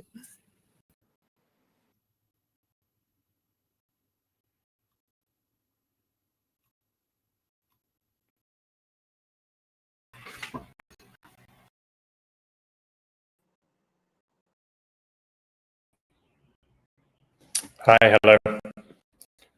I think I was meant to take over from Stefan, so I think he did a good job with all of his panels. I'm going to be going through various panels today. The kind of topic of or the theme of my blog is community. So what NomadMania's community is, and yeah, that's pretty important. I mean, NomadMania obviously has all the events. They have all the features that they've added to the platform, and yeah, NomadMania.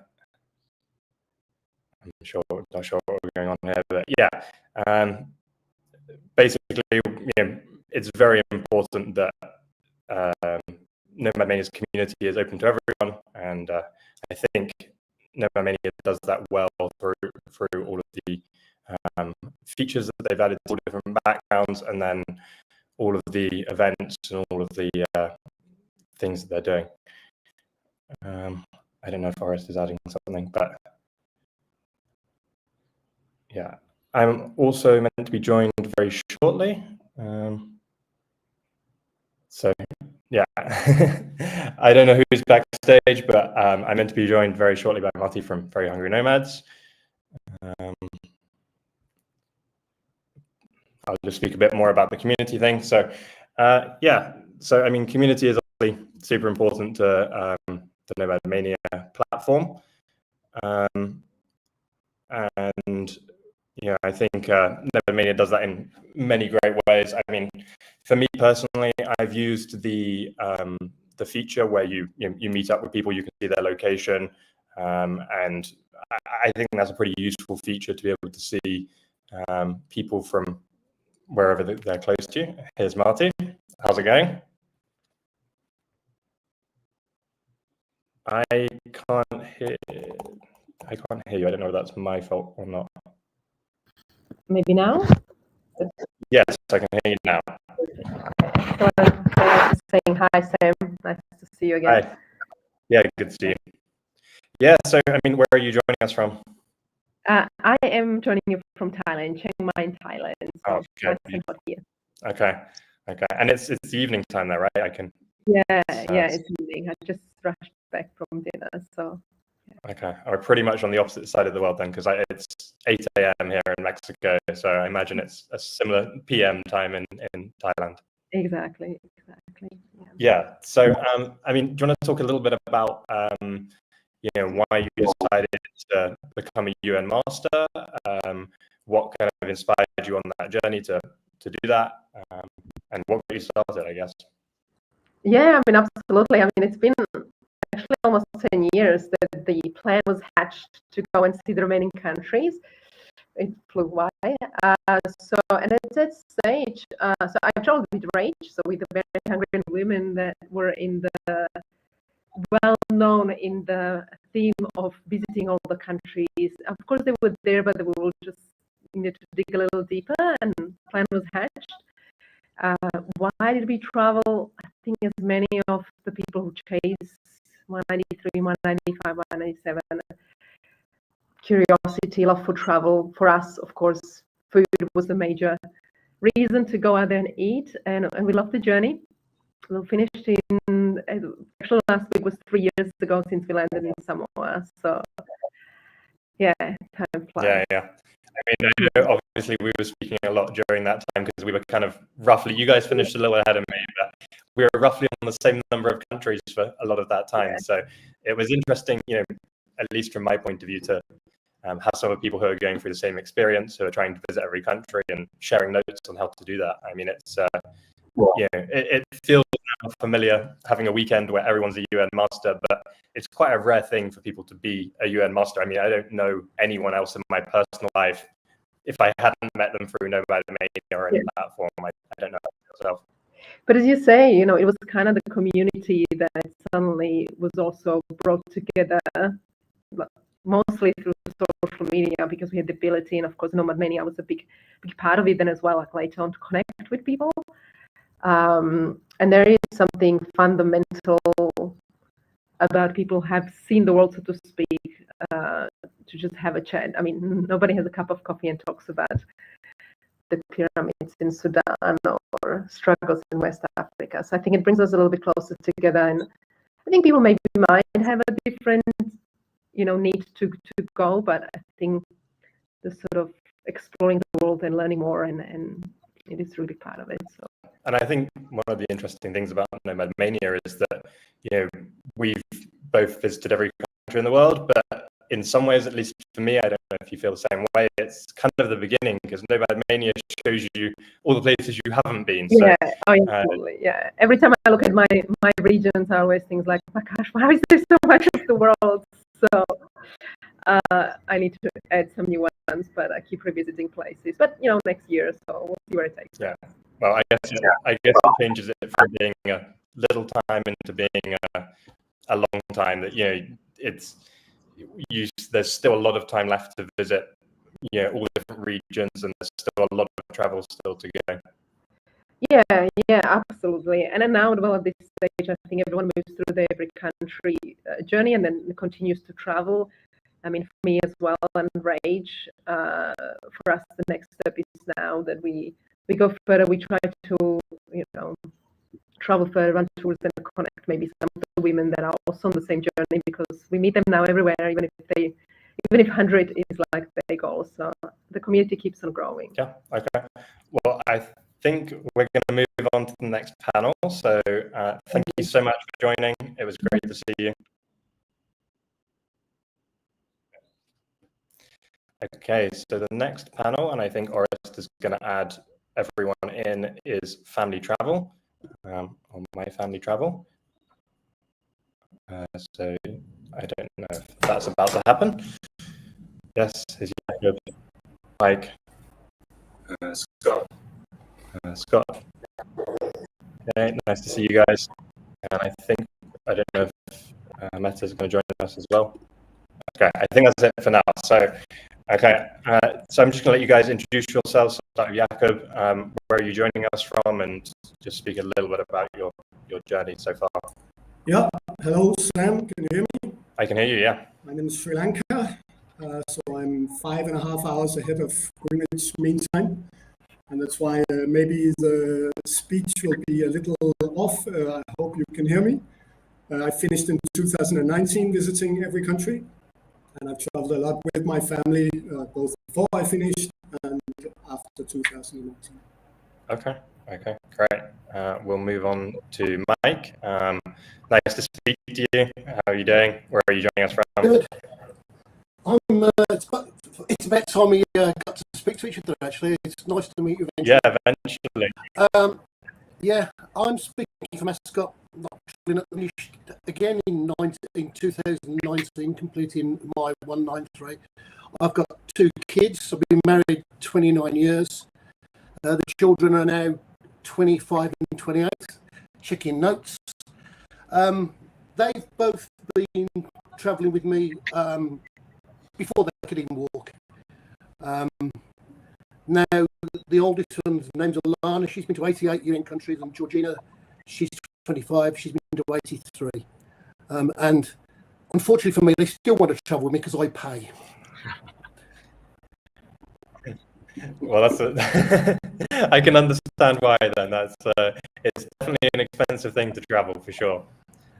We'll just go on to Scott for a quick intro as well. Where are you joining us from, and just tell us when you finish and everything else. Yeah, greetings all, and I'm Scott Keller from living in Seal Beach, California, which is where I am now in my man cave.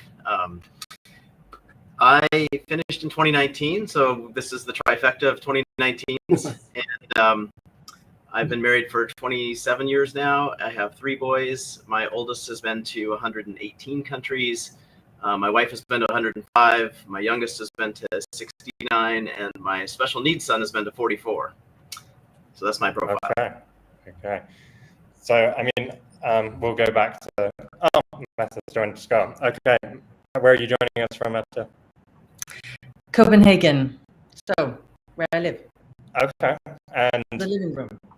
when did, I think you finished pretty recently. When did you finish every country? I finished every country in April this year in North Korea. I joined the Pyongyang Marathon together with my eldest daughter, Laka, who's 22 years old now, and traveled to 135 countries. Okay. Yeah, that's pretty good. So we'll go back to Jakob.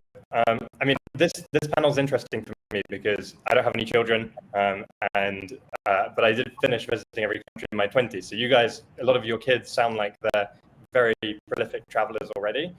So Jakob, do you want to just speak about how traveling with your family or children is, I don't know, how that affects your travel, how that makes travel very different from traveling alone or with a small group?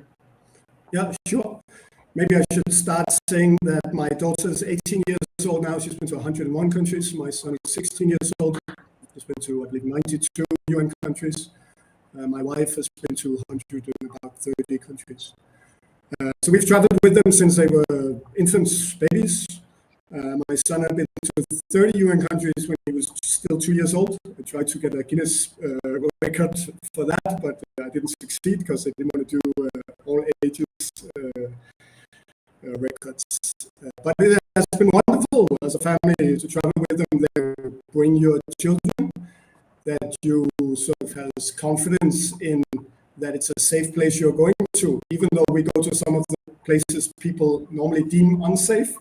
We always find it safe, and I think it's a good gesture to bring your kids and signal that everything is possible and it's possible to travel with children.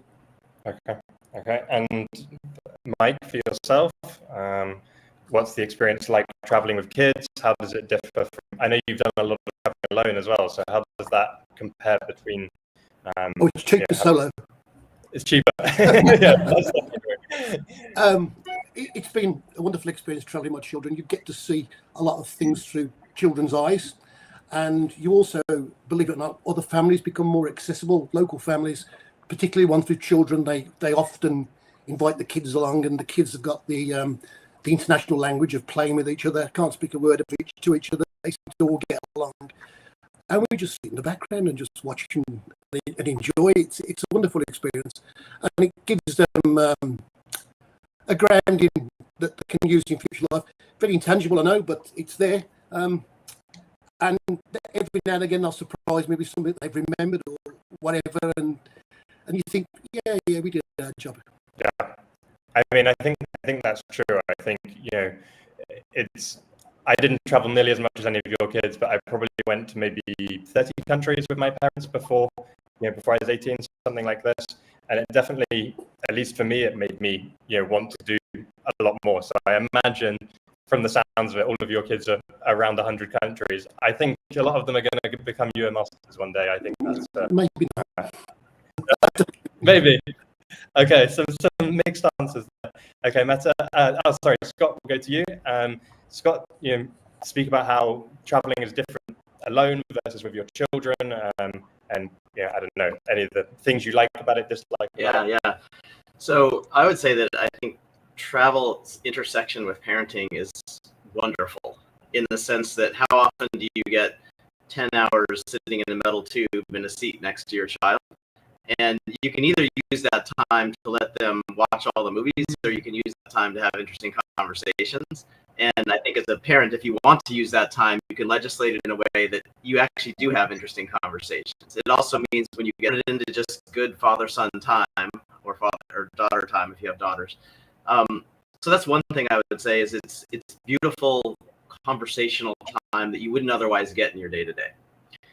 The second thing is I do think traveling with kids is very disarming for those was already sort of mentioned, for those who you're meeting with. And so I had I believe my 12-year-old son was the first U.S. minor in North Korea since 1953 as a tourist, because we went in right when they first let tourists into North Korea. And we're technically still at war with North Korea, just a ceasefire. But having this little red glasses kid with Iraq and Iran and places like that as well, that I might have been met with a different reaction as an American. I think that's true. And then the third thing I would say, the last thing, is kind of linking back to the parenting piece.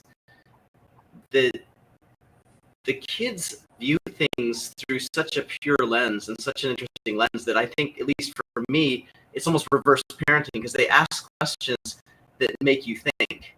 And so, for example, when we're in Saudi Arabia and people are doing the the Muslims are doing, there's a prayer call and they start doing everything in terms of, they stop everything, they do all the motions. And my son would ask me a question like, why don't we take our religion as seriously? And it's like, wow, interesting question. Or with the Mandari people in South Sudan with scarification, my kids say, well, what's our family's identity? It's just thoughtful questions, thoughtful conversations. And so that's also beautiful. Okay, I think that's interesting. The curiosity of kids is, I wouldn't think to answer those questions, and I think that's very insightful from both of those questions that you talked about. Meta, with your experience, how does traveling with children make a difference? Well, to us, it's been a superpower to bring the kids, to be a woman, to be a mother, and to bring children. I have 3 children. Son at 24, daughter at 22, and a daughter at 17. And they've been to between 85 and 135 countries each, much paid for by me, being a divorced single mother, and somebody who carries that by myself, and much divorced due to this as well, and wishing to do this. So it's come with costs, and thus also it's something that is incredibly important, and the kids know it's important. They know the cost of it. They know the priorities that goes behind doing it. It's not just inevitably easy. This is just what we do. They prioritize it. They value it. That also means that then when we go, they're cautious and they're conscious of being good ambassadors for Denmark, to get something out of it, not just watch Netflix. And that means also that they're conscious of using those moments. So when we meet women, and we meet in every country in the world, we really interact with them, and we use the fact, especially me and my 2 daughters, the ones who've traveled the most with me, almost 100 countries now for the small one, and this 135 for the older one, that we really do connect, and we try to be the good examples of women and show that we're free, we can do these things, we want to learn, we want to understand and see the similarities and differences in women's lives. So to us, that is sort of the superpower of it, that we get really close. Meta, quickly for you, I'm interested. I know your children, they join you on different trips. Sometimes only one will join you, sometimes 2, sometimes all of them. How do you decide which kid to bring? That's what I want to know. Because, I mean, if I was your kid, I'd want to go on every trip. But obviously there seems to be some sort of... The system is normally what is possible. You get to the whole who's at school, who decided to go study in China, go study in the US, take an entire year at 16 to go to Canada and learn French. All of these things, basically. My eldest also spent time in the military. That's why he is only at 85 and being teased by all the women in the family for being the least traveled. And then of course there's the ex-husband, the father, who absolutely vetoed about 10 countries for my youngest, and otherwise she would have been 200 countries at 15, but he vetoed so many of them because he thought that would be irresponsible. We did not agree on that, I can tell you that much. So when you just end up with all of that, it becomes logistics, it becomes off with what is economically possible. And now I just make it even more complicated because I've got a son-in-law and a daughter-in-law, and they wish to travel with us as well. And I'm the proudest that could possibly be, because I'm like, yes, they too want to carry this. And if I humanly possibly could, I would pay for all 5 of them every time. That would definitely get expensive, for sure, paying for that many people. Jakob, I think I've seen stuff before that you've taken your kids to Iran, and I don't know if you mentioned North Korea already, but no, okay. What is it like? Afghanistan this summer, and the summer before we took them to Israel and the West Bank. Okay. I've taken them to Sudan. I've taken them to Somaliland. I've taken to the tribal people in the lower Omo Valley. And what is it like going to more dangerous? I imagine you've traveled there, like some of those places before on your own. What is the difference between traveling on your own versus traveling with your family? Not a big difference, really. Some of them I haven't traveled alone.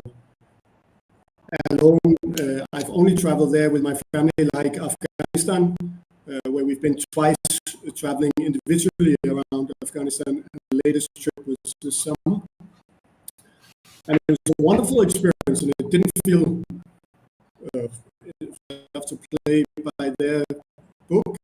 But as long as you do that, they are in total military control, and they want to look after you. And especially when you come there with children as a family, they very much would not like for anything to happen to us, so they would protect us even more. So maybe my security situation is even better for coming with kids than. And do you feel nervous on your kids' behalf at all ever? I mean, yeah, there are some countries where there is maybe not the whole country, but certain places in a country where the vibe is kind of, yeah. I'm a big planner and a big thinker, and I'm very anxious when I'm back home because I really don't want anything to happen to me or my wife or my family. So I spend a lot of time researching. And then I have usually all my anxiety before I go. And when I'm there, I'm cool and calm. And it's sort of, I've lived through all my anxiety. And I've done my research. And it's always easier and friendlier and a lot easier when you get there than when you sit back and worry about it. But I don't do it blindly, sort of just going to, I would never go to a war zone with my kids. So I spend a lot of time finding out what can actually be done. Where's the safe regions in the countries that we visit? Who can I trust if I need some sort of local fixer? I don't like local fixers, so I really try to avoid local fixers and do things on my own, like we did in Afghanistan. But of course, I wouldn't go alone if it was deemed unsafe. Then I would take a fixer. I mean, I think all of you guys are brave to a certain extent to travel with your children, because I know that I've been to every country, and now my girlfriend's wanting to travel. She's been to like 20 countries. I just kind of wander around relatively carefree and don't really think about anything, and then I suddenly have this other person to worry and consider about, and I don't know, there are certain things that I would do on my own that I wouldn't do with her. And I think all of you guys have to consider that must be a big consideration. Mike, coming to you, I mean, I don't know if you've taken your children to any more dangerous countries, or what's your experience with things like that? Well, I find it hard in the UK and go to the wrong area, and the US in particular. So, but the traditional ones that you think about, the Afghanistans, the Irans, the Iraq. Well, sorry, Iran's a wrong example. They haven't been to, but I've taken them to the Golan Heights, West Bank, Johannesburg, Soweto. a lot of times on sees as a modicum of safety. Like I say, you can be just be in the wrong part of town, and that's happened on a few occasions. Once in Panama City with my youngest daughter, she was, you could see she was visibly, I mean, shaken, I would say was the word. And we also went to another one that was, Kingston, Jamaica. Again, she didn't feel safe there either. And you get the vibe from them, and you take steps to alleviate them. And do you find that you travel differently when you're traveling alone versus with your children? Yeah, a little bit. I think you do become a little bit blasé and carefree, and then something happens, and you maybe this isn't a good idea. Particularly because I've got 2 children and a wife, and then you reassess your own safety. But yeah, I probably wouldn't at this the government blacklist, I suppose. Yeah, I mean, yeah, I guess I think it's a more scary thing when it's not your own safety. It's more when you just do something by yourself. It's a lot. You don't really think about the fear of doing the thing as much. When you start to worry about someone else, I think it's a more serious thing. Coming to you, Scott, do you have the same kind of concerns, or how do you feel about it? Yeah, I mean, interestingly for me, I think, and I'll get to the safe country question, but actually for me, it's more when your children get sick when you're on the road and you're, in the middle of rural Zimbabwe or something, and you're thinking, oh my God, whatever. That to me, those are the most challenging situations. And I think there you should always just have some of your remedies from home that you bring with you to make sure you're ready for those kind of things to the extent you can be. And you have to be willing to just drop everything, change your plans, and tend to the health issue, and say, like, if we go to dangerous countries. If I go to dangerous countries, the only time I felt a little uncertain was when I mentioned North Korea with my 12-year-old at the time. And I just didn't want him to say something wrong or to steal a flag from the hotel and us to end up in a bad situation, right? And so we had a code name or a code word. It was Papa Bear. So if he asked a question or started to say something that it was like, you know what, let's talk about that when we're back in China with the bastion of free speech that is China, right? But so we were in some of you have probably been there in Pyongyang, and the Pyongyang River goes through Pyongyang, and there's a U.S. spy ship that was captured there. And it was one of the only things that we saw that had a little bit of English in a video that talked about the spy ship. And the narrative in that video essentially told a story that was just not true. It was pieced together footage from Hollywood films. It was in the narrative was essentially Kim Jong-il and the Americans were up in arms, and our great leader forced them to apologize, and they kissed the hand of our great leader. But all these clips, it was like clips of the Watts riots in Los Angeles, thinking it's about this spy ship or portraying that it's about the spy ship. Anyway, my son at the end of that asked me, he said, "Oh, wow, I didn't know that really happened, Dad." And I was like, "Papa Bear," But back to what I said earlier on the meaningful conversations, it meant when we got back to China in our hotel room, I could say, "Hey, his name is Lachlan. Lachlan, this is why free speech and free being able to get independent perspectives and the freedom to interpret those for yourself to define the truth." And that really struck a chord with him, and he ended up writing a novel. I actually have it sitting here that was a fantasy novel about a hermit kingdom that is free, and it's just incredible to me how those things lodged in his head at an early age and kind of came back later. And free press is something that's an important thing for his generation to have to, crusade for. And so anyway, that to me, there are magic moments that come from those quote unquote dangerous situations as well. Yeah, I mean, I think those are 2 very interesting points. I mean, I hadn't really considered the health point at the beginning that you made. I mean, that's often more of the concern, right? If you suddenly had malaria and you were in a very remote area, that could be life-threatening, and there's not really a lot you can do about it. And if you have to worry about someone else, that's obviously going to be pretty scary.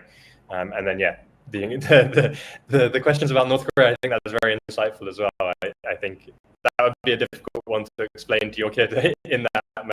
You very quickly, just before the end of the panel, just speak about your experience with dangerous countries, or traveling to more dangerous countries with your children. Well, to us, that danger have been linked to, and I will focus on that, being a woman traveling with daughters, because it's being a woman traveling to 193 is just simply more dangerous and complex than being a man.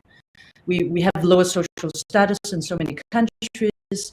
I have drawers of weird clothes, especially in Muslim countries, with things I need to dress in different ways, some all black, some in colors, sort of do that to my daughters as well.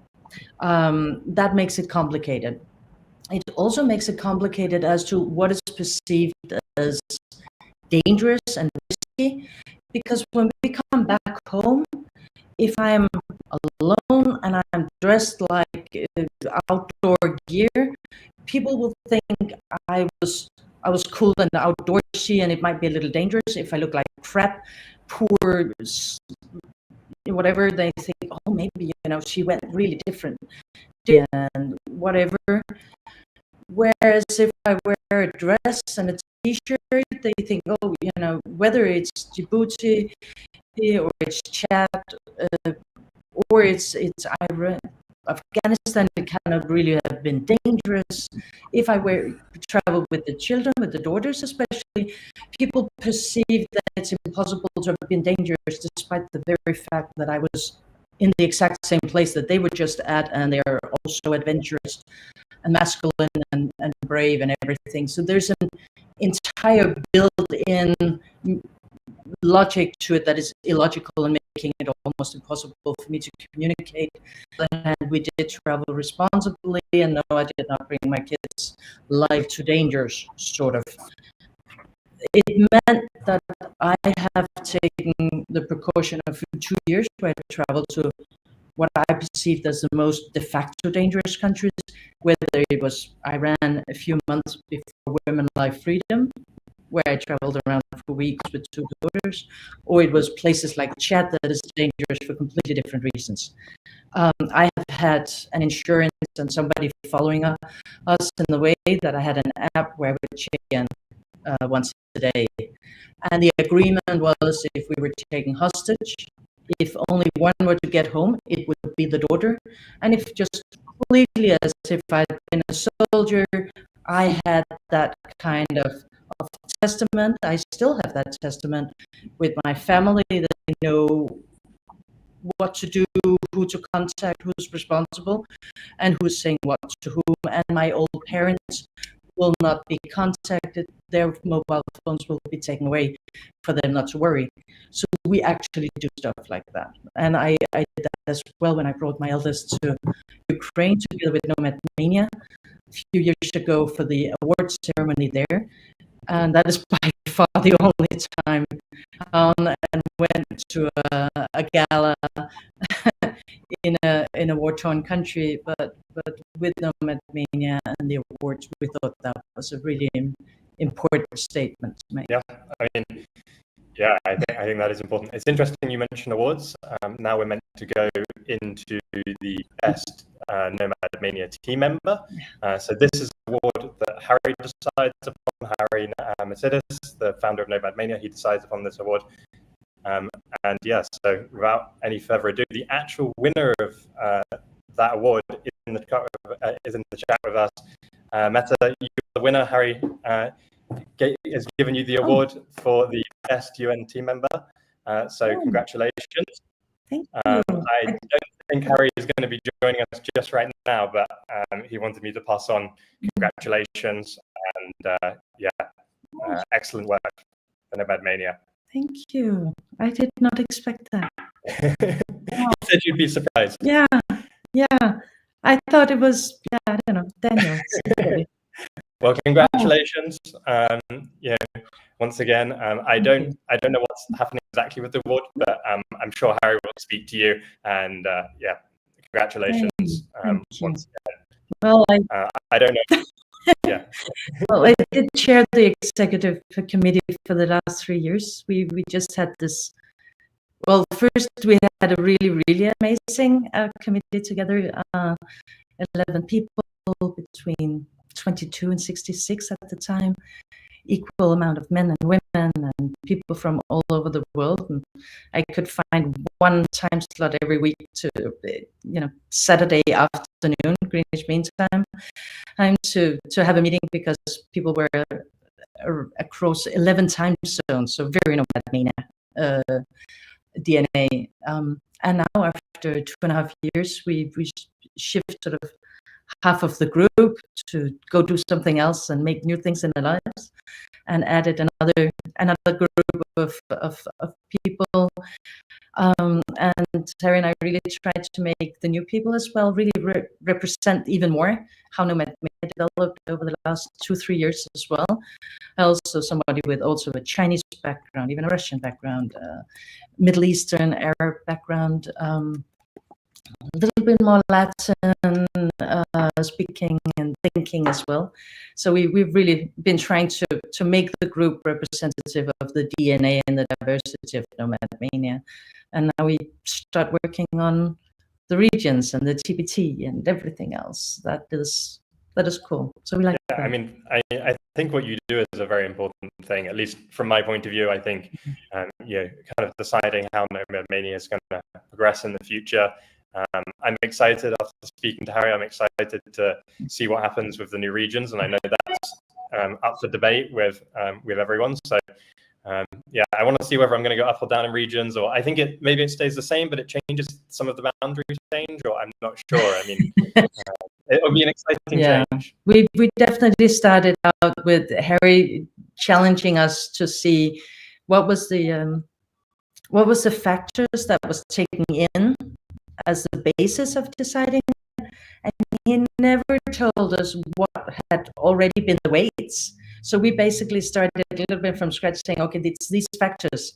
Should it still be these? Should we add more, and how should we weigh them, without knowing how we change things, which is the right thing to do. It's not him who has to do it, and we wanted to be objective and neutral, and the fresh view, and adding that perspective of diversity that we inevitably represent. And then from this, not really taking away regions, but maybe adding, and then having this over the coming half a year, an entire process of involving our community to see how many do we add, where do we add them, and where specifically then in that case do we add them. So it's still something intuitively logical and fair when you look at it as a traveler. And that is way more difficult perspective of it. To try to correct something that was not quite right from the beginning, and then during the years it always becomes a little more not right. So now we really wanted to connect it. But to me, what we do here is also, to me, it's always about justice. It's travel ethics. It's justice in the community. It's about being fair. Above everything else, it's about being fair. So if we compete travelers, and if we make changes, we do them fairly. If we have a business, when we look at business, we are fair. We have integrity. I'm not. Oh, I don't know if Meta turns up. I'm not envious of your task to decide every region. I think we're going to move on to the next panel. The next panel is Every UN Master Twice. Congratulations, Mike, Meta, Jakob, and Scott. Thank you guys all so much for joining. Now we move on to the NomadMania people who have visited every country twice, the 193 twice.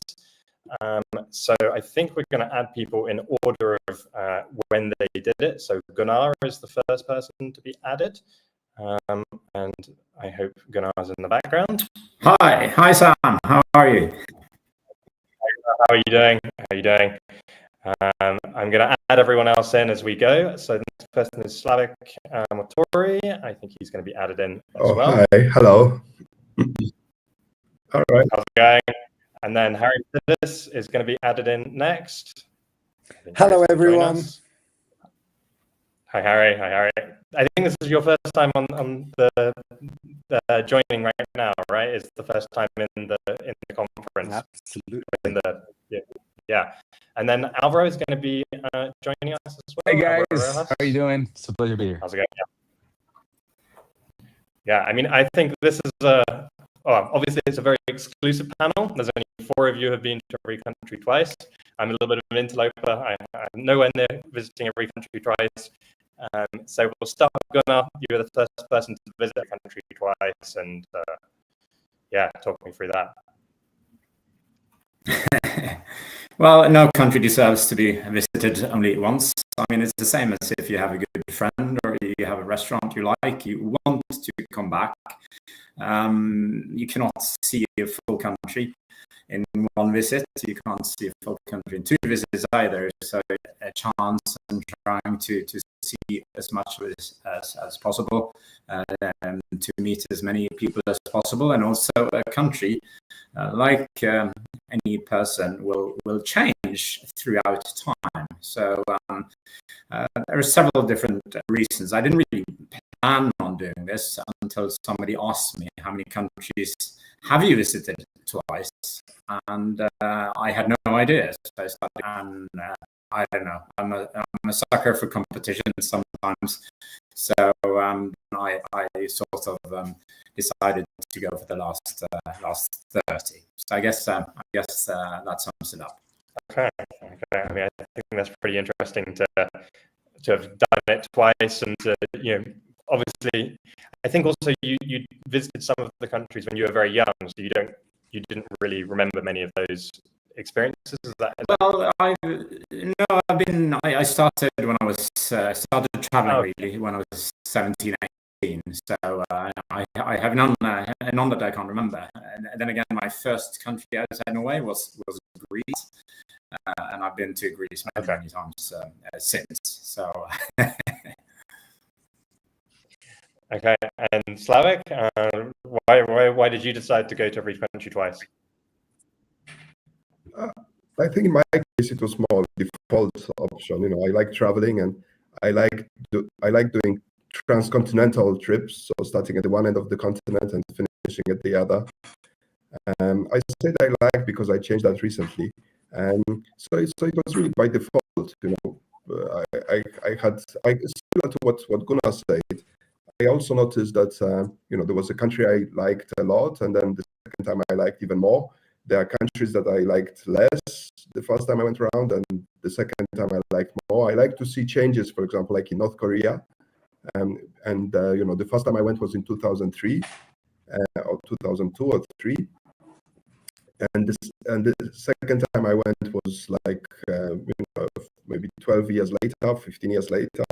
And I saw lots of small different things that had changed, nuances, but that mattered, and I noticed that for people who are visiting with me at that time, the second time, the tourists I met, they were seeing things as they were, they were not really aware of what has changed. And this just sparks more curiosity. Yeah, I mean, I think that's very true.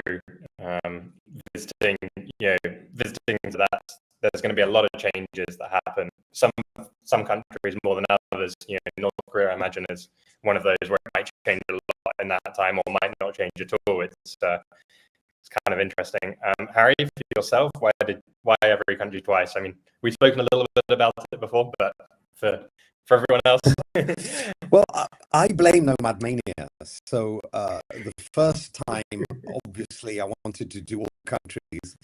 And then when NomadMania came along, it was totally new. So it was the first time you had all these divisions of the countries into regions.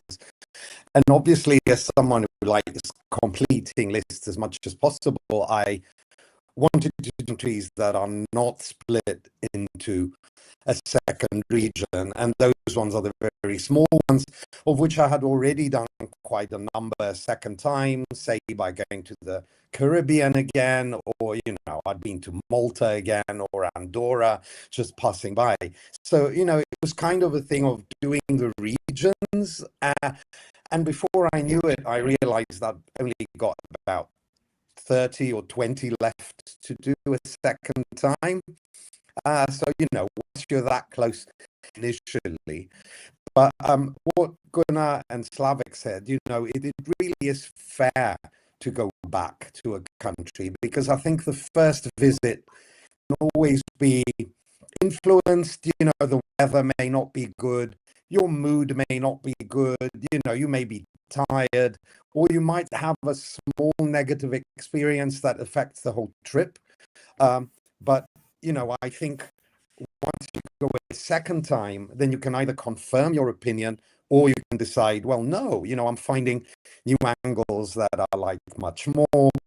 And in many of the cases, I did like the country more the second time, the more I explored. Countries that I felt didn't have that much to, should have been visited, then I understood have much more to offer. So yeah, that was generally the reasoning, and I certainly am glad I did it. And for the, obviously you said there are countries that have more to offer. The gap. Well, the Gambia is notorious because it's last in my rankings. But, I feel just to confirm that the first two were both, right or wrong. Maybe I did get it wrong. So maybe I'll go to the Gambia to get my slow score. I'm going to stay for 10 days, torture myself. And then, I'm sure that in 10 days, I'll find something good about Gambia. Yeah. And for Alvaro, you're the youngest to have visited every country twice. What was the motivation? I mean, it's quite a short gap between visiting every country and visiting every country twice for yourself. I missed Harry's whole answer, but I think I share a lot with these three guys. The reasons are going to be pretty much the same. I'm going last. But for me, I'm a firm believer that the world really never ends. So as Gunnar said, every country deserves a second chance. Because you loved it, and there's new things to see and new experiences to do. There's also, countries where you might have had a really bad subjective first experience. Every travel experience is personal, subjective to how you did it. If you were sick, the people you traveled, the people you traveled with, the people you met. So going back, especially to places you didn't like, is a great reason to do every country twice. And in my case, I got that do-over for most countries. The second time was probably better than the first. I had a bit more time, had a better budget, so I got to do a lot of the experiences that at the beginning when I was younger on a shorter shoestring budget I couldn't, or I missed out on. But yeah, for me, the journey was also about who I shared it with. So a lot of these destinations, going back to them, is getting to show them to people that I close to me.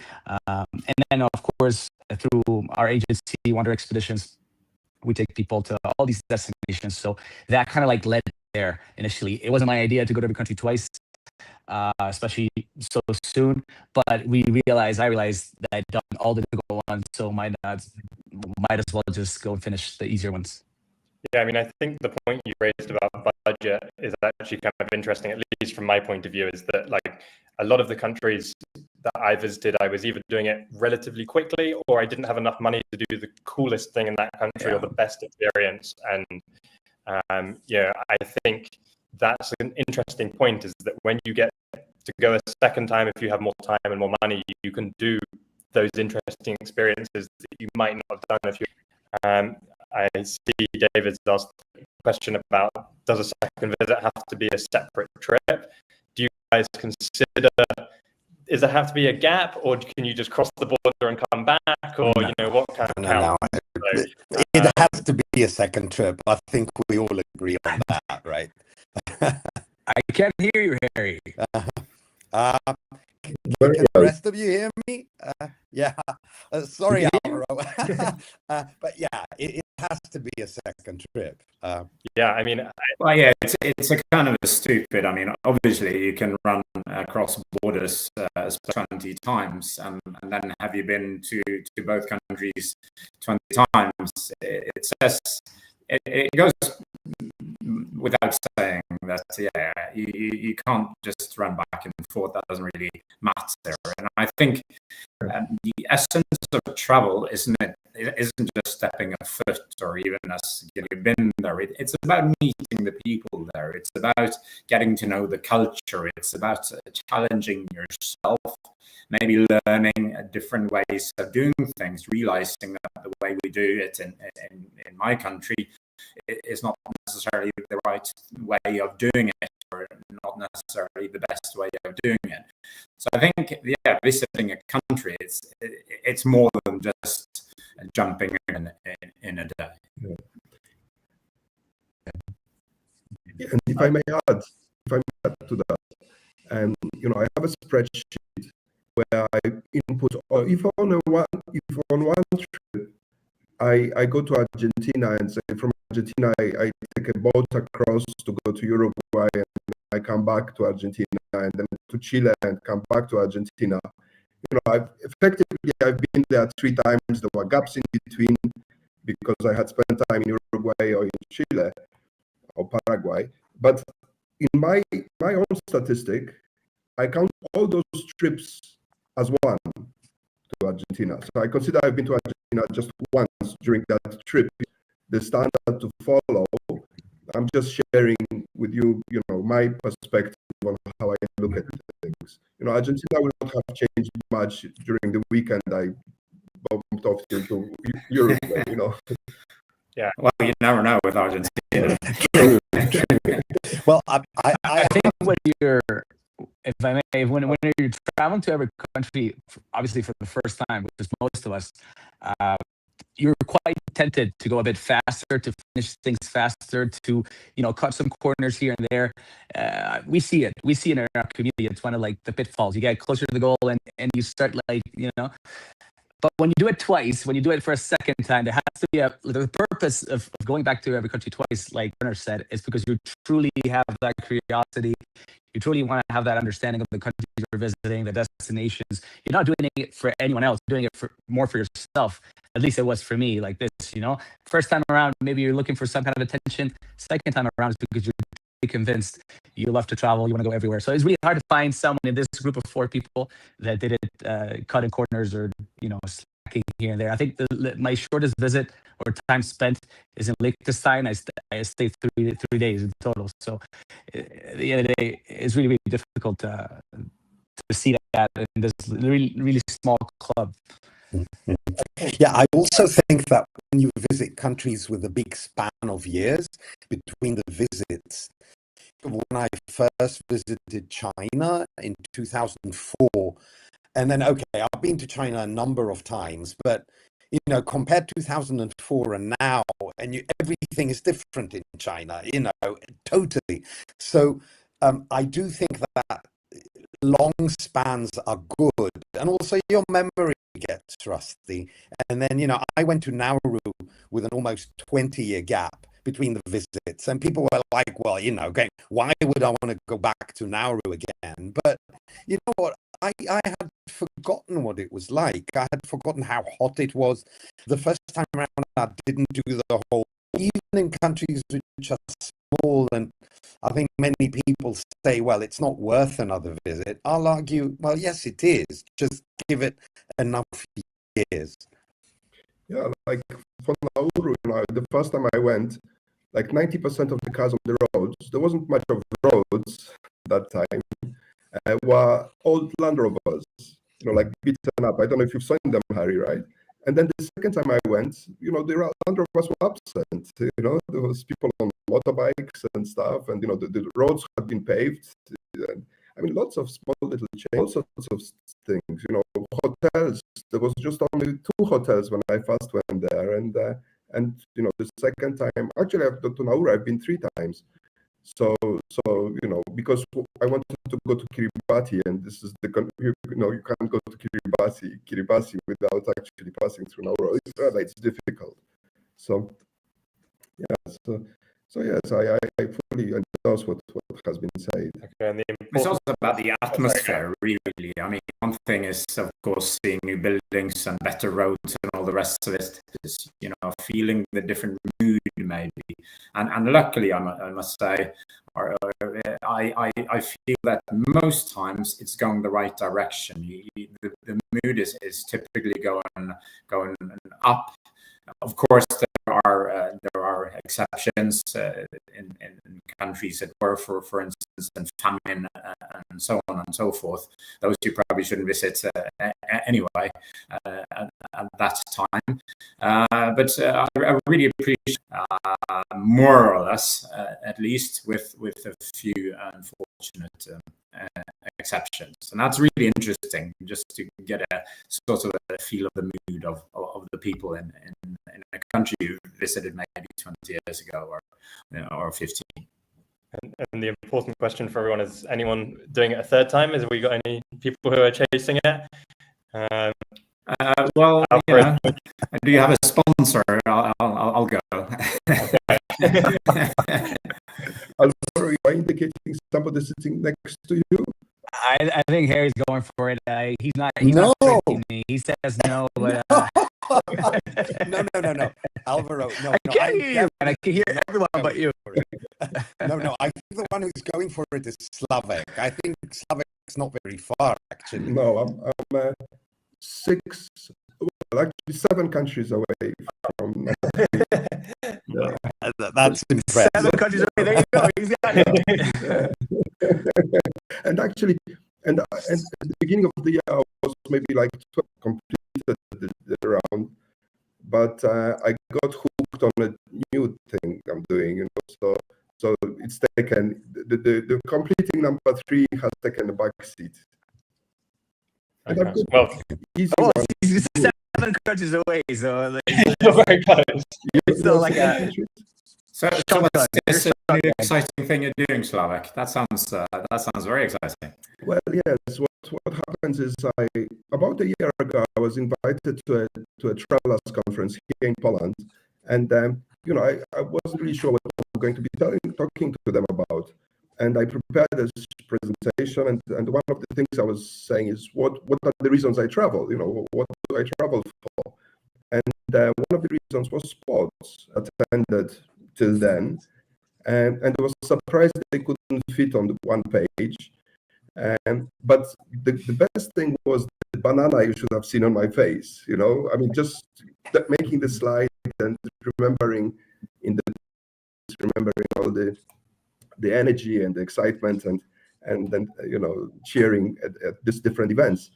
And I just thought to myself, I want more. And actually, since April of this year, I've done like over 90 events, sports events in 52 countries and in 37 different sports.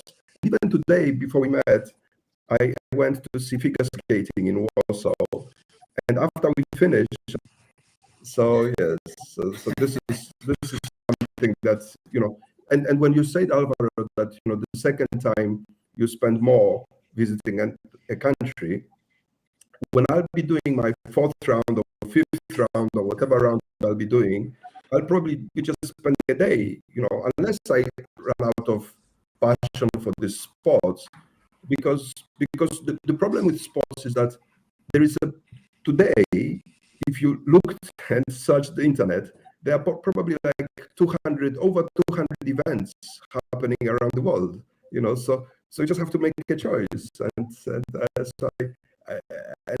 as Harry said, we like ticking off lists. This is a mission impossible list. There is no way anybody, even with the invention of, I don't know, say, travel through space, we will not be able to visit all sports events happening around the world in any given period of time. Okay. Yeah, I mean, Well, thank you guys all so much for joining us. If you don't include little border crossings, I've done about 70 countries. So maybe in 5 years, 70 countries twice.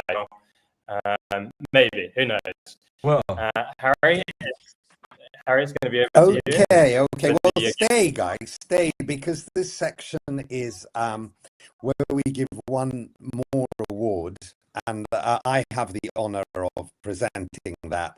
You're not recipients of it, even though you should be. We should all have a special T-shirt. You went too, So I'm on it. All right, I'm on it, and I think there's going to be a few more people will join this group within the next year or so. I know one guy from Spain who is only one country away from the second visit, North Korea, that is. So, we are going to grow as a group. So the award we're going to give now, I think, exemplifies NomadMania spirit most. And that is the Against All Odds Award. So whereas this weekend we are celebrating people who are doing 193, who've visited every country, and that is definitely a very, very important achievement. I wouldn't call the achievement heroic. However, when I think of the Against All Odds Award, I will call the people who are in contention for this award heroic. Before we award this, why don't we have a look at the recipients of this award from the past? People who can really, really inspire us. So let's watch a short video awards.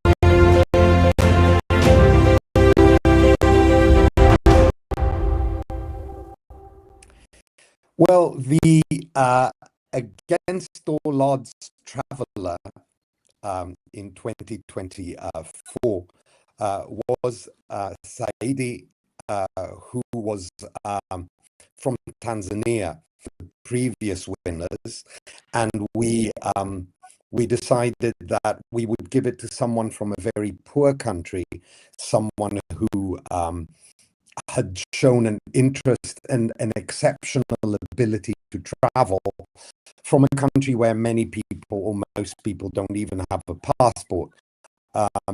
So last year, Said Minyomoka received this award. Listening, what is a hero for you? What defines a hero? Is your hero Superman? Is your hero, a mother who can provide for her children? What makes someone truly heroic? The person receiving this award is, in my opinion, a real hero. I didn't even know this guy a year ago. I knew he existed vaguely, but I had never really met him. But somehow, through circumstance, this year, I've had the pleasure of traveling with him a number of times. And the more I have had the ability to discuss things with him and to talk with him, the more I have realized that hero. So it is my greatest pleasure to call this man a friend and a fellow traveler, and the recipient of this year's NomadMania Against All Odds Award is Daniel Riley. Well, hello. And hopefully, can you hear me?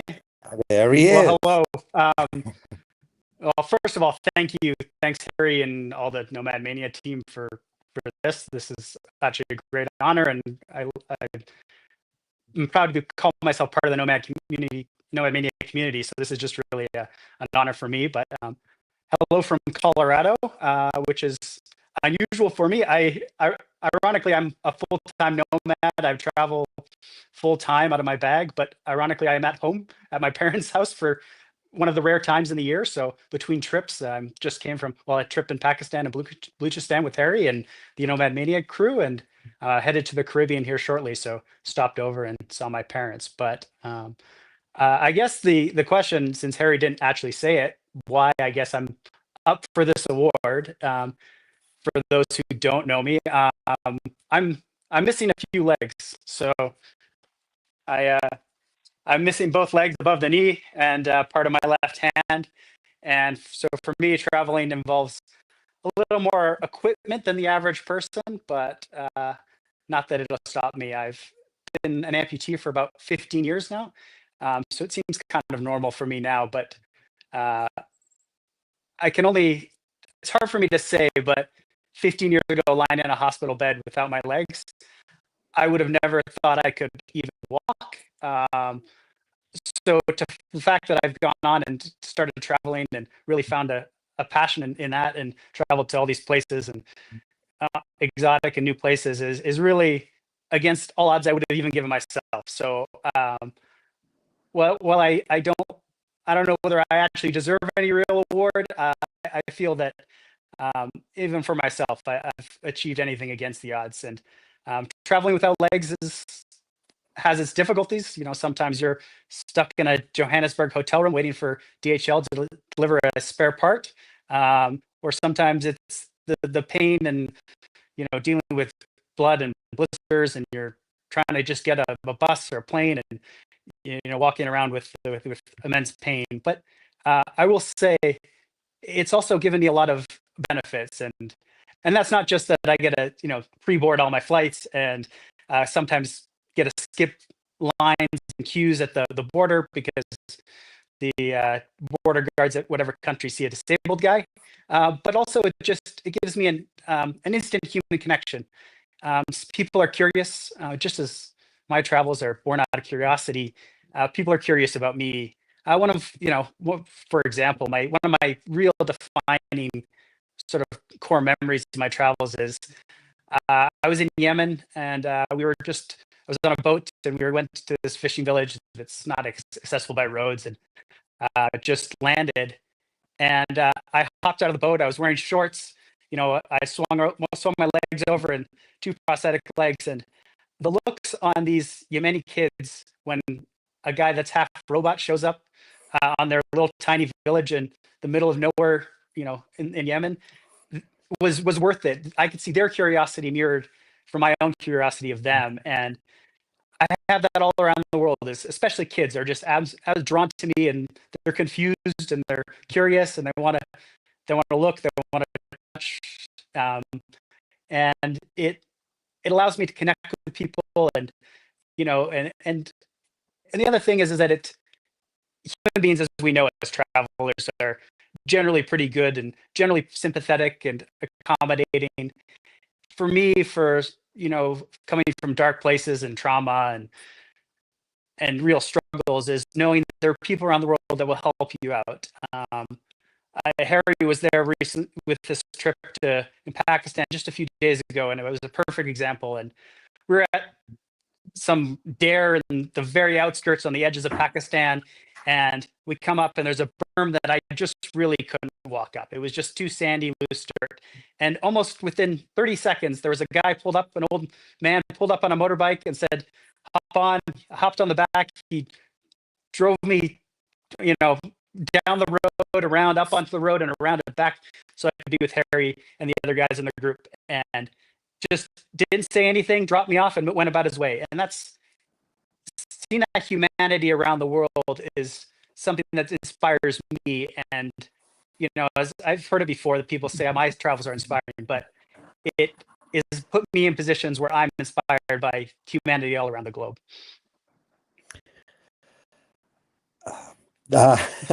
Daniel, if that is not inspirational, then I don't know what is. Daniel, thank you for being part of the community. I'm not going to say it's a pleasure to give you this award because I wish this award didn't exist to begin with, but given the circumstances, yeah, congratulations and keep the spirit of travel. Well, thank you, and I appreciate it, and look forward to the next trip we take, or the next trip that all the people watching and the rest of the NomadMania community is involved with, and we'll see you out there on the road somewhere. Yep, see you soon. Okay, back to Sam. Thank you, NomadManians, for joining. Thank you. Yeah, Sam, you take it away. Okay. Well, Thanks a lot. congratulations to Daniel. Thank you for Harry for joining us. The next panel that we have is the under 30, or people who did most of their traveling during their 30s to visit every country.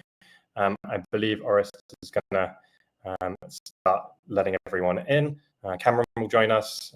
Sam Godwin will join us. Billy will join us. Maurizio will join us. Hopefully, Orest will be adding. Good. You, Sam? Billy. Afternoon. Doing good. Afternoon. Okay. How's it going? How's it going, Billy? It's good to speak. Very well, thank you. Very nice wintry day in Manchester here. Yeah. How's everyone else? Where are we all? San Diego, which Sam knows. He came and visited a few months back. Yeah. So we got to get you guys out here as well. And Maurizio, where are you? Hi. Funny enough, I'm today in the place where I was born, which is in Milan. Oh wow. Okay. Fine. And Catch is in the call with us. Did you visit every country when you're in? No. Okay. I think she was not meant to be in the call. Okay. Cameron. Yeah. It's good to see you, San Diego. Do you want to speak about why you decided to visit every country before your 30th birthday? Yeah, I think it's not nearly as impressive as Dan's travel, but for me it was more driven from curiosity than anything else. Growing up, especially in San Diego, which is, I think there's something like 50% of Americans don't have passports. So, very big country, very wealthy country, but a place that not a lot of people see the world. Not a lot of people are very well traveled compared to Europe. And so always had an immense curiosity, but it started, I was in boarding school at a tennis academy, and I was the only American student, only person who spoke English as a first language, all the other students from other countries. And that really spawned this love of learning about different cultures and meeting people from different countries, and took a job writing for a tennis magazine, was traveling for that, and the rest is history. Okay. I mean, yeah, it's obviously we both did it before our 30th birthday, so we've spoken before about how it was both driven by curiosity, and yeah, I think that's important. Obviously the Brits travel a little bit more than the Americans, but yeah, I imagine for you don't really meet many people at all in San Diego. Yeah. Absolutely. Yeah. Okay. Well, we'll go to Billy. It's good to speak to you, Billy. Likewise, Sam. Yeah. So tell me, what was the motivation for visiting every country? Yeah, so mine was because I was very lucky to travel a lot as a kid. But then the bulk of my travel, probably the last 120, mainly came through what I was calling my world conservation journey, which kind of like what Cam was saying with this sort of curiosity. My travels were sort of purposeful in the way that I was trying to travel to the front lines of the biodiversity crisis and see what those realities were like on the front lines. So I managed to get university to agree to basically let me take 2 years out to go and explore and research. And I was studying sustainability and environmental management at the time. And somehow, like most researchers couldn't get permission to go and do like research in one country. But I somehow persuaded the university to basically let me sign off about 90 countries for a research trip. And everyone was like, how the hell is he doing this? But everyone sort of bought into it. So my travels, as much as it ended up being traveling to every country in the world, was really at the start kind of going, well, I just want to see what the realities are like on the front lines of the biodiversity crisis and meet those inspiring people who are doing all those cool things. So I was really lucky to very much be able to travel with a direction and the sort of imagery was born out of, right, what cool story have I found? What interesting things going on? What sort of story is there? What researchers are there? What conservationists are there? So that was a really nice way to travel, I think, which, yeah, I mean, everyone's got travels for their own reasons, but for me to be able to go and spend 10 months on the road like that was, I think, well, maybe the only way I could have done it. Yeah, I mean, I think your travels in particular, you talked about the purpose that you have of, basically following the kind of biodiversity crisis and seeing the impacts that is happening in different countries around the world. I think you said it's amazing that the university agreed to kind of let you include the 90 countries as part of it. But maybe that's the more interesting thing, is because rather than just viewing one country, you got to see the change that was happening in all of these places, and I think that was really good. Whose background? I don't know if you can hear me, Maurizio. Hi. Yeah. So yes, for you, that's what was the goal for visiting every country in your 30s? And in my 20s. Sorry, my mistake. Yeah, before your 30s. There wasn't, to be honest, I didn't set out with the goal. So bear in mind, when I completed that, I did not know that there were already two more people, Charles Bailey and Jeff Shee, who had completed that before me. I imagine that maybe people did that, and still now I think before Charles and Jeff, there probably were other people. But I always said this thing that when I visited Barcelona as the first time for 2-3 days, I insisted and went to Andorra for the day, and the way it was, I guess, my ADHD is that when I had 10 days spare between a trip to Colombia and going to Cuba for research related to my degree, I said, well, I have 10 days spare. What do I do? And most people say, I'm just going to lie on the beach for 5 days, for 10 days. Instead, in 10 days, I did 7 countries of Central America. So having had that pattern throughout, say, well, I'm not going to fly over this on the way back. On the way back, I'm going to actually stop here and continue. I reached about 130, 150 countries at some point. Then I thought, well, I might as well finish them. And then I found out that the Guinness would likely accept my record if I did that. And so I said, but let's do it. But I never really set out to do it. The only place, so only by a certain time, I knew, yes, that's what I plan to do. And then I was missing Central Asia, I was missing the Caribbean, I was missing some islands in the Pacific, but I never really set out to do it as such. But then I thought, why not? Yeah, I mean, I think that's obviously it sounds like you traveled reasonably quickly, visiting some of those places when you were... Not always. Not always, okay, yeah. But I mean, I think, at least for me, I'm going to come on to Cameron and ask him the question, but I think for all of us, we kind of traveled relatively quickly for a lot of the countries. So now that we've all finished and we all did it relatively young, Cameron, what's your next goal for traveling? Are you, you've still got a lot of life ahead of you. So what are you going to do? It's tough because I think I told myself when I finished, I was like, I'm not going to travel for 2 years, and then I find myself I'm gone like once a month now. So I just got back from Lisbon. Mostly it's work trips now. I'm doing brand partnerships for a YouTuber, but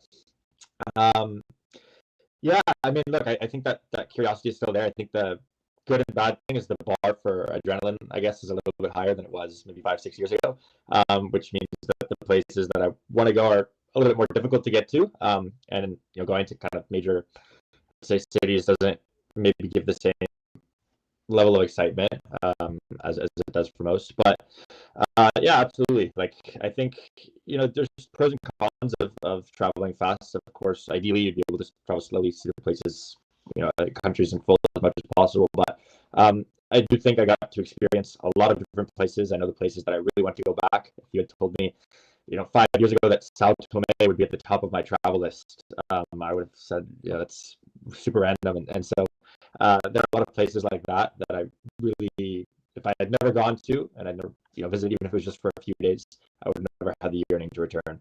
So that's kind of my 2 cents on that. And do you think you're going to go for every country twice? That was the panel before. No. Let Alvaro and the rest of Terry, the rest of that squad keep that committee for themselves. Okay, and I'll come to you, Billy. So now that you've visited every country, what do you think? You're going to carry on doing more traveling? I mean, your mission is still there, and it's going to Yeah, I get know. worse. So, But I mean, we'll never give up traveling. Really, it just becomes a different thing. I think. Like, I don't know about you, Cam and Stan, but the time I had to travel, as I did, like 2 massive 10-month trips to take up a big portion of it. It's like that's a time I'll sort of never get in my life again. But I'll still be traveling all the time. I'm doing the Pacific Islands this Christmas with my family. And also, I think for me, it's traveling with people now, because I did the majority of my travels all alone. And that was amazing. But it's like now traveling with a partner or doing more holidays than travel is another beautiful way to do it, because it's, setting it alongside a life of work and juggling those ambitions with trying to find a month out on the road is a fun one. But as Cam, as you said, it's like the list only gets bigger and bigger, doesn't it? It's like the places that you have sort of didn't get to go to the first time round. It's like, oh my God, I went to Chad, but I didn't go to the Enedi Plateau. It's like, that's going to be on my list for like forever, and things like that. It's like, they only get harder almost, like the places you want to end up getting to. Yeah, I mean, I think also for NomadMania, it's all the regions, right? So, we've all been to every country, but that's, at least for me, I think I'm on like 35, 36% of all the NomadMania regions. So that's still a lot of traveling more to do. Maurizio, I'll come to you. So, for you, now that you've finished when you're in your 20s, and then you've had some time after that to travel and experience. What have you been doing? What have you tried? You think you're going to do every country twice? I don't think I'm going to target doing every country twice.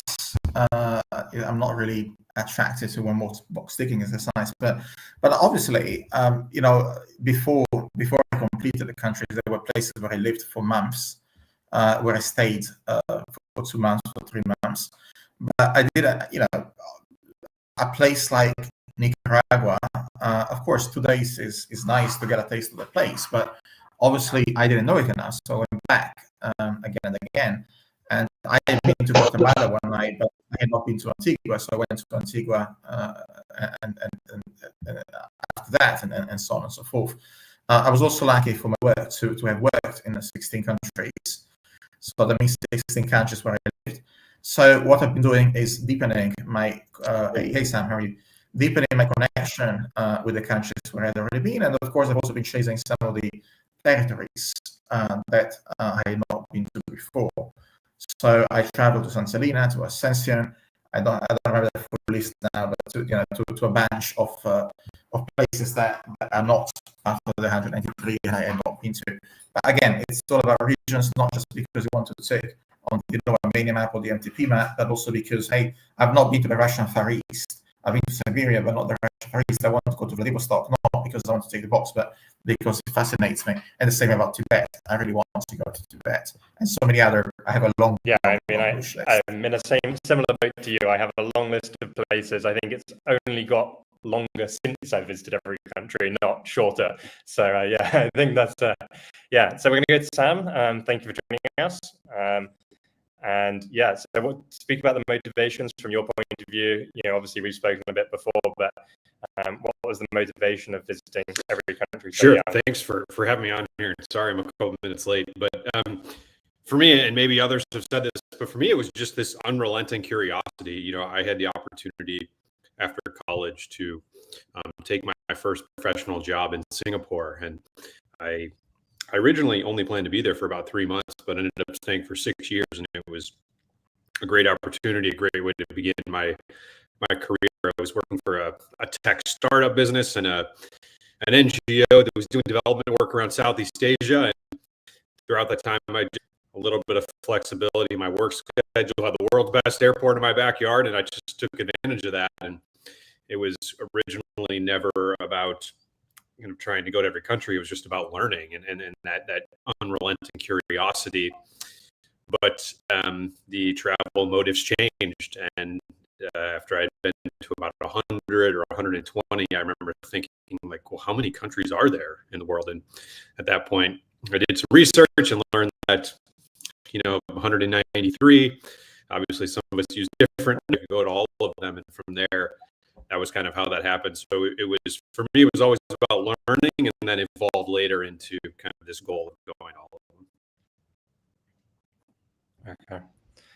And since you've finished, are you continuing on? What are you thinking of doing? Every country twice, PCC list, or NomadMania region? Yeah, I'm not.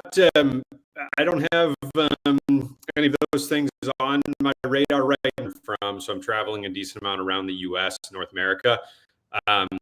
Still enjoy traveling when I can. I'm actually going next month to Uganda to do the gorilla trekking, which I'm really excited about, and actually could use some thoughts from the community here about some of the best ways to do that. But another thing I'll mention, I think I mentioned this on the last one of these that we did, whenever that was, a couple years ago, that I simply would not have been able to travel to every country without the support of this community, without all the groups, all the help, and it just would not have happened. And I could name tons of people specifically who helped, but today, I'm always happy to do what I can to try to help others. I mean, Cameron and I talked recently about some different things, and so I'm just really grateful to this community, because I would not be where I am today without everyone. Yeah. I think mentioning community is interesting. I know I've spoken to Cameron a little bit before about this. Almost all of my travels were alone. I think pretty much everything. That's right. You did so much of it solo. Pretty much all of it. I think it's like 100, maybe it's 190. It's very close to pretty much every single country solo. I know for Cameron, he likes traveling with friends, and he thinks that's very important. Do you want to speak about? I think what kind of Billy said a few minutes ago is pretty accurate in summing up my views, which is that I was in the first 170 countries I did, maybe 90% were solo. In the last 20, 25, 100% were people. So that shift, not that solo travel is dead for me, but I think it's pretty unlikely I'll be doing solo trips over the next few years. I really enjoy that sense of community, whether it's NomadMania community for travel friends I have outside about that you enjoy, having good conversations.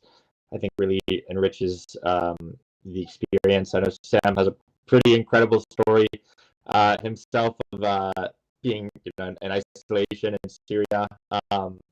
Not to say that those are experiences that don't change us and are invaluable. In fact, they're some of the most. But having just, I guess, people around us to share our travel with, share our lives with, build relationships with. In my opinion, I think the thing that I'm left with the most, it's not passport stamps I collected, no souvenirs. It's really the people that I was able to spend the travels with, and at the very especially, which I'm very grateful for. So more we can cultivate those relationships, and obviously think past just getting to 19B3 and getting every passport stamp, I think is pretty important. Yeah. I'm just going to bring it up because Cameron mentioned it there. Sam, you want to speak about your experience in Syria? I mean, and maybe it's a good thing you were alone for that trip. Maybe it's a bad thing. I don't know. So yeah, I mean, that's a pretty interesting thing to have experienced on your travels. Sure. Yeah, I'm happy to talk about it briefly. I'll just mention that I agree with what Cameron was saying and what you were saying, Sam, about kind of the solo versus traveling with others. I mean, I did kind of a combination of both, and on one hand, there's being with other people. It's hard to beat the feeling of sharing those moments of discovery with other people. On the other hand, traveling solo and being able to do what we want when we want, exactly when we want, is also a blessing. So I'm certainly enjoyed both. So 2019 I traveled to 180 of 193 countries. I went to Syria. I've written a book about this, so there's some more information in there, but just 2 hours after arriving, I was kidnapped off the street. I was accused of being an American spy, collaborating with terrorists.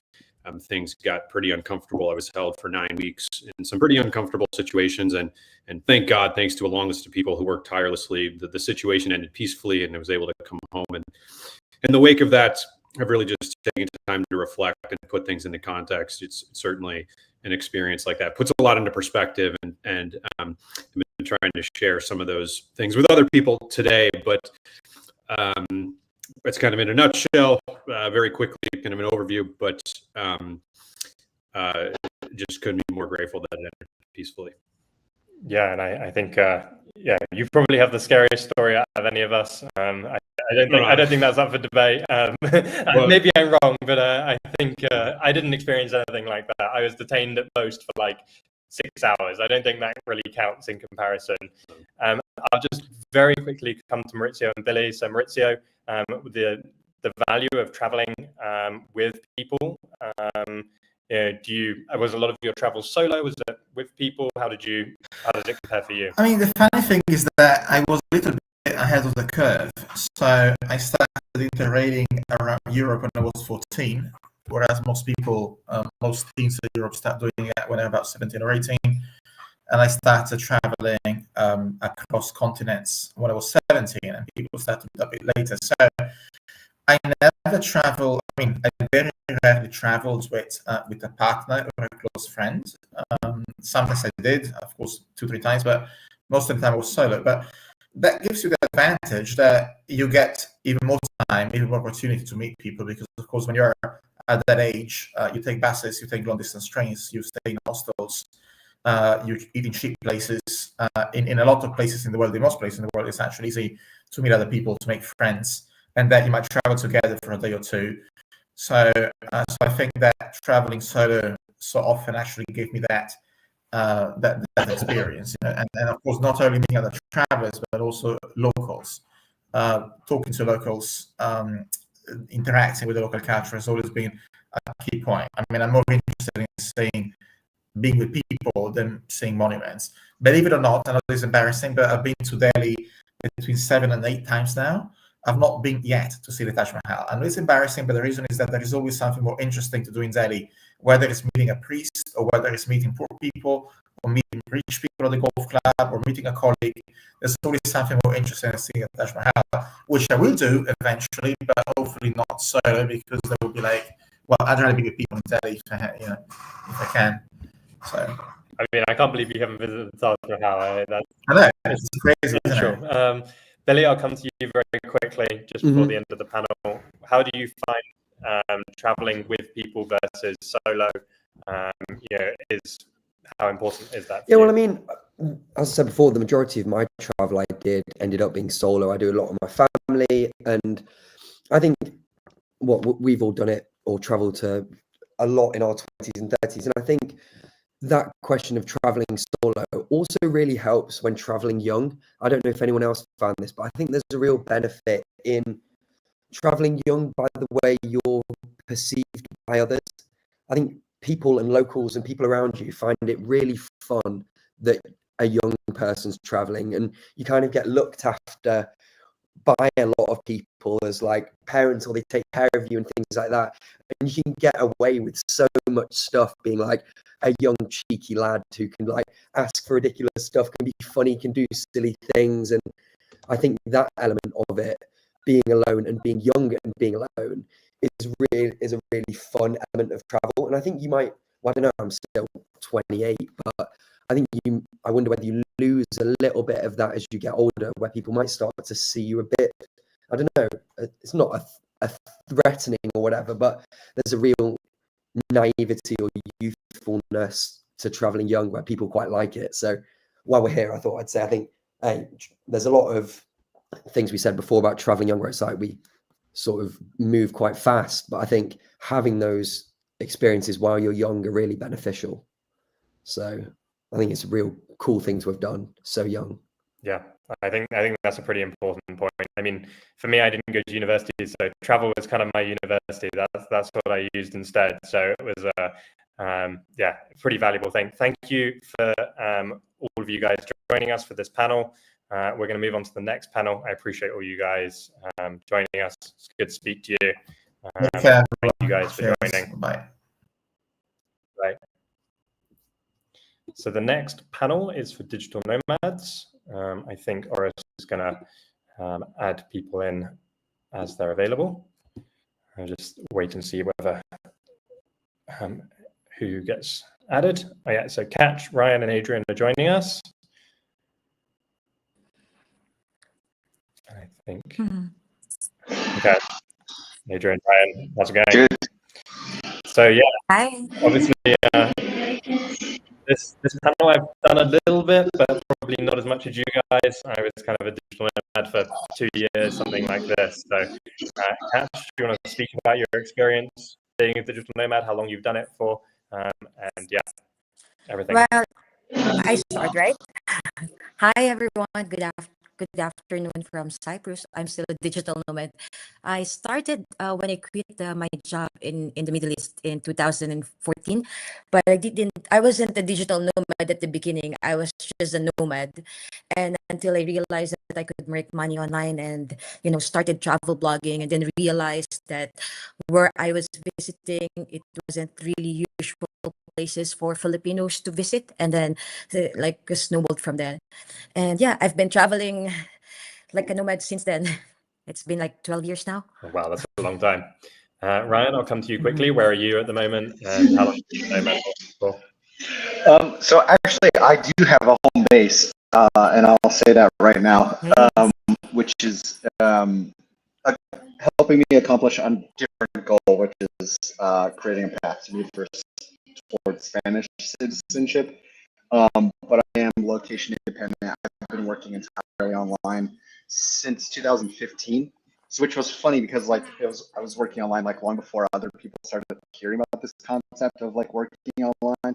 And then when everyone got told by their jobs to like take your laptop to go work from home during COVID, people were like, "Oh my God, how does this work?" I was like, some regions I haven't been to before in Central Europe, but I do have a home base in Barcelona. And yeah, I've been working entirely online since 2015, but I have changed jobs during that time. And during that period, I've gone through phases of like more and less nomadic. So it has kind of come and gone. Okay. Yeah, I mean, it's interesting. Adrian, I'll just come to you very quickly. Where are you currently at the moment? And do you have a base, or are you full-time nomad? Or yeah, hi everyone. I'm originally from Switzerland, and I have some luggage there in the basement, and I have some administrative home base there, but I don't have a home by itself. So I'm full-time nomadic, and I go home every Christmas and New Year to visit my family and friends. Right now I'm in Kenya. I'm traveling, and yeah, go back to Switzerland for Christmas then. And I met Adrian on this trip last weekend, and then we realized, we were going to be on this panel together. Yeah, the craziest thing about it is I have been in Barcelona before and have not met Ryan, and then we met in Ethiopia. We met in Addis last weekend and started talking about being digital nomads. And I said, "Oh, that's really funny. I'm going to be on this panel about digital nomads." And Adrian's response was, "Is this the NomadMania Digital Weekend?" So yeah, it's interesting. Yeah, I mean, I guess that's the spirit of being a true nomad, right? You met in places where you normally aren't, and yeah, now you're in two completely different places again, and yeah. So, Cash, do you want to speak to me quickly about what was your business or job, or what was the kind of how do you maintain the digital nomad lifestyle? Well, at the beginning, I was teaching English, but like it's a little bit weird, but because I'm Filipino. And then from teaching English, I started the travel blog, and through the blog, I started making money from ads, affiliate marketing, and sponsorship, and other stuff. Then I learned that with the websites, you could definitely make money from the ads and stuff. So I decided to multiply it, marketing and sponsorship, even without my face on it. Then later on, I just learned that, okay, that is cool, but most of the people who are following me are asking me how I was able to travel to these places because, with the limitations. So I thought like, well, I've been already teaching people how to do it. why not make money by charging a premium service for something else? And I started like few startups, and now I am mostly making money from my blog. And also I started filipinopassport.com, wherein I help Filipinos to get visas, and like especially in countries that don't have embassies in the Philippines, like get visa by going on visa on arrival, invitations and stuff like that.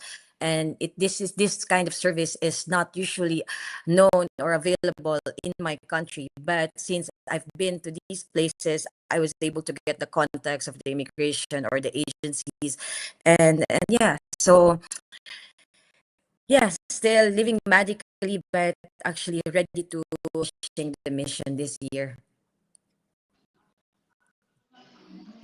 Okay.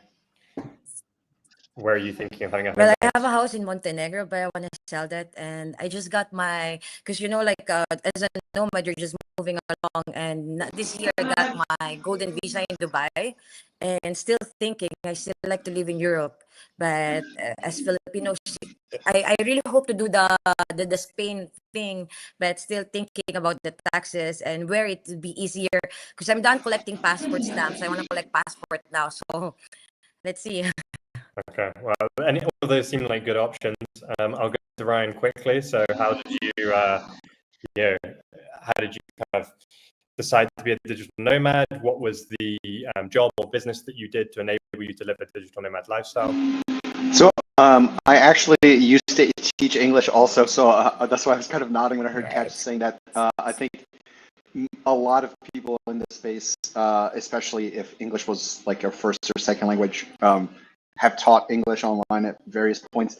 I feel like the bubble for that has kind of burst at this point. It was such a huge thing at one point. There were so many companies where you could teach group lessons, one-on-one lessons, just all kinds of stuff, like kids in China especially. So that was how I originally first started working online, and then I also did like freelance stuff here and there that was like very inconsistent from Upwork and Fiverr. But now for about 5 years, I've been working in the same industry, which is a kind of niche travel industry that's really mostly big in the US, which is like how to travel using like credit card points and airline miles, which is a really big industry in the US, but not so much in other countries.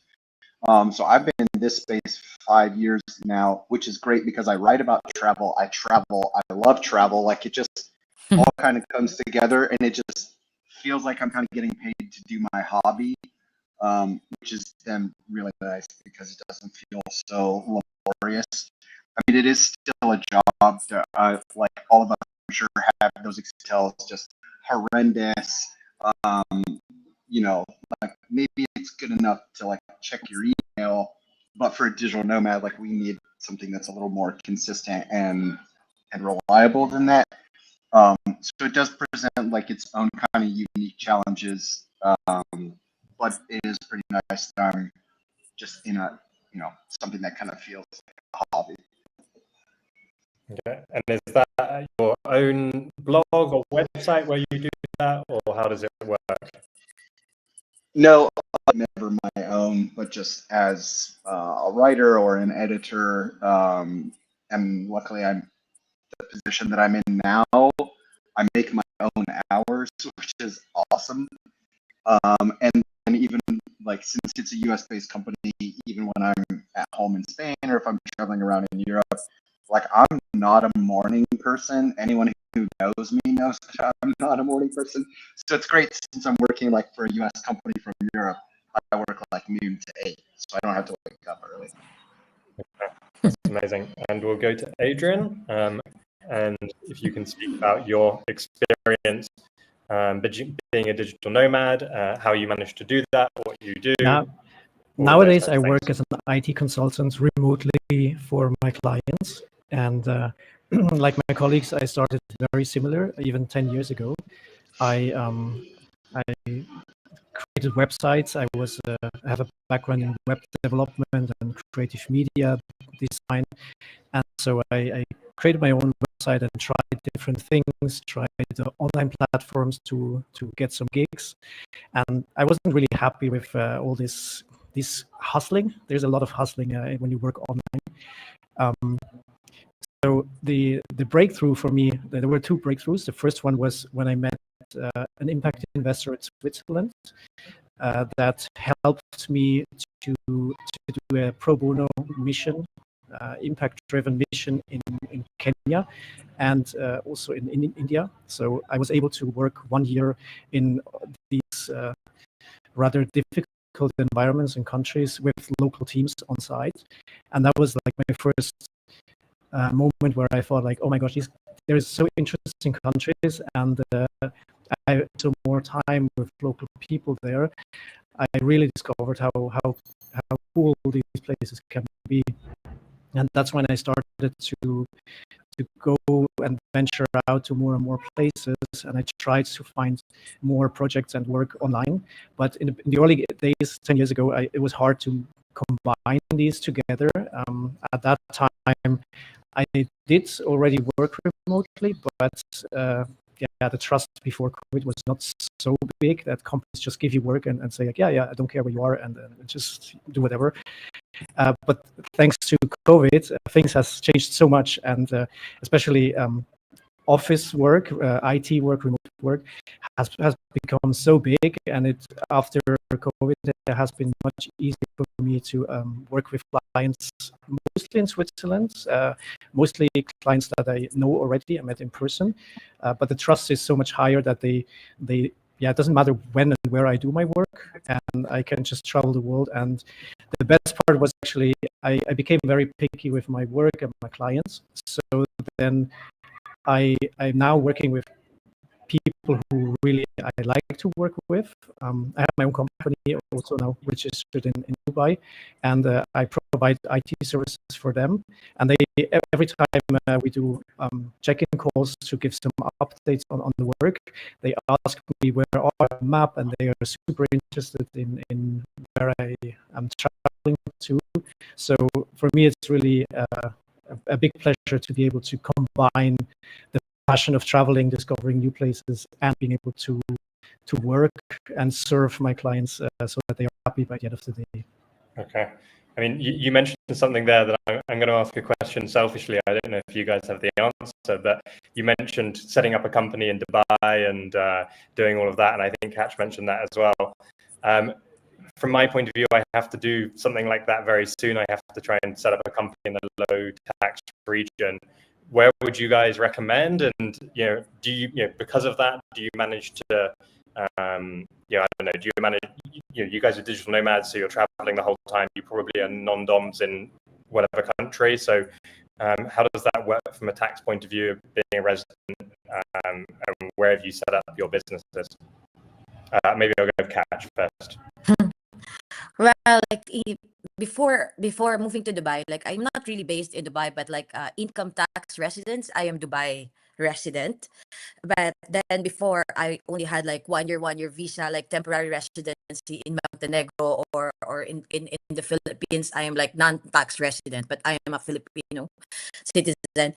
I suggest that if you want like to lower tax on your company, like like in what you call it in Estonia or something. But if you are working freelance and you just don't want to be taxed on your income per se, then it's better to go and get a residency in Dubai through their freelancer visa but in my case, just this year, Dubai announced this Creators HQ, wherein all of the creators, even though you don't have followers or what, but as long as you could show that you can make an impact in the creator economy in the UAE, they could give the 10 years golden visa.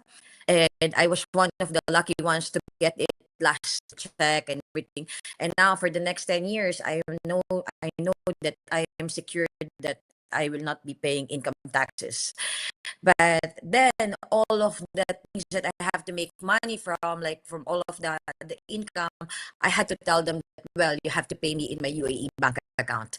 Then, but if it's your corporate, like your company, then I also have a 9% taxes only if you make 82 million and my company is not close to that, so still it's still tax free. And in the and the law in the Philippines, like we Filipinos are not usually known as travelers. We are known as overseas Filipino workers. And as overseas Filipino workers, we have a law wherein if you're Filipino and you're resident in a foreign country, we don't have to, we pay taxes in the country where we're resident. So, well, able to maximize that because we have a big problem with the tax resident there. So. And I'll come to Adrian because you mentioned it. Where for you is Dubai still the best place to set up a company, or would you recommend somewhere else? Or what's your feeling? My feelings about that is really torn. It really first depends where you come from. If you're an American citizen, they want to tax you wherever you live in the world, so it doesn't really matter. I don't know what you need to do to actually get rid of that. And then for others, you have to pay $20,000 to renounce your citizenship. That's the answer. Thank you, Ryan. So for especially for people from Asia, it's a great starting point. Dubai, opening a company in Dubai. If you make online business and if your clients are not in Dubai and you can get local tax residency, this is like the entry ticket to the rest of the world, I would say. It's a good starting point. Coming from Europe, I'm not so sure if I would do it again. I think I need a little bit more experience now, but my business, I want to expand globally. So the purpose is not doing business in Europe, but the rest of the world. I struggle a little bit with accounting and the regulations, currency exchange things. I thought like this would be easier in Dubai, but they also, I think every year they increase the regulations so that they are not blacklisted on the global market. So they are very high list, whitelisted, trusted as global banking trading dealers. Yeah. And I think it's important as well. I mean, at least from my point of view, I have a US LLC, I have a UK company, and I have a Mexican business that I just registered. Doing those types of things, I imagine for you guys as well, is complicated. Having different, I don't know, and you have a nationality, you have a business that's maybe registered different. If this applies to you, or because Americans, it's a bit more difficult. Yeah, because the U.S. has this like no matter where you go kind of tax principle that if you're outside the U.S. enough of the year, you can claim on your taxes like hey, I wasn't physically present in the U.S. for basically 330 out of 365 days, and you can waive a lot of the tax requirements, but you still have to do the paperwork to show that and claim it on your taxes. Luckily for me, like Spain and US have a treaty that like they won't double tax you. So I will need to pay taxes in Spain as part of my residency, which kind of comes back to also like why Spain, because the digital nomad visa in Spain actually counts as a residency visa, which is really different than in a lot of other places where it's just considered like a temporary worker visa. And then at the end of the 2 years, it's like get out and you have no rights. But in Spain, the digital nomad visa is considered a residency visa, so I have rights, and I'm a legal resident in Spain, and that's time that counts towards eventually I can eventually ask for citizenship because I have been a legal resident rather than just a temporary worker. So in order to do that, I do need to be paying taxes in Spain. The long-term goal of that to me is kind of more important than evaluating all these other things about taxes and whatnot. But I can then turn around and take those receipts and send them to the US and say I already paid taxes in this other place. But for US digital nomads, that is a huge question, because if all of your work is coming from the US and you've been in all of these other places, at the end of the year, US citizens do still need to file taxes and pay taxes, and you have self-employment tax and all of these things. Versus other countries where like I'm not as familiar, but like I have dual citizenship with Brazil, and since I have not worked or lived at all in Brazil this year, I don't even need to do taxes. I don't need to sign anything. I just wasn't there. Yeah, I think that's a good point. I mean, I only have British citizenship. I'm about 2 years away from Mexican citizenship. I know Kat mentioned very quickly that she's going to focus on more passport that you're aiming for.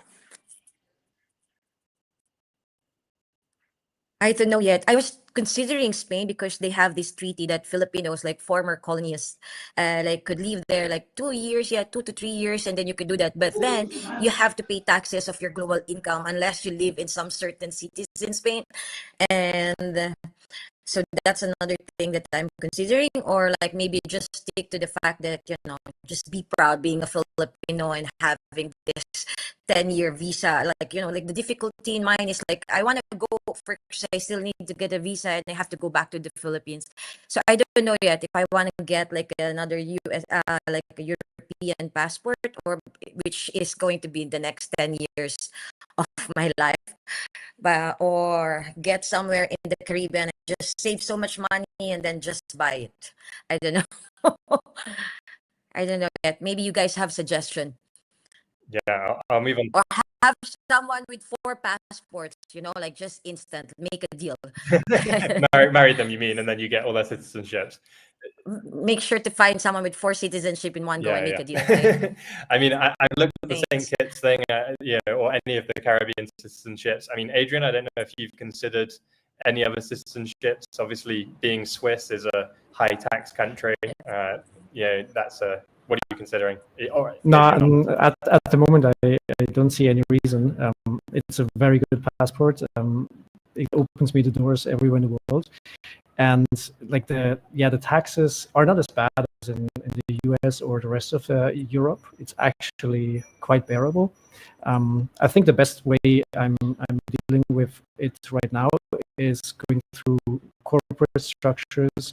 I mean, that's the way that so many people and organizations are doing it around the world.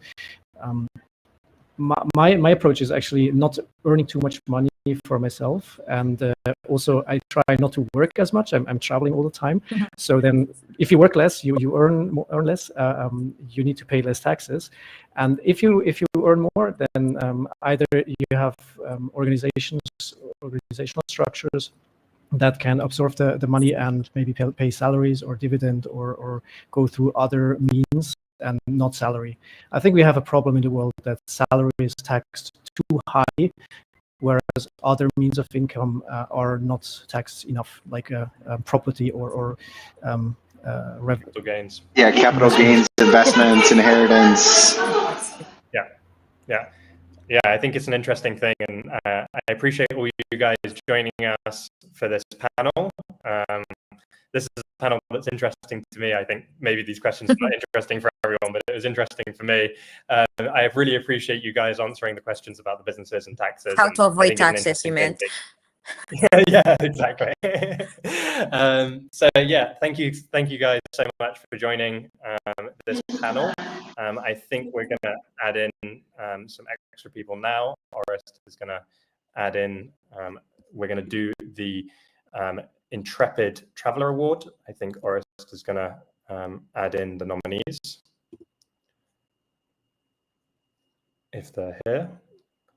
Or I don't know whether I meant to announce the nominees before they arrive. The nominees are Timmy Carter, Ada Karameznik, Lisa Yu, Alvaro Rojas, and Jason Wang. I think he's gonna, there we go, they're all up on the screen. I think he'll add as many of them as here as possible.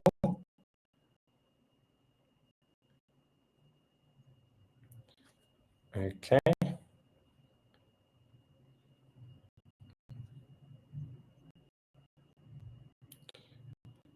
So I don't know if maybe I'll just speak about this award. So this award is about people who have required courage in their travel, have done risk-taking, have done craziness. So it's basically people who have been the kind of craziest and have done the most crazy travels in the last year or last few years, and they've been nominated for this award. If they're here, then I think they're gonna be added, but maybe no one's here, I'm not sure. I will wait for Orest to tell me or to add people.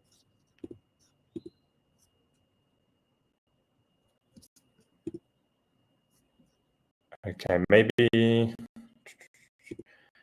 I will just talk a little bit about their travels. So Timmy Carter is a Greek filmmaker and YouTuber, has done many daring travels. I've actually seen some of his travels on YouTube through the Darien Gap, and he took the Beast train through Mexico to the border of the US.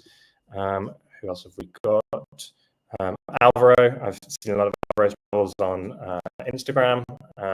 Alvaro has done some crazy travels. I don't think it was this year, but he traveled to Mali in a boat, basically hiding himself as he traveled up river.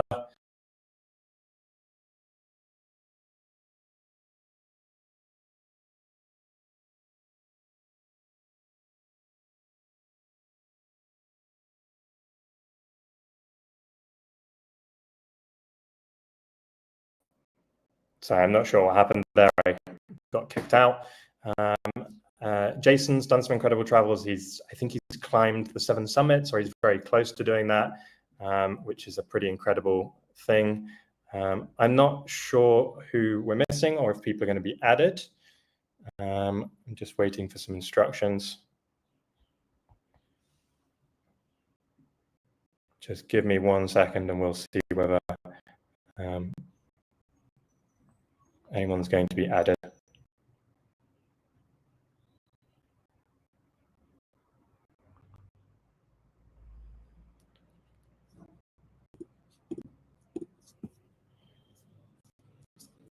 Still just waiting.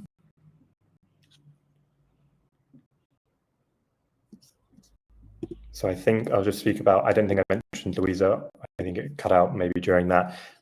So Louisa has done all of her travels. She's now 81, so she's done a lot of her travels recently. It's pretty impressive that she's visited some very more difficult countries to visit: Pakistan, Russia, Kenya, Somalia, Sri Lanka, Austria, Switzerland, Chad, Algeria, Premier Highway, lots of interesting places. Yep, and so the winner of this award, who is the person I was just speaking about, is Louisa. So congratulations to Louisa Yu for winning this Intrepid Traveler Award.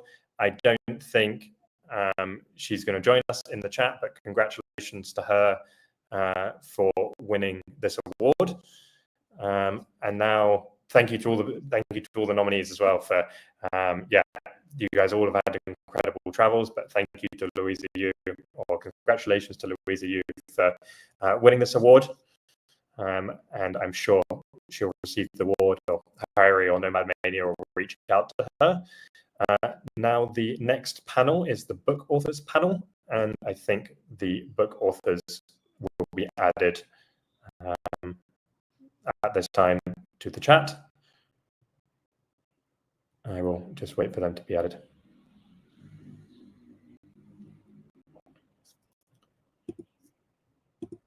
So I'll just quickly speak about the book authors. Oh yeah, here we go. Leonard, Anthony, Jose. Hello. Guys, thank you for joining us on the second book authors panel. The other one was yesterday. It's a very popular thing. Do you guys want to speak about your books? Well, first of all, where are you at the moment? Leonard, I'll come to you. Where are you? Or maybe he's just left. I will go to Anthony. Where are you joining us from? And speak a little bit about your book. I'm based in Brazil. I'm from Belgium, but already living in Brazil since about 10 years, in the northern part of Brazil. Okay, amazing. Jose, I'll come to you very quickly. I'm in Madrid. Madrid, okay, nice. Hello.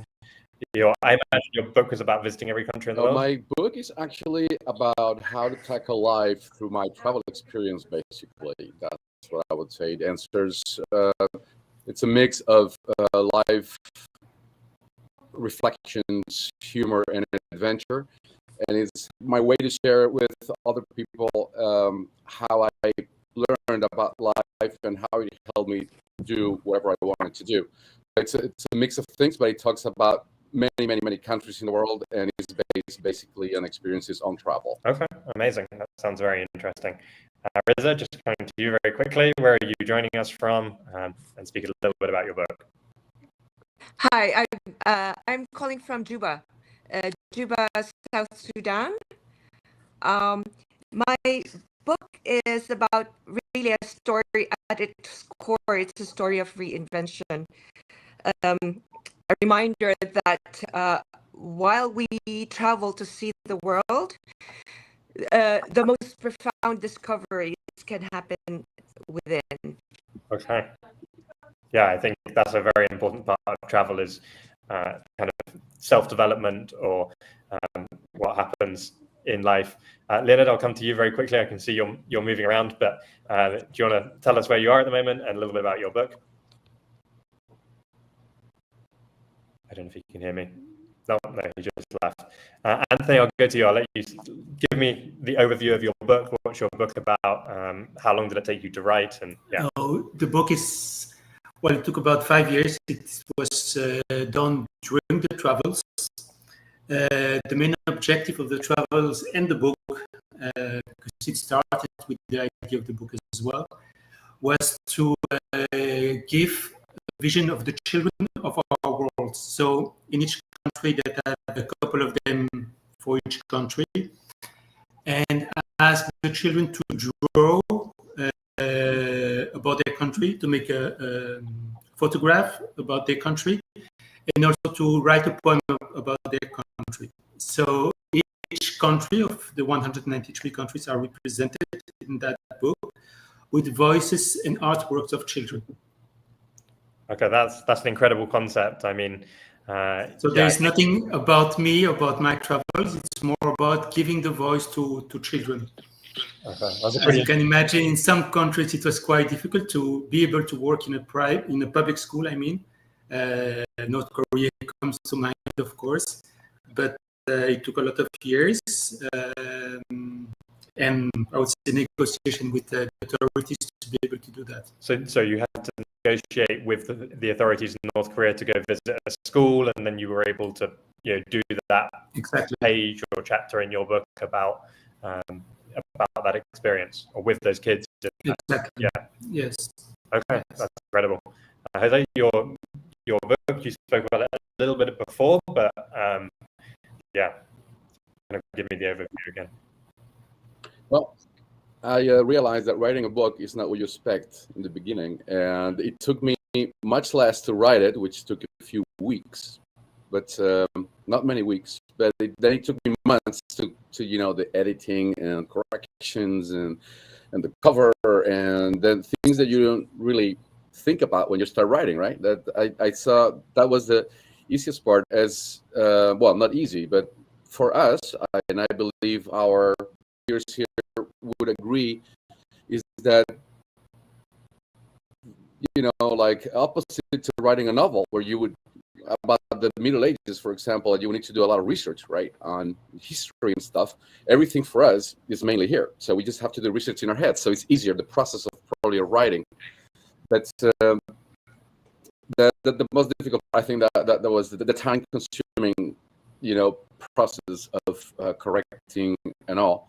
But I enjoyed it very much, and it took me just a few weeks to write it down.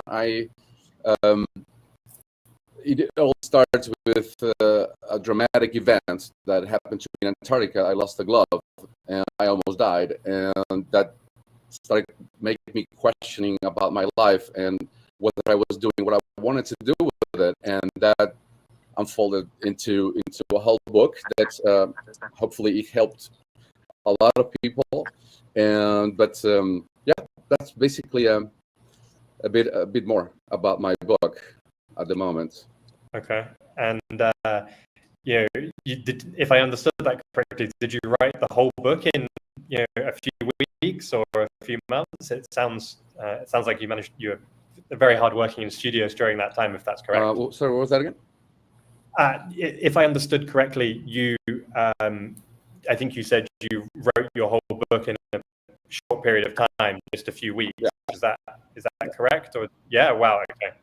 So that must have been a very intense time in your life to be writing. I guess all the Well, time. I actually I think one of the most important things about writing a book, at least for myself, what helped me was making a plan for it and really stick to it. Right, I just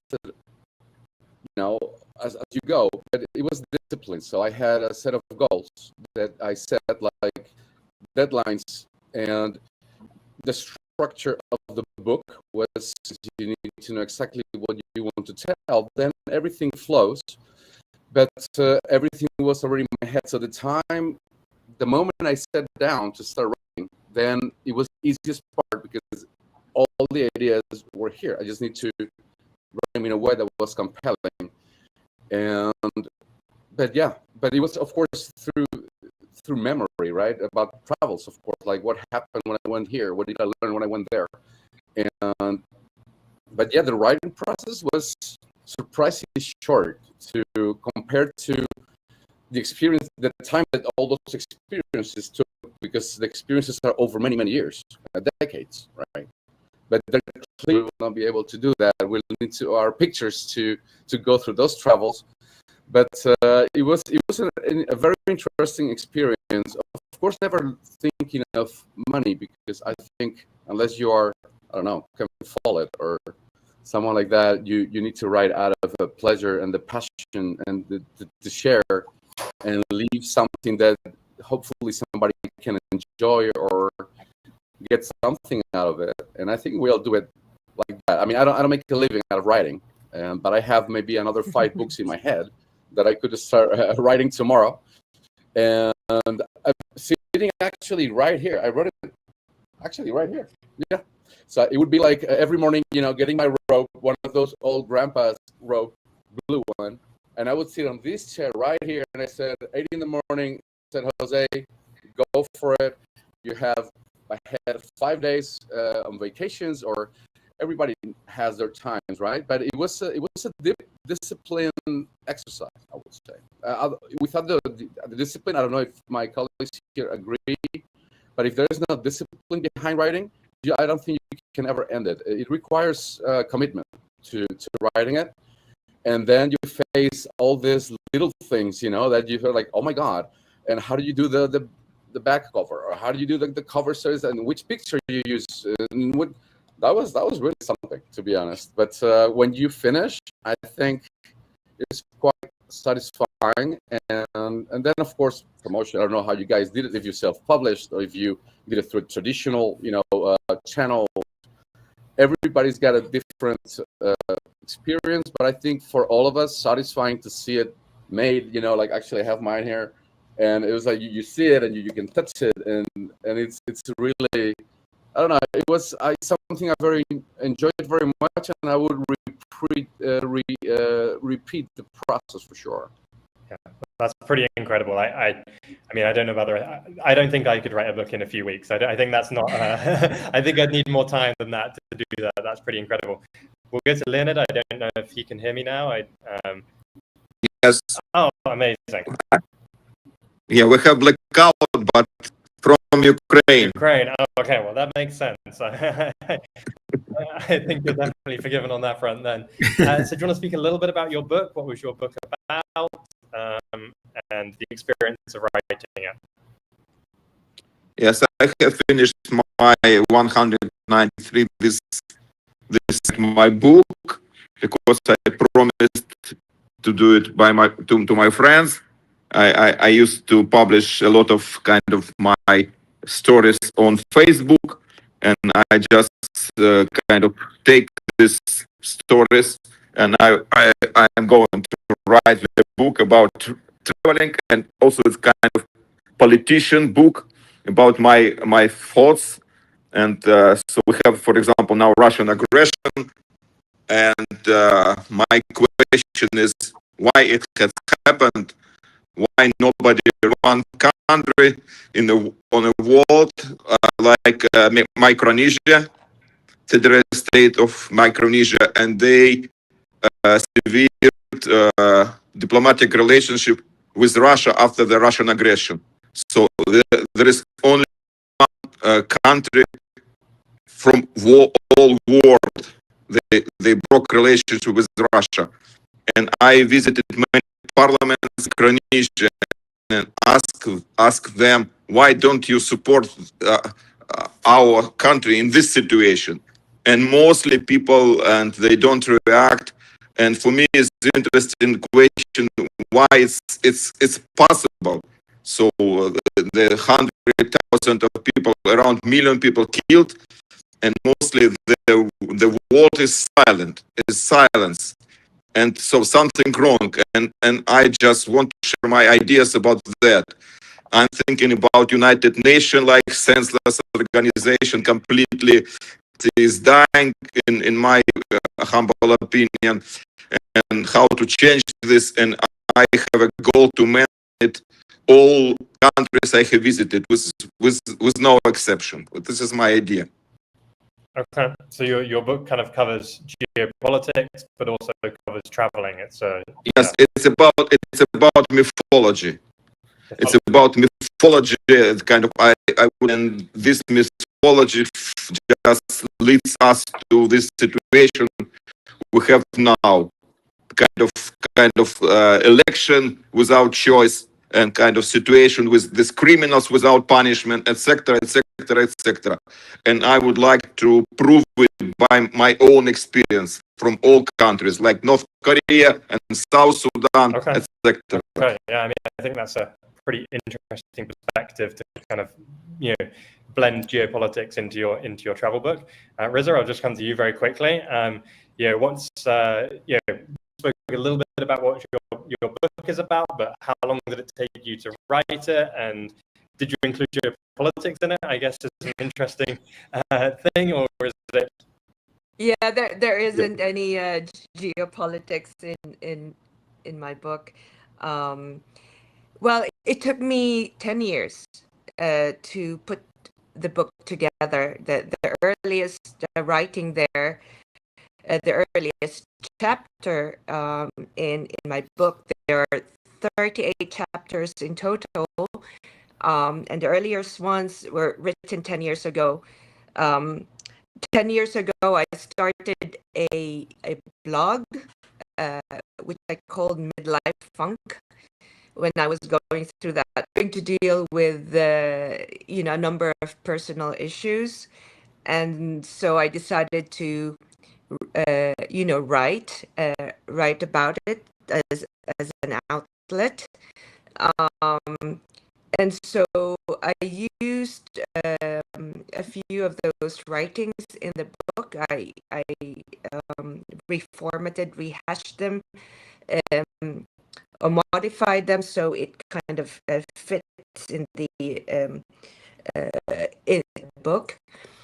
But so for a couple of years, when I was going through those personal challenges, I was writing a lot, and much of those writings went into part one of my book. My book is divided into three. And then after 2 years, when I got into full-time travel, I stopped writing. I was focused on my journey, on my travels around the world, but I was sharing my journey in social media, especially in Facebook. So a lot of my friends and a lot of the friends in the travel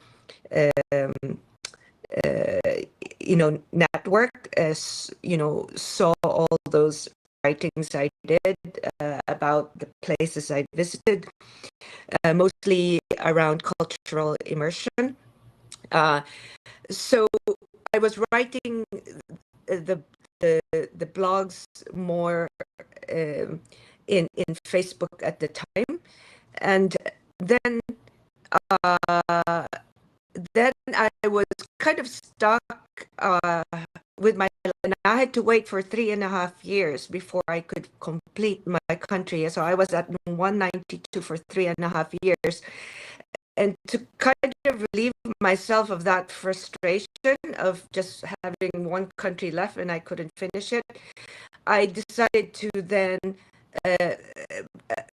write. I was writing short chapters of my travels.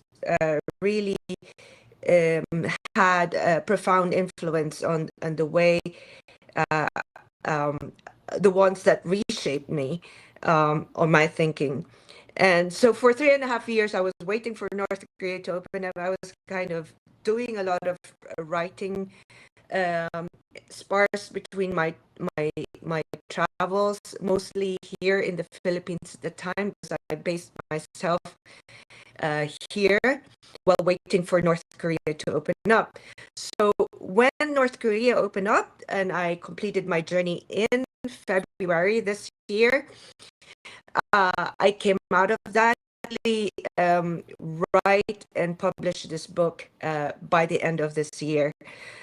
So I came back home, and all I did was really most of the materials I had was to structure the third part of the book. So the part 2 of the book really was the cultural immersion of many years of my travel, and the part 3 is really is putting all the pieces together into a new sense of purpose for me, and doing something completely different from when I started, from a scientist to be rooted in service. So and so this year I was just putting all this together and focusing on how I'm going to get it published, and I finally did 3 weeks ago. Wow, congratulations. It Thank you. sounds like your book was kind of a process over time, right? It took you 10 years of slowly kind of building up to eventually visiting every country and also publishing your book. As I mentioned a little bit, is anyone thinking of writing a second book, or is there is there any kind of development there? Jose, have you what else would you write a book about if you were gonna? What's your second book or third book? Or I have so many ideas. I need to pick one, but I will write another book. Now I'm translating it into English, actually. Well, I'm going to start soon, and then when I'm finished with that, I will write a new one. Of course, always travel is the pillars, of my books. But for example, I don't know. There are all of you guys, so many intense,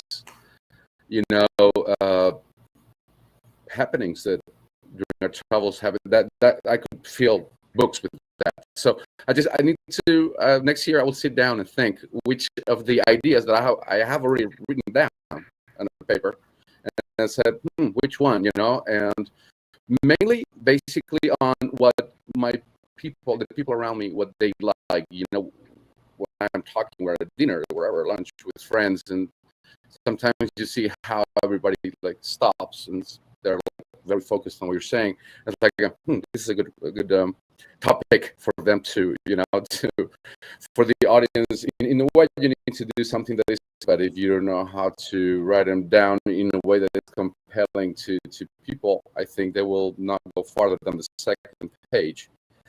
And of course, I don't know you guys, but I'm not, as I said, I'm not like a professional, super writer that I do other things in life, but I try to do my best on that. So whatever I think is the best for that purpose, I'll do. But I was remembering that Ritza said that took it 10 years. Of course, for all of us, that just the traveling, just the source of the text, of the content, takes me to. And she was mentioning also the structure, which I also did before. because that's one of the that's not writing really. But so when I mean writing, I mean just the fact of putting the words. But I think there's a lot of work around it, like the structure. I think that's you need to give it a lot of thought. But then styling, formatting. There's so many things, so many things that just the text isn't really. And of course, our source, which is all those decades of traveling, which makes it. We couldn't be able to write these books if we didn't have those, those travels before. So if you look at it from that point of view, yeah, it takes years to write this kind of book. The good thing is that we're not 20 anymore, so we have a lot of things in our heads to sit and write down. For me, it's a joy writing, and if you can get people to read it, I think that's a privilege. And just being able to read it and publish it, I think is a total success nowadays. Before, there were less writers, it was less competitive. Nowadays, just publishing it, I think it's a big success. And so I congratulate you all for having written a book. And I, Sam, encourage you to think about yours. I think maybe in 10 years I'll join you guys. Maybe not Okay. next year. I think what you said is a very interesting thing, though. I think there are challenges to writing books outside of well, first of all, do you have plans to write a second book or develop a second book or a new concept? And what were the challenges that you faced well, you already spoke about it a little bit with North Korea, but what were the challenges you faced in creating your book? First of all, no plans for second one. It is a big challenge. Actually, there is there are 4 versions of my book because I work in different areas, geographic areas. So they all have their own publisher. There are some basic differences. It can be also the size of the book. The main first book is a 5.01 kilogram book. So it's a large coffee table book that has 192 pages. Each one represents. So the main challenges were once you have all the material, which is also a big challenge because you have to imagine after each visit of each country, you will have probably between 20 and 200 written poetries. You will have between 20 and 200 drawings, and you will have more than 2,000 pictures. The difficult part is the poetry because it's mostly written in local languages. So you will have to find also translators, and we are in the early 2000s. So there's not easy access to tools for that. You will have to find their emails, convince them to do that sometimes voluntarily. So that was a very big logistic challenge. And after 1 year, on average, I had visited about 50 countries. So it's a lot of kilograms as well that you have to travel with. It's a kind of logistic way to send all those papers, physical papers, back home.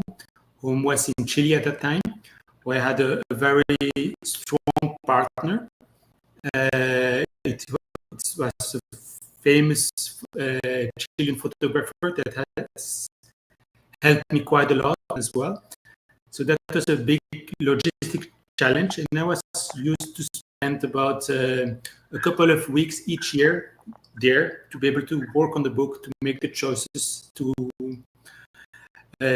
design it as well.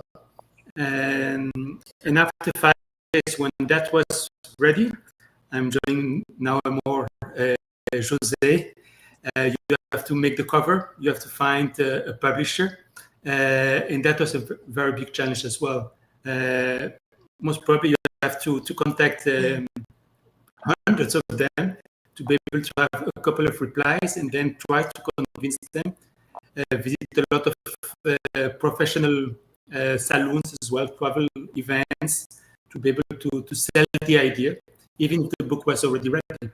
And that was a big challenge that took a lot of time. Yeah, I think with your book, I would be very fearful of losing some of the material. That would be a big challenge from my point of view. I mean, yeah, if you're writing a book on a computer and it can be saved online, that's an easy thing. But if you're collecting things from every country and many people, you only get. Leonard, I'll come to you. What were the kind of, well, I guess some of the challenges were obvious in terms of the Ukraine war, but what were some of the challenges that you faced with your book? And, well, do you have plans to write a second book? I'm sure there's plenty of material. Russia's provided you, unfortunately, with lots of material. No, I'm not a writer. I'm a businessman. So it will be one book. I would like to see it really powerful. Also, I have a lot of kind of questions. This is maybe I joined this group, for example, for pictures, for photographs also. I have a lot, but I don't know what kind of pictures I need to choose, with me or without me. What will be interesting to the readers? Do they need to see my face near this kind of interesting place, or they would like to preserve this kind of piece of art without me? I don't have those. What do they recommend in this situation? What do you guys recommend? Yes. For him? What I think it will depend on. I think it will depend a lot on your own book. If it talks about you should be inside. If it talks more about geopolitics, you should not be inside. Yes, yes. But somebody told me you have to prove that you have been here. Well, it's not difficult to prove, but it's not, and I don't think it's really necessary to prove all the time. Yes. That's one point, and the other point, you can always have your face on the cover if you want, or inside the book. But the most important, I think the most important is that you want to save the world, and it doesn't happen with your face. Yeah. It happens with your ideas, what you have in your head. Yes, some of my ideas is really controversial, because like about language, about slavery.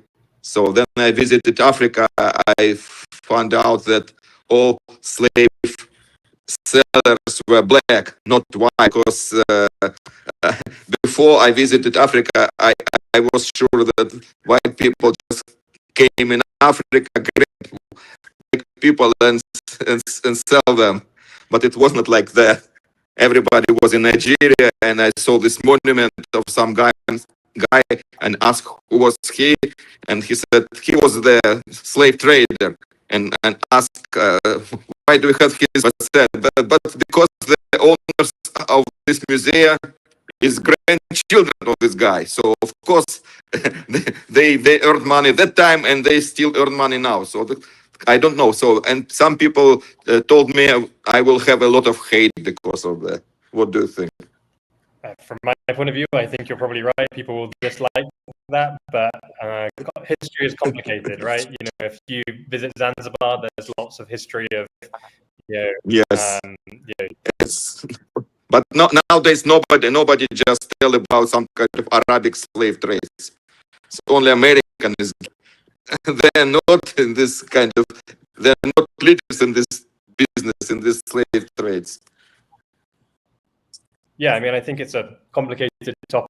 I think times were different is definitely one in places like this, but I think that's a very. I mean, maybe that makes for a great second book. I mean, that's a controversial second book, but I think you'd have to tell the history accurately and speak about the traders from Arabia, but also the black colonizing countries that also took part in that. So that sounds like a great subject. Okay. I mean, I did not see I did not see Black Lives Matter in Oman. I did not see them there. Well, no, it's an interesting concept for sure. We're just about to end the panel in 3 minutes. Does anyone have any thoughts on being a book author that's important, or they'd like to share, or anything that's not being said that they'd like to share? Well, I could just say quickly, to give time to also to my peers here, that if anyone is thinking of writing a book, I think it's a very satisfying process, and my book that has a lot of solidarity in it because of the projects I do, and it talks a lot about those projects that I privately do in Africa mainly. And so if there's something you want to tell without having anything, like not expecting anything, I would encourage anyone to sit down and write, whether it is your travels or wherever you do, it will stay there. And I think nowadays it's easier than ever to auto-publish your own book. You don't need to go like Anthony, with kilograms of material, which I think is quite remarkable. Congratulations. And everybody has a purpose, but even if it's just for the pleasure, I would encourage anyone to do it. I think it's very easy today to self-publish. That's a fact. It's that there's less and less readers that take the time to open a book. And I have no idea how to solve that. Could be publishing more interesting book or taking life a little bit slower. But I think it's a nice project is also to be able to find a way for especially young readers to read more, 40 and 50 books a year. I don't see young people reading that the same way, and I think it's having travel books. It can help a lot because of course more and more people travels and find it interesting. And the book is much more in depth than just an Instagram post. So I would definitely encourage people to read and to write. Yeah, I think you'd have to break your book up into 1,000 TikToks to capture the youngest generation now. Richard, do you want any final thoughts just before we end the panel? I would encourage everyone to write their stories, to write their book. Everyone has different experiences, and we are still a privileged group of people to experience traveling the world, and I think that we should share it to the world, share our thoughts, our experiences, and not discourage others from writing their stories. Okay, amazing.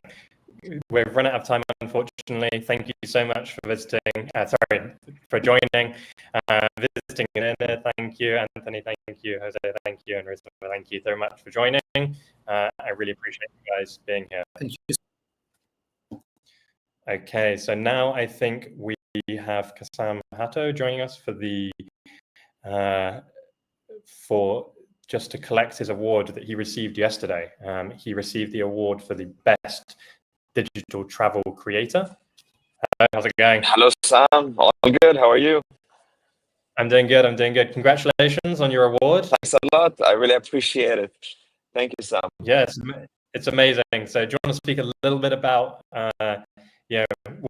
what you did to earn the award, and just give me the overview. Well, thank you for having me, firstly, and I really appreciate all the efforts and like the rewards, and it's really satisfying to see a community that one belongs to, So I don't know, like I didn't expect myself, as an Arab content creator, because I create content in Arabic for like a niche audience, probably like global travelers movement. So me being on this broadcast is just huge for me too. So it's amazing. I started traveling and sharing content just to help friends to navigate the world, because for me backpacking was a discovery. It was not something that I took for granted. It was not something that was part of my culture. So I just wanted to share things with my friends and tell them how to do what I was doing, exploring, going out. And yeah, fast forward 10 years and we're here. So it's a privilege. I'm talking to you from Ushuaia, by the way. Oh, wow. Argentina. We just finished an expedition to Antarctica. That's incredible. Very jealous. So yeah, it's amazing. Anyone who hasn't been, it's awesome. The best. I encourage everyone to do it. So yeah. Congratulations once again. And I think that's the reason you won. You know, you mentioned that you were, you know, trying to share how you traveled with your friends and you built a community. And I think that's why you ended up winning the awards. So congratulations once again. Thank you so much. Congratulations. Now we're gonna so there was the NomadMania conference earlier in the year in Uzbekistan, and we're going to watch a short video about the conference, and hopefully that will start playing just about now. But I think I didn't attend the conference, but it was incredible for me.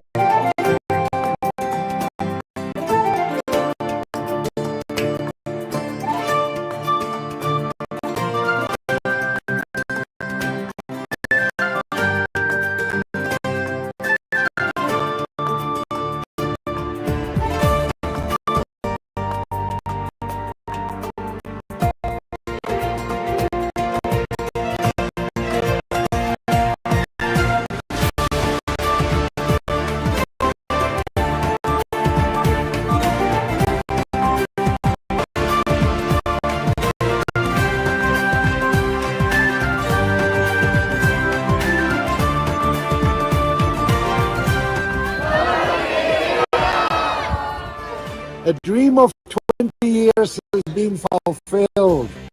Yes, we are the first foreigners to get the Shohimar in 25 years.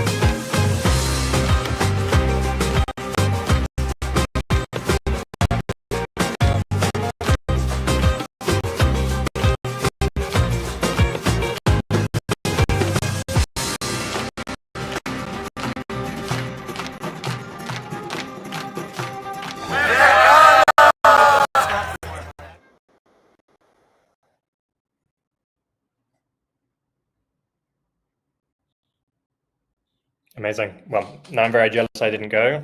It looks incredible, or it looked incredible. It was a great video. I think Yui's going to be joining us to switch over to the next block. Hi. You added in now. Hey, Sam. Hey, I'm good. How are you? I'm doing good. I'm doing good. My panels are great. Mexico. Oh, yeah, I'm in Mexico at the moment. Where are you joining us from? I'm just outside London. Well, Greater London, really. So I'm in the UK. I have 3 young kids, so it's harder for me to get out and travel as much. Still doing it, but not as much. Okay. And how's life in the UK at the moment? I haven't been there for a few years. It's cold. It's been cold this week. The weather's been up and down, but we are well truly into winter. I can't believe it's going to be December in just over a week. It's not possible, but there we are. I mean, this year has really flown by. I feel the same way. It's definitely gone quickly. I will leave it over to you. I'll pass everything over to you, and I hope all of your panels go well, just like mine were. So I mean, such a variety. Any favorites or highlights for you from yours? You discussed such a variety. no, I'd be picking favorites. It'd be hard to say, but I don't know. It was nice for me to do the under 30s panel, because some of those people I had met before and just spoken to them over text, but never had a video message with them. So that was kind of a nice thing for me to speak to some people I'd kind of known for a while.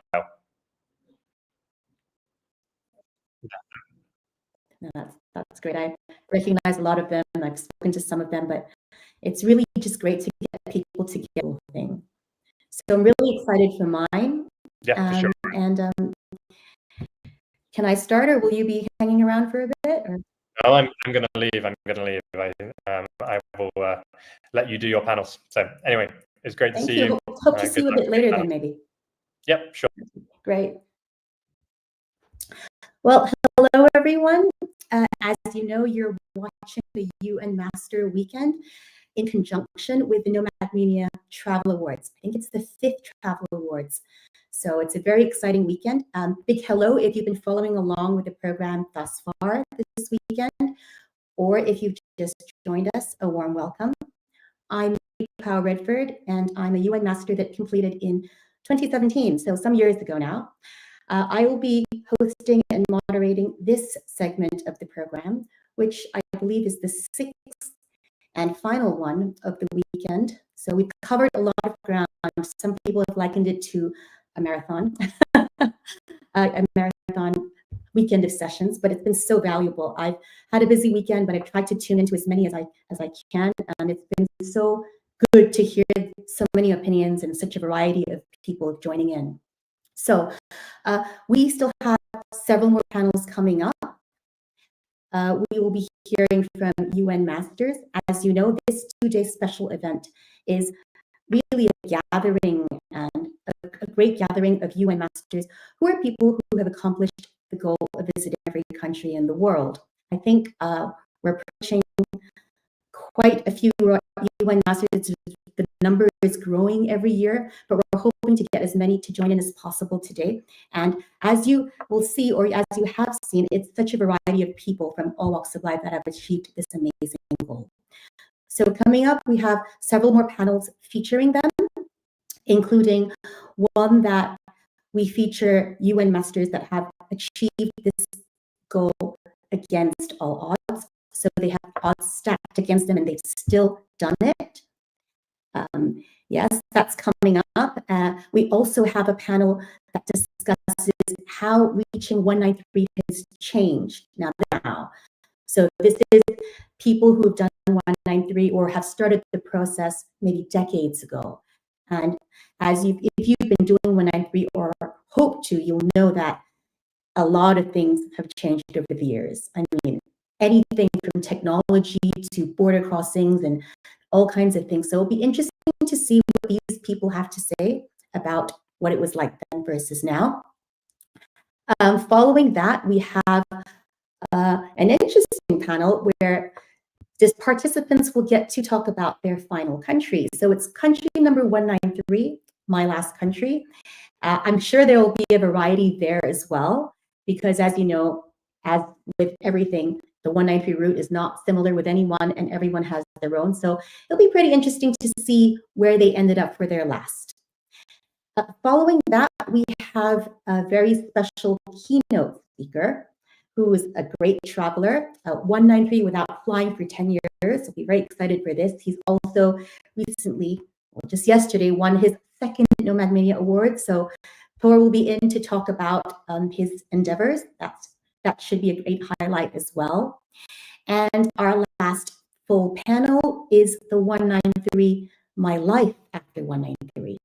So I'll be participating in this one as well. And we have a full panel of people who will discuss what life after 193 is like, because I think it's important to note that there is a lot of life after 193. I can attest to that, because a lot of people see this monumental goal as the be-all and end-all. So it'll be interesting to hear what people have gone down, what kind of path they've chosen after completing this goal.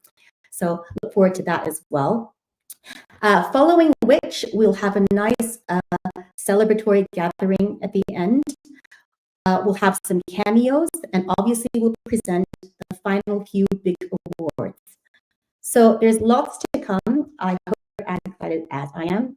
And thank you for your interest, for tuning in, and for being along for the ride. It's really much appreciated.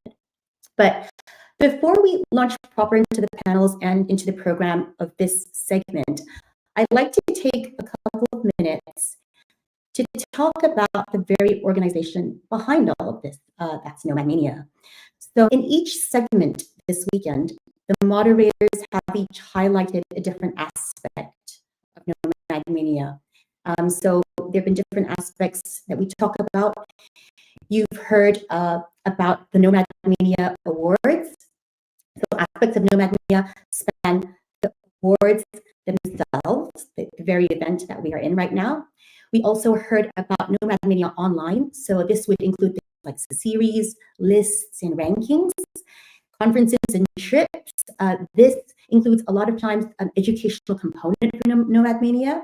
There's technology and tools, so the app and other innovations, such as like the ability to find meetups and arrange meetups, and the all-important NomadMania community, that's you guys, and things like the Envoy initiative, which hosts meetups around the world, thereby including NomadMania in many different times about now, is the welfare aspect.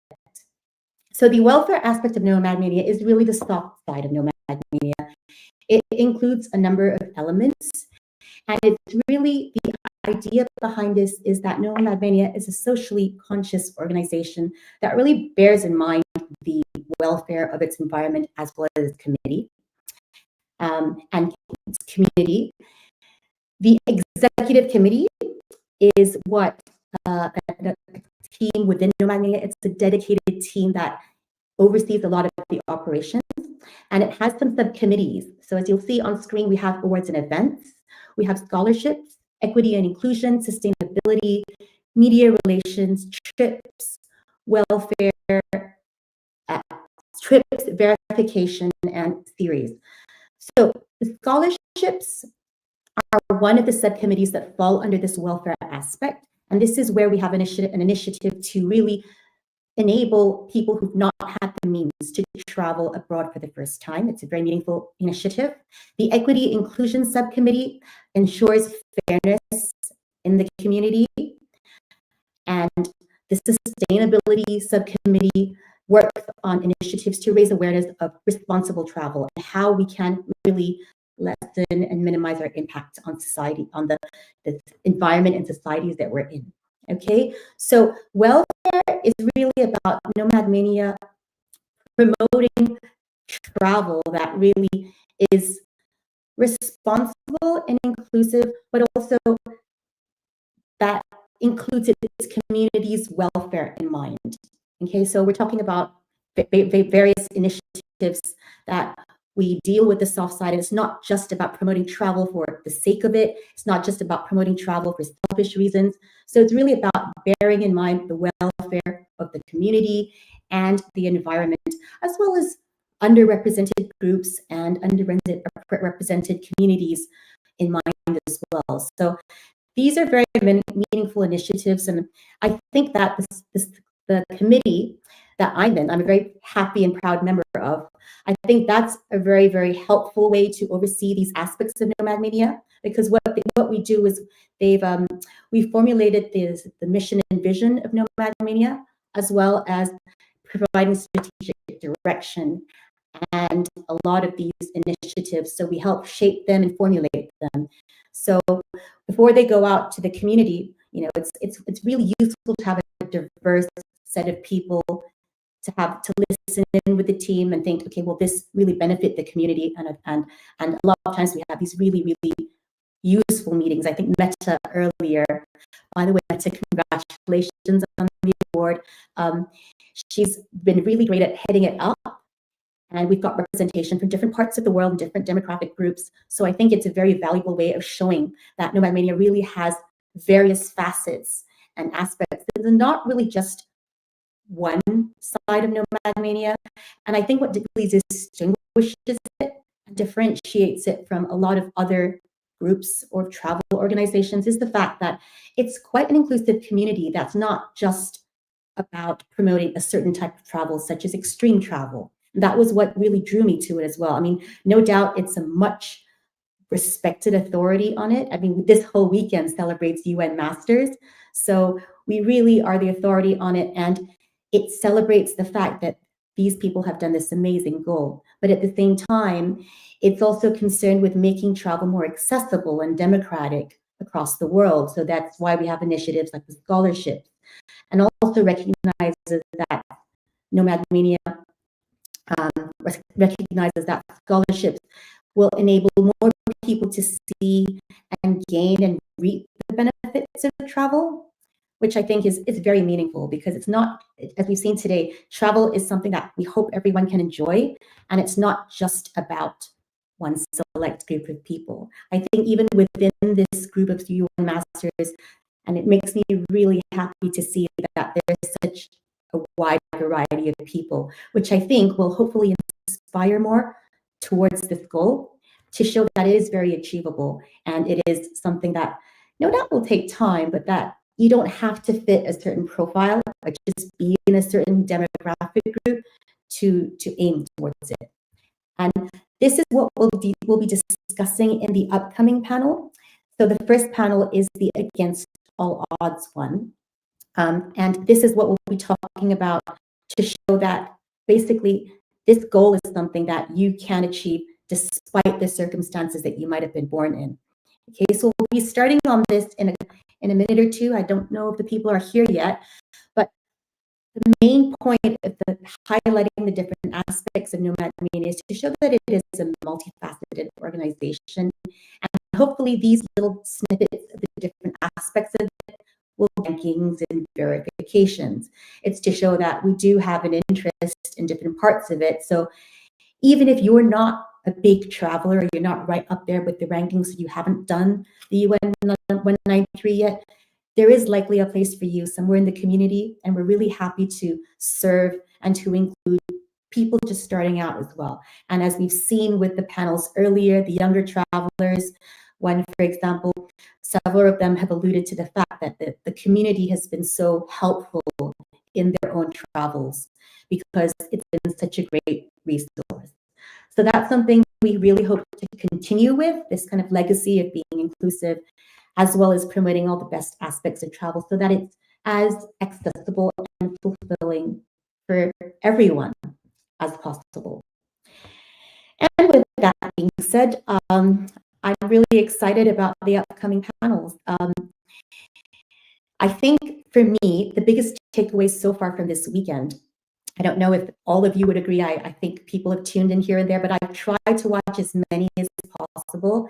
And I think the biggest takeaway so far is the fact that 193, I keep saying this, but it's not a linear route just enjoyed by a select profile of people. I think that's really the point of the whole weekend, the point of all the panels. I mean, you could probably include all the different, pretty much every demographic or type of group that you could think of has been represented today or yesterday. We've had people from different age groups that have completed 193. We've got people who are from the LGBT community. We've had people who have traveled with their families. We've had people who have traveled and combined their work, so normal life and 193, who are digital nomads, people who travel on a budget, people who travel for special events, or who really travel for certain types of special events.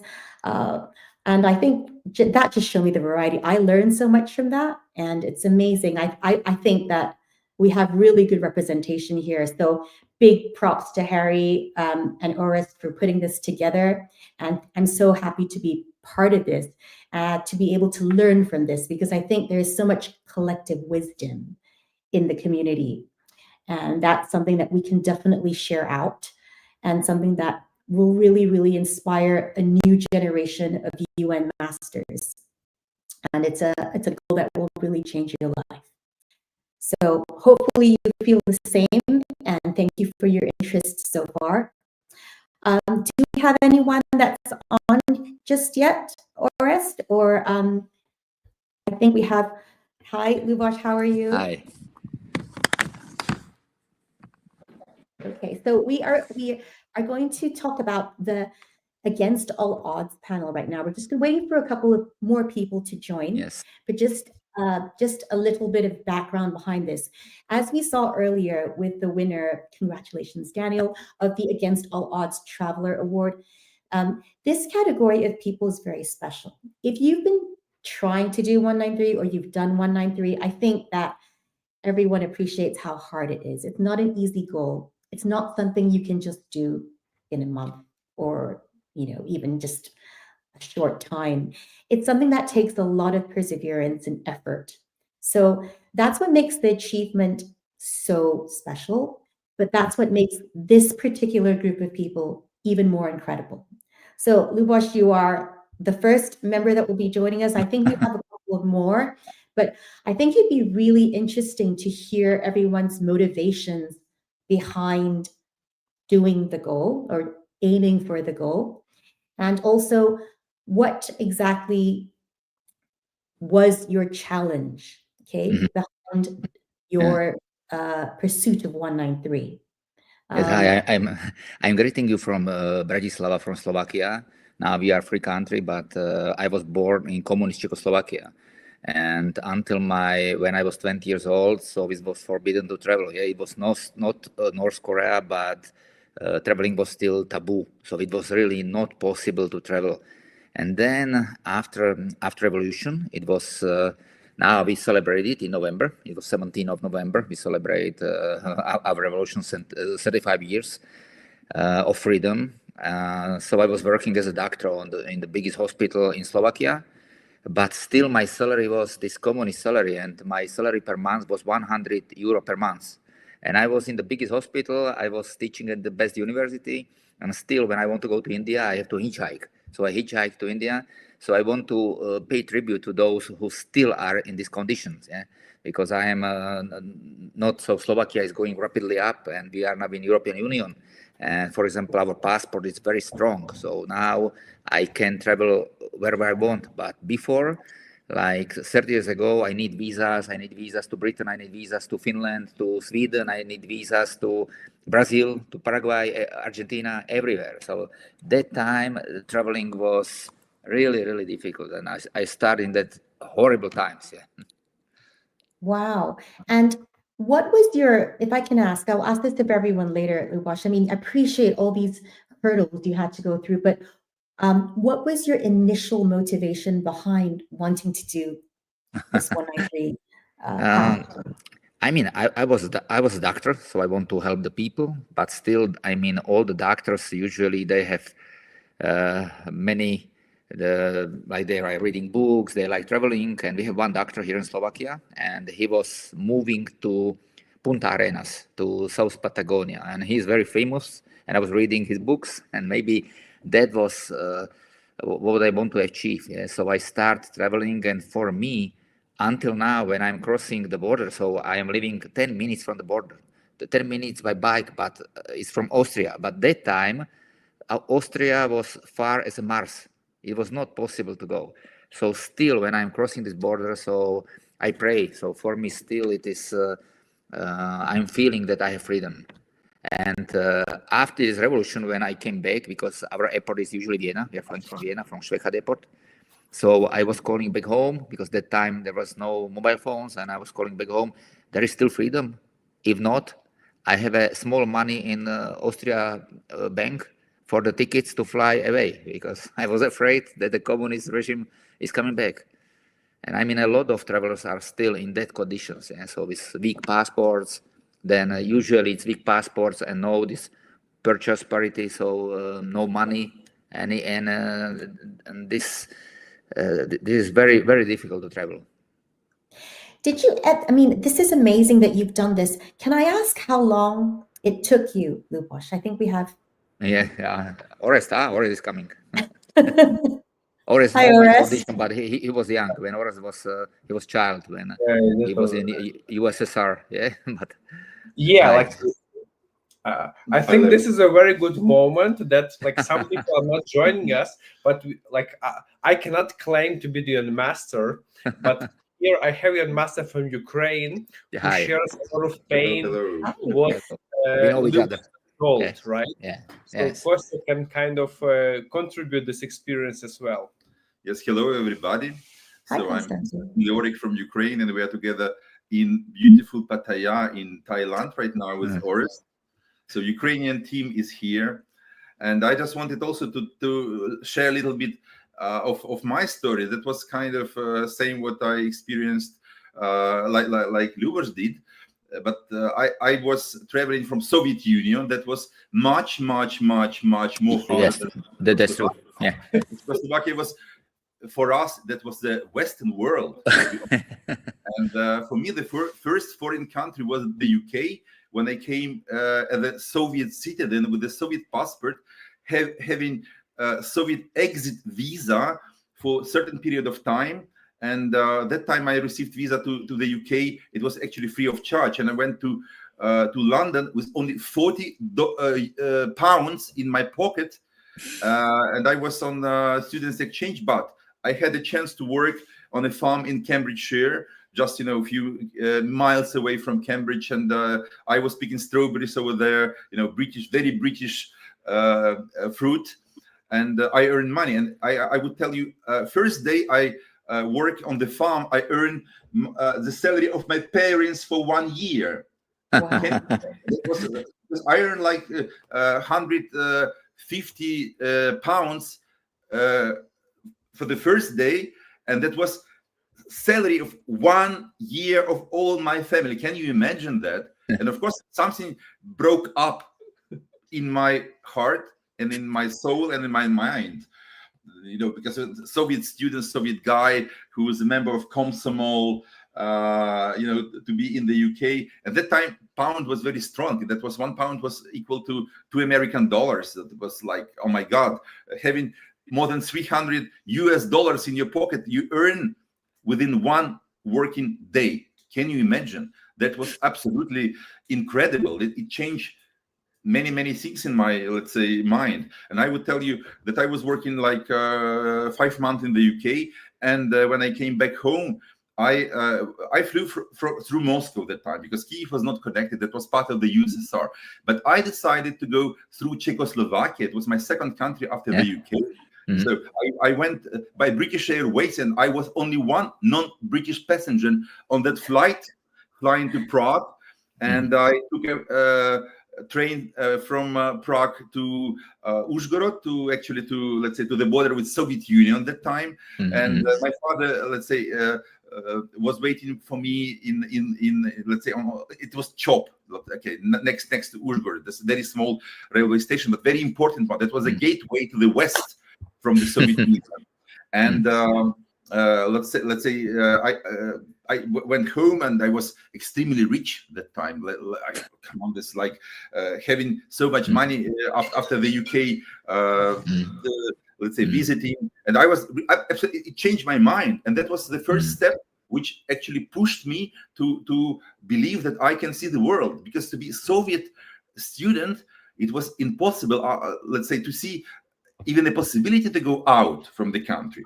And when I told that my first overseas country was the UK, it's incredible for the Soviet citizen or Soviet student, because normally Soviet people went to Bulgaria, to Czechoslovakia, to GDR, to Poland, to countries like that. But in my case, the first country was the UK. It was incredible. To be honest, I've been traveling within the UK also for some period of time. Like I've been to Scotland. I went to the Lake District, to many places around. So the UK is actually my really favorite country, because it was my first country to discover. And still, when people ask me what is your favorite country, I told one of my favorite country was the first country, the UK.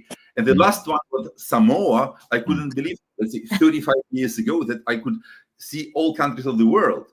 It was something, not even going to moon, but to Mars or to the Jupiter, somewhere like that. It was really impossible, because with Soviet passport or Ukrainian passport, you have to have visas everywhere, and not even to the country, but going from the country.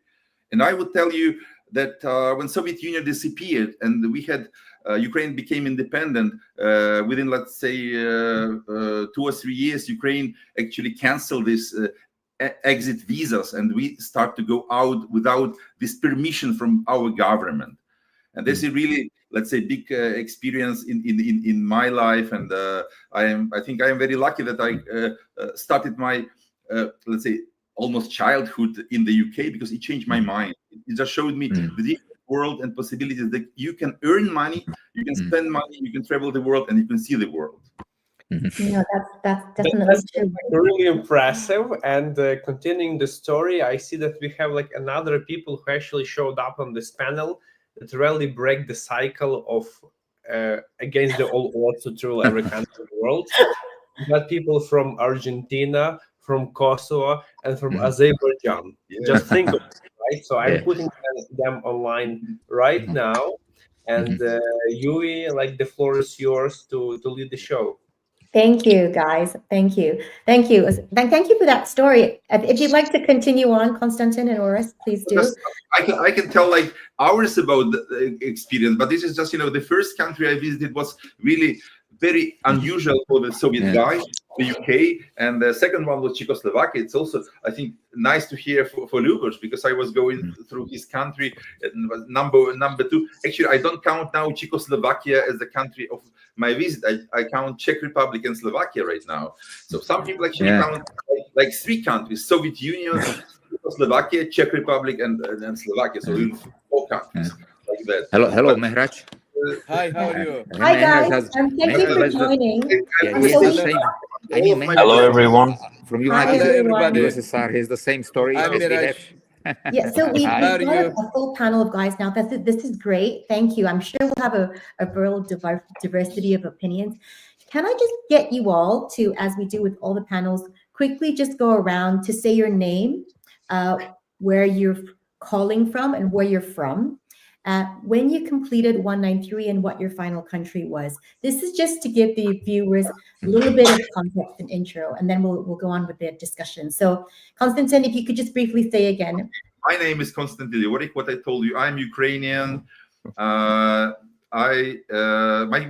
first country was the UK. My last country was Samoa, and I am now in Thailand, in Pattaya, together with Oris. Okay, Luboš, you could just... Okay, so I'm calling you from Slovakia, from Bratislava. It's the capital of Slovakia. I don't remember, maybe my first country was Czech Republic, but at that time it was Czechoslovakia.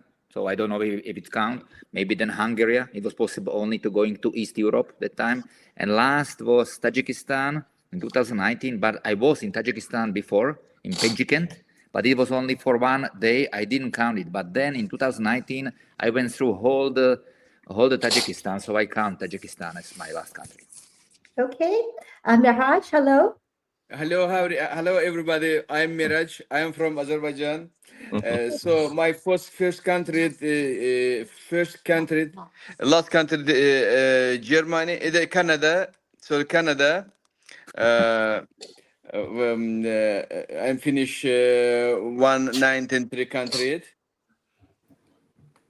I'm very happy. NomadMania family together. Yes. Thank you. Yes. Nicolas, hello. Hi, how are you guys? It's a pleasure to be here with you today. In my case, well, I'm from Argentina, and my last country was North Korea. So it was a big challenge, and I have the pleasure to already know Mehrak and Marina's world. I also follow him on social media, which is very interesting what he's doing as well. So thank you. Hope to use this space for getting to know more of us, each other, and experience more together. So thank you. Hope to use this space for getting to know more of us, each other. Sorry, apologies. So thank you.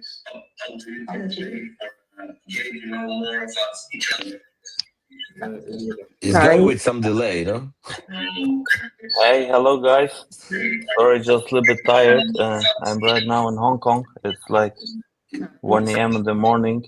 I flew from Chongqing, China today to Hong Kong. Well, I'm from Kosovo. I was born in Germany, born and raised in Germany, but my parents are from Kosovo. I moved back to Kosovo. I have 4 nationalities. In total, I had 5 or 6. Right now, having the German, the Kosovo, the Serbian, and Albanian passport nationality. Before, I had the Yugoslavian and the UNMIK passport, United Mission in Kosovo. But my first passport was Yugoslavia, because at that time Kosovo was under Yugoslavia, as everyone knows. So that was my first passport, and my first travel, like let's say like solo, it was Netherlands. And the first visa that I had applied for travel was Czech Republic, because at that time with the Yugoslavian passport I needed visa even for these European countries. And the funny thing was, when I traveled to Czech Republic, I was even refused at the border.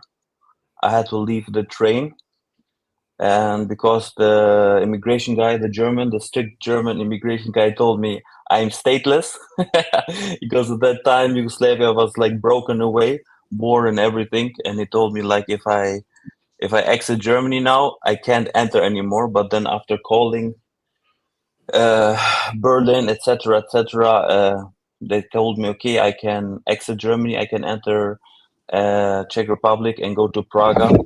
And I was 15 years old at that time. So that was my first visa that I applied by myself in Berlin with 15. And the first non-European visa, it was Egypt. And the last country, it was Eritrea, December 19, 2022. So yeah. Thank you, Ilir. Sorry, it was maybe a little bit mixed up, but I'm a little bit sleepy. It's always great to get some context on what your situation is. So, guys, I mean, you've all had different challenges to reaching 193, but what's I think quite common is that you've all persevered in your route, and you've taken basically the same goal, and with a similar kind of determination, you've reached it. Can I just go around and say, how long did it take you to reach 193 from when you started, Konstantin? For me, it took 34 years to reach. The plan was actually to reach till I'm 50, but it was in 2020, and the year started very well. I had a wonderful trip over all small and nice paradise islands in Pacific area, and COVID started, and one by one countries were just closed like shells, and it ended up when I was in Solomon Islands, and I left Honiara with the last plane to Australia. I was on self-isolation in Australia, and with final, let's say, one of the last planes, I went, let's say, to Istanbul, and from there also with evacuation airplane, I went to Ukraine. And that's why, let's say, I couldn't finish in 2020, and it took longer time. Later on, I started, let's say, to collect more countries, because I had something like 10 countries left.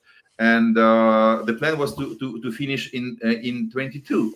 But in February of 22, my life has changed completely with the Russian invasion. So all plans were just broken, because I was so empty, you couldn't even imagine. That was like life has ended at all. I had zero inspiration to go anywhere, like 8 months after invasion started, because my family was in Ukraine, and my house was in area which was occupied by Russians physically. So it was like they were 1 month under Russian occupation, and it was, I never, let's say, expected in my life that it might happen, that kind of experience. And I never wish anyone to have that experience in their life, because when you know nothing about your family, about your house, about your country, about your cats, about everything, about your country, about your bank account, about everything, about because this is just emptiness. It's total emptiness. You got vacuum inside of you, and I just pushed myself in the end of 2022 to go to some countries and actually finish. And I finished finally in beginning of 2024. That was, let's say, just very short my story. It might be part of my book, which I hope I will write probably, because That that 34 years experience is very a long unique, time. very unhappy experience, to be honest. But I finally done it, and it was really great because it was like 34 years. It's a really lifetime. Can I ask everyone else, just quickly, how long did it take you before? So Luboš, how long did it take you? So to me, I started in 1989. So I cut this barbed fence. Still, I have this fence in my office. So when you are coming, you will see it. Still is there, and through this hole, I go to the world. And the time, for example, I rent a bus, and I went by bus to Syria, because it was not possible for us to travel, and we took all the bread, all the food, and the same in Polar Circle to Norway, because I have no chance to buy anything. It was not possible to buy any bread because the bread was 100 times more expensive than in Slovakia. So as I told you, my salary per month as a doctor in the best hospital was 100 euro per month. So it was really, it was difficult. So we can rent the cheap bus from Slovakia or hitchhike. Not possible to fly. And it took me like exactly 30 years to finish all these 193 countries. That's an amazing journey. Mehraj, what about you? Can you give us an idea? Yes, so it took about 30 years. I'm travel. My country, first country, this is Germany. What I'm in study in St. Petersburg. My first country in the St. Petersburg, I'm travel. Wow, 30 years as well. Nicolas? Well, it took me 8 years to finish the accomplishment of visiting every country as everyone else. It was a big challenge, of course, with many things as well. I had problems with many visas, doing many paperwork. Sometimes you got to do visas avoiding saying I'm a tourist, right? I think we all face this situation many times. For example, Libya, where, there's only business visa. So I'm a petrol engineering suddenly, And then you go over there, oh, so cool. What is this guy doing checking archaeology here in our country? All this funny stuff. So, well, this is something I really enjoy. And at the end of the day, I found more interesting seeing countries with some kind of things I shouldn't be doing rather than the obviously spot where I can take an amazing picture, Yeah. I would say, yeah, that's my opinion about it. That's a good point. Well, that's a good point that you make. But also, it's interesting that you managed to do that in 8 years from the beginning to the end of your journey. Ilya, what about you? My first solo trip was with 14, but when I started the trip around the world, I gave myself 10 years because I saw some people in the end they were like rushing their countries like just to be finished. So I said I don't want to rush. Give myself 10 years. And then because of Corona, it took me then 11 and a half years, exactly 4,222 days to finish the last country. But that's now, very precise. now I'm already doing like kind of the second round because I did so many countries for 2-3 times. That was the good thing, because if you don't rush, then you just go left, right, up and down the countries, and not running from A to B. Okay, so given the topic of our panel, let me ask you guys, I mean, you've obviously faced different challenges, which we've heard about, but what would you say? What would you say to people, say from your country, from your situation, that look at the situation of 193 and how hard it is and think, I could never do that? What would your advice be? Just a short piece of advice. What would you say to them if they think, oh, wow, it's such a big goal? It's difficult. I can tell you, it was always difficult. But if you have this dream, never give up. So just try to do that, because and never, let's say, think that you can make it later, because maybe later never arrives. We experienced Corona pandemic. We experienced war, let's say in Ukraine or other places. So never give up and never stop. And if you plan this, just do it, make it. Try to finish and fulfill your dreams, because tomorrow might never come.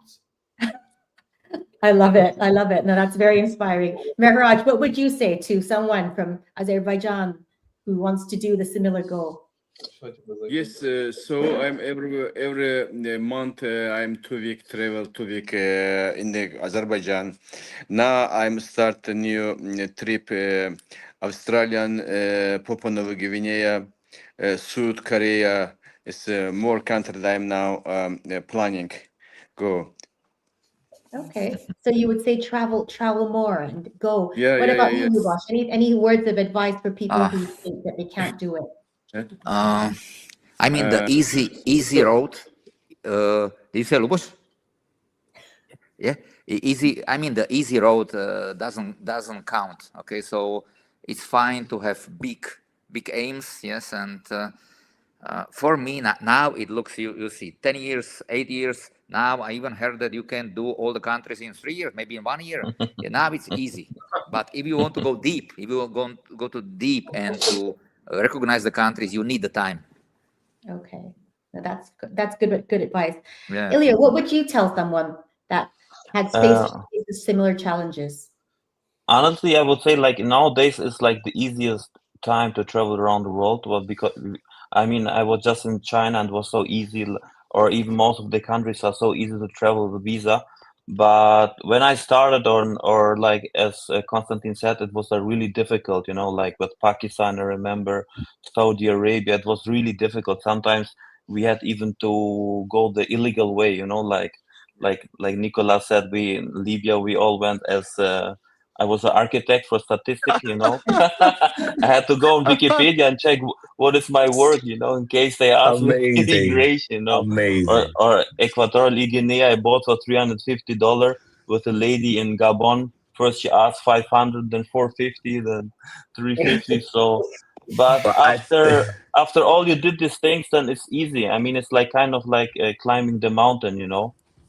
And if you do the second or third time, I think it's just easy for us. But I remember I was in Australia 2006. After my military time, a friend of mine invited me to Australia, to the coastline. And there I was in a hostel, and there was like an old guy. He was like around 60 something. And we were talking about travel, and he told me he went to like 70 countries. And for me, it was like, wow, you know, like so many countries, you know, like back in that time. And I remember he told me like, Ilir, you know, like don't fear. He said in the end you only need bolts, you know, like sorry for but he said Balls. No, that's a good point. you only need bolts, you know. Don't Courage. fear. Yeah, just go, you know. And yeah, I always remember that, you know, so I'm Thank not you. afraid. Nicolas, Don't be will you afraid, just go tell us? for it. Thank you. That's great. I'm going to remember that. It's good advice. Sure. Can you leave us with some advice for someone that might be considering despite challenges? Well, first of all, if someone is thinking it's not possible, I will advise you not to try it, because you gotta be really, yeah. Because if you think you cannot do it, just don't do it. Just keep up with something else, because it's not only about money. It's like if you are not interested, if you're not really passionate about doing it, just don't do nothing. Stay at home, watch TV, do something else, because this is about passion. It's not the checklist of the supermarket. I've been to Azerbaijan, I've been to North Korea, checked. No, it's not like that. You really need to enjoy it. So, because otherwise, what's your story after this? Nothing. So I think it's interesting that you encourage yourself. No one else can do it.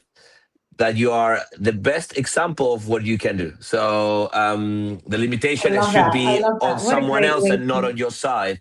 So that's my opinion. And talking about myself per se, I could say this was many things I thought this makes no sense.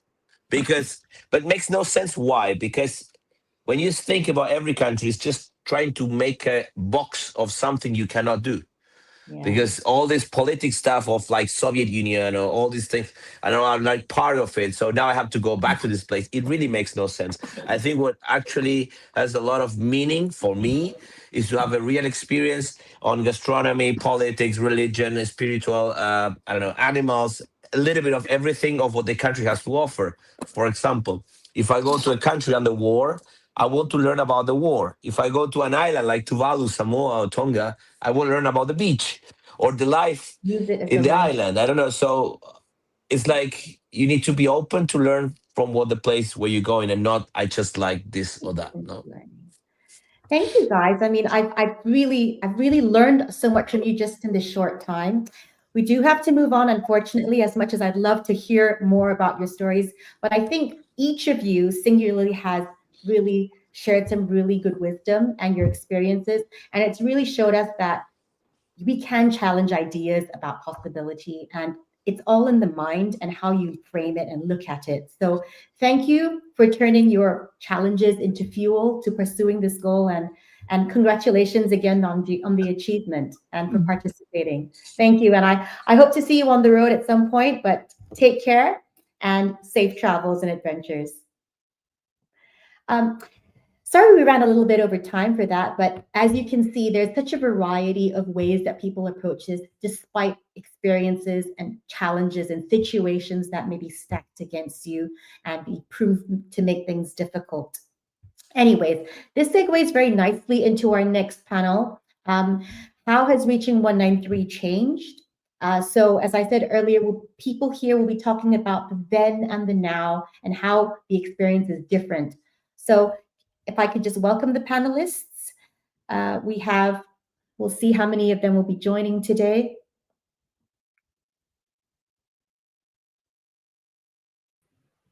Hello, Thomas. Hello, Eddie. Hello, Jose Antonio. Hello, Daniel. Hello, Samu. Hi. Thank you for joining. I apologize for we ran a little bit over time with the previous panel, but this is a super interesting panel. I'm glad you signed up for it. If I could just ask you very briefly to go around and say your name, where you're from, and where you're currently calling from or joining from, when you completed 193, and what your final country was, just to give our viewers a little bit of context about you. Thomas?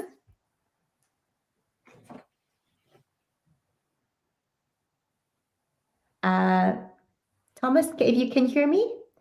Eddie, why don't we go with you?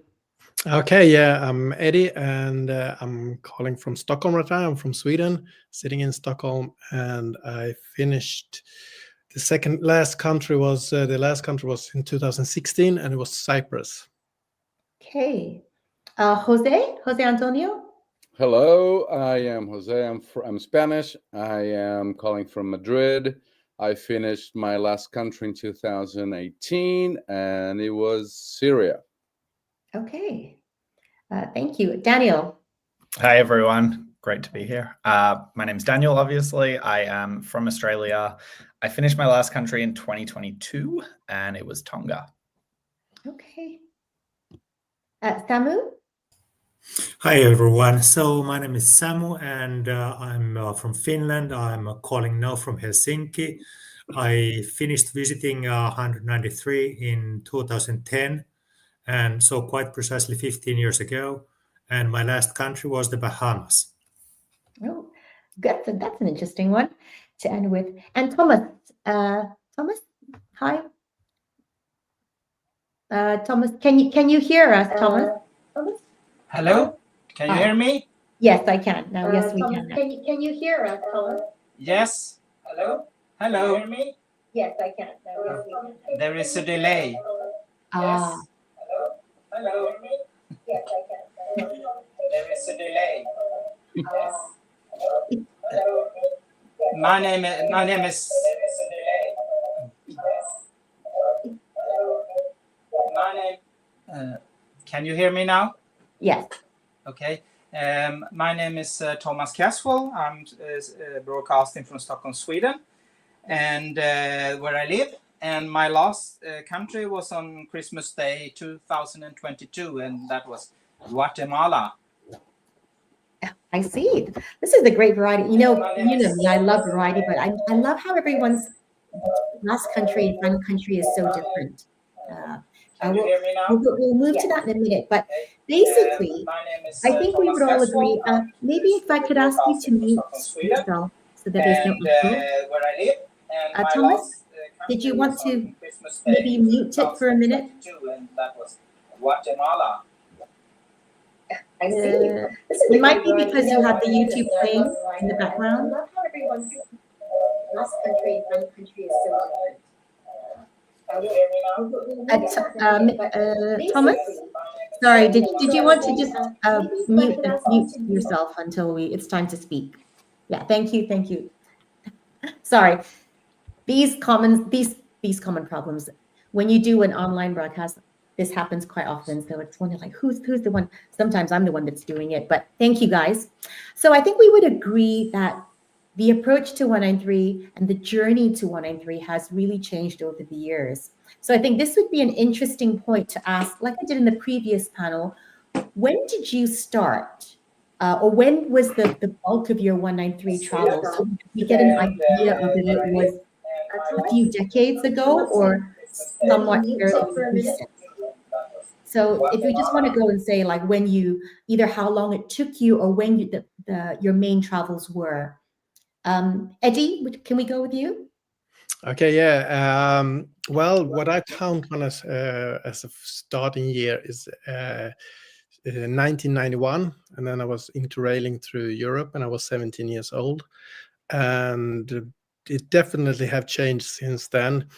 I guess some of you might have even started earlier than me, but well, this was before, as you all know, before the internet and mobile phones and everything. So yeah, it's pretty much different from traveling right now. Okay, 1991. How about you, Daniel? Daniel, what about your travels? Sure. So I think I probably would say I started in 2010 when I turned 18, I guess. And I think it took me about 12 years, sort of on and off between dipping my feet in a few other things. So I think a bit later than everyone else on the panel. But, I think so much has changed from, when I think back to some of the hardest visas I had to get, most of them are visa-free now. Kazakhstan, Uzbekistan, those kind of countries were days and days in embassies.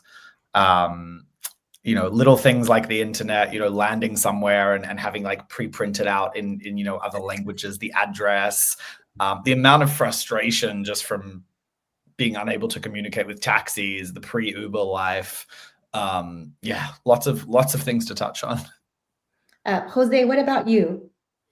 Well, I don't know when I actually started, but I was unconsciously in the 70s, consciously probably in the late 80s. And because I went to Buenos Aires when I was very little, but is that traveling? Does that count? Well, if it counts, 70s, late 70s, and if it doesn't, and well, I agree with you guys. It's changed a lot. Of course, it makes a huge difference. I think, I don't know if you guys share this thought, but to me, lately, I don't know, for example, Daniel started later, but probably he got a grasp of how things were, like 10 years ago. But like Eddie, I don't know when someone started, we will know later, but there are many things that have changed for the good and some for the bad. I mean, like for the good, now there are so many airlines, so many new routes, so many frequencies going everywhere. I have to mention, I met Eddie in Papua New Guinea like 13 years ago. It was Nauru. And no, well, we met at the airport in Papua New Guinea, and a month later, we visited Nauru together because there was only one flight back in the day, and we, of course, were traveling together. And things have changed so much. Like Daniel was commenting now. Well, the visa processes, many of us went through the whole Saudi Arabian or many other countries, or Equatorial Guinea, if you were not an American. Those are very tough. But now there are more infrastructures. There are many countries that are embracing tourism as a source of income, which makes, of course, a difference.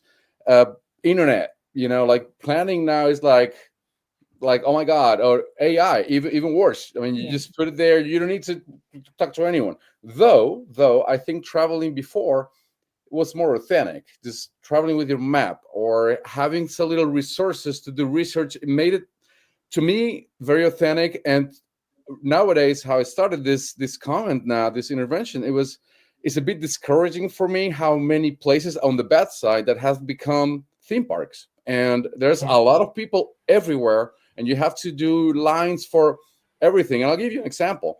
I remember, you guys have been to Beijing and Tiananmen, and I went there, I don't know, 20 years ago, and you could just go around there surrounded by local people. And I went last year again, and you had to make a reservation day prior, we had to do a line of 2 hours to go to the same place, to see the same thing, to be the same amount of time. So that is happening a lot. That, to me, that's a bit discouraging. Everything is a lot more expensive. The theme parks, I don't know if you guys have been to China recently, but it really, and I love China, don't get me wrong. The country has a lot to offer from the touristic point of view, but and it's not the only example. Like many things we did in a more like adventurous way have now become this very, very touristic, and to me it's a bit discouraging.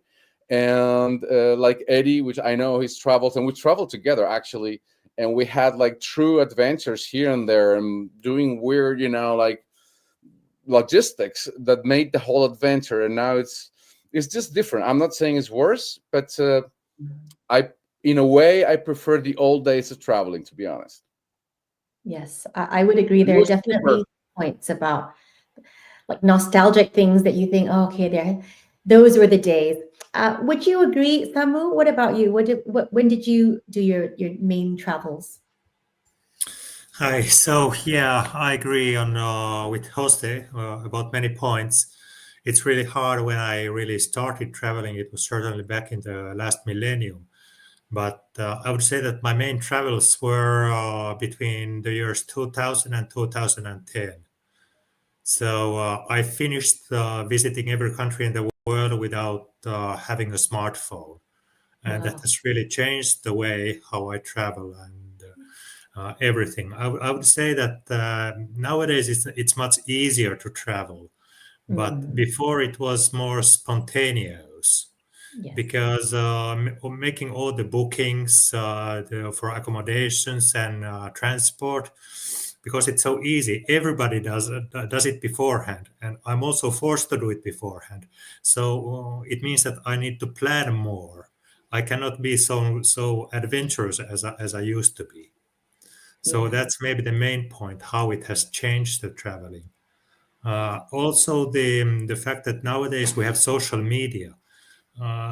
Before the social media time, of course, I traveled more. I'm traveling always alone, and because I didn't have any contact with my friends, so I was more alone. But also before, it was not so easy to maintain the new contacts, because now it's so easy to just add a friend to some Instagram or Facebook or wherever, and then it's very easy to maintain the contact, and maybe some of those contacts will become good friends. And before, when we just exchanged email addresses or something like that, it's I never wrote. So in this way, it has also changed. This is true. Thomas, anything to add? Thomas? I don't know. Yes, I didn't hear all of you in the beginning. I had some technical problems, but there is so much that has changed, of course, in the world in many ways, like political, when it comes to health, and also when it comes to the economy standard of the countries in the world. And I just checked up that in the end of the 18th century, it took 1 month to travel from Stockholm to Paris, and then you had to change horse every 3 days and stay in inns. And when I arrived in Lhasa in 1986, I thought about the famous Swedish explorer Sven Hedin. He explored Central Asia, and he wanted to enter Lhasa. He tried in the end of the 19th century, beginning of 20th century, but he for 15 years, but he couldn't. And then 8 years later, I'm there. But also, as we heard before, all the new countries that has come with the fall of the Iron Curtain, and also like Yugoslavia.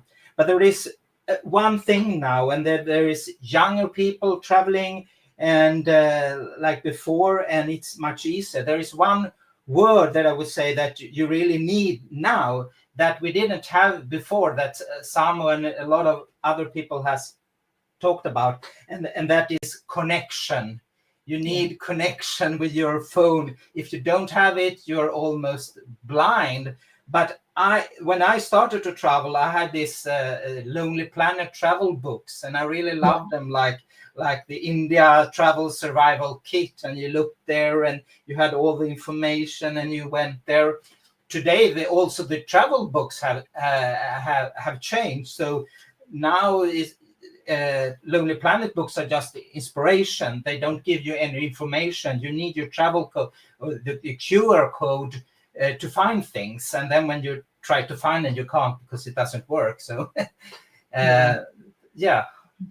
I would definitely agree. And information is so much more accessible now. I mean, I didn't even start as far back as you guys, but I did finish in 2017. It took me about 17 years to do it. So I traveled as a child, but I would say the bulk of my travels were done between about 2000 and 2017.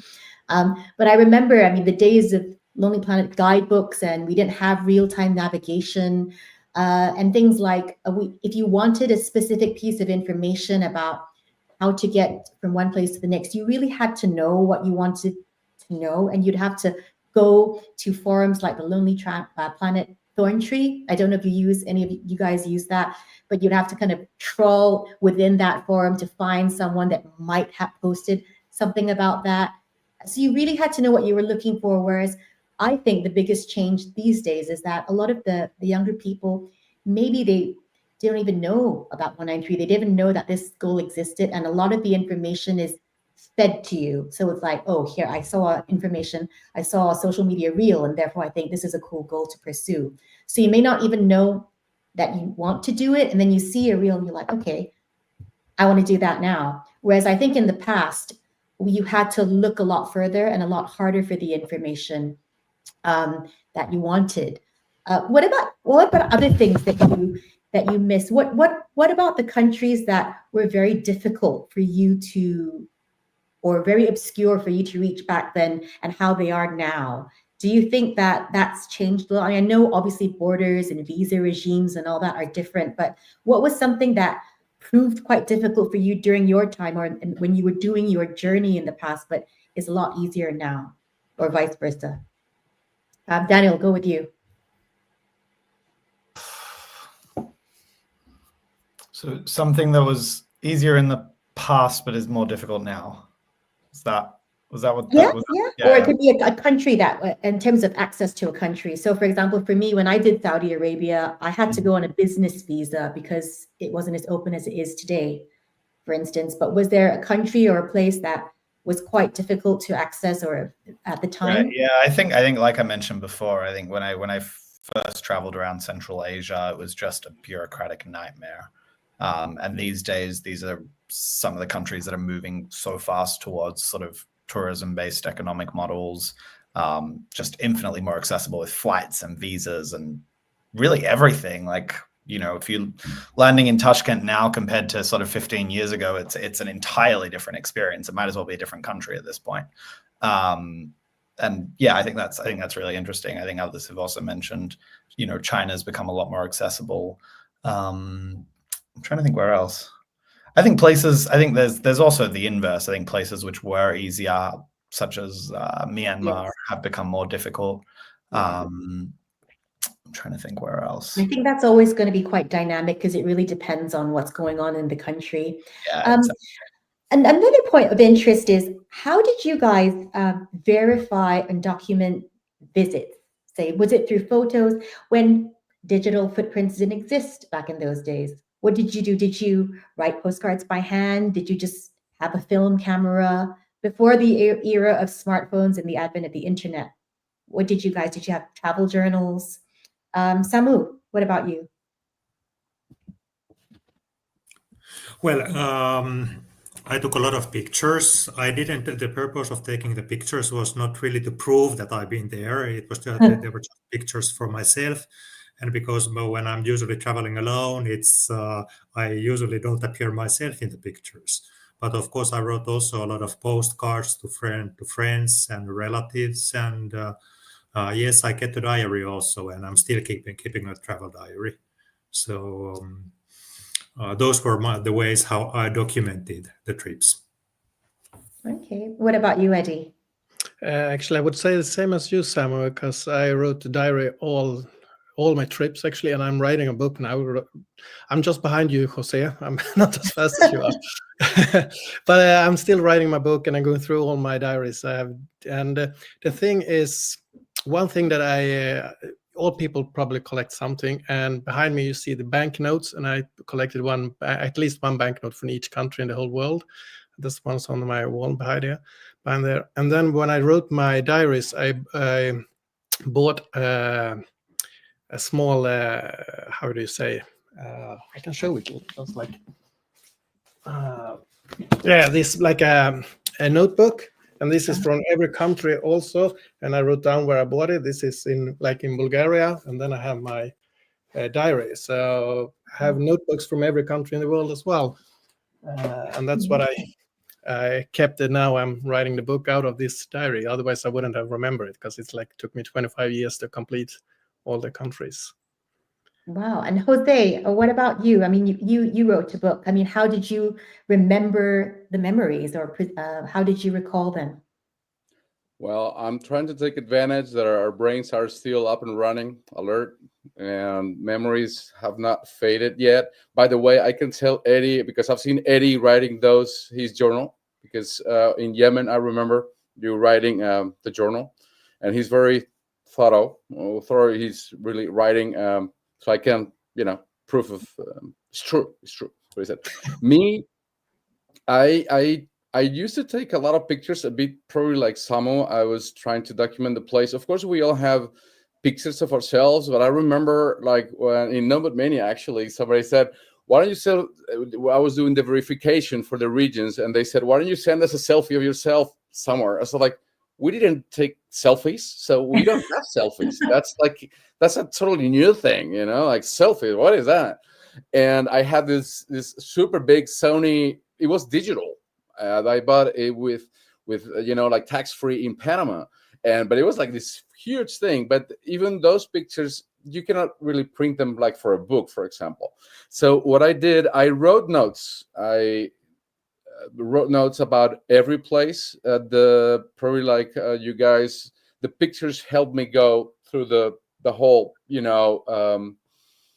adventure or experience that I had, but it's mainly here, fortunately, and some of them are so vivid that I really treasure them in my head. And I had a very unfortunate event with pictures that probably triggered my memory towards the places I lost when I went to the South Pole. We went with a friend, and we went back to Chile, and we went to Eastern Island, and we lost the camera with all the pictures from my camera from the South Pole and Antarctica. So it was so devastating. Probably the most expensive pictures of my life. That from that day on, I said, I travel like you guys for myself. I travel to invest my time in a way that I think is very enriching. So I make an effort many times to just keep them here, because this is where I want them to be. Because nowadays we have all these devices taking pictures everywhere. I just take pictures with my phone. I'm not a photographer, but to be honest, I prefer to have them here, and I just take them, but I never look at them. So these ones I always take a look at when I tell a story, when I'm trying to share an experience, or when I'm sharing with a friend about travel. Is from here. So, but if I have to make proof of things, I guess never thought of it. Like someone never took pictures, and Eddie, I've never seen him taking pictures to prove anything. But it's here, and of course we always have something. We always have that email in that old computer where you receive the email, the confirmation for the visa for who knows what. What I really do miss, though, and I think is not cool, and maybe you guys didn't think about it, but it was my passport collection, which Eddie has his note bills there, but I have 20 passports stacked like this. Wow. This is huge, and now they don't stamp anywhere. What is that? We need to go back to stamping. And I used to I would use a whole, one passport per year, and now it's like, Jesus, that they're telling me, dude, this is really like torn off. And I'm like, yeah, it's just been here for a few years now, which is very, very shameful.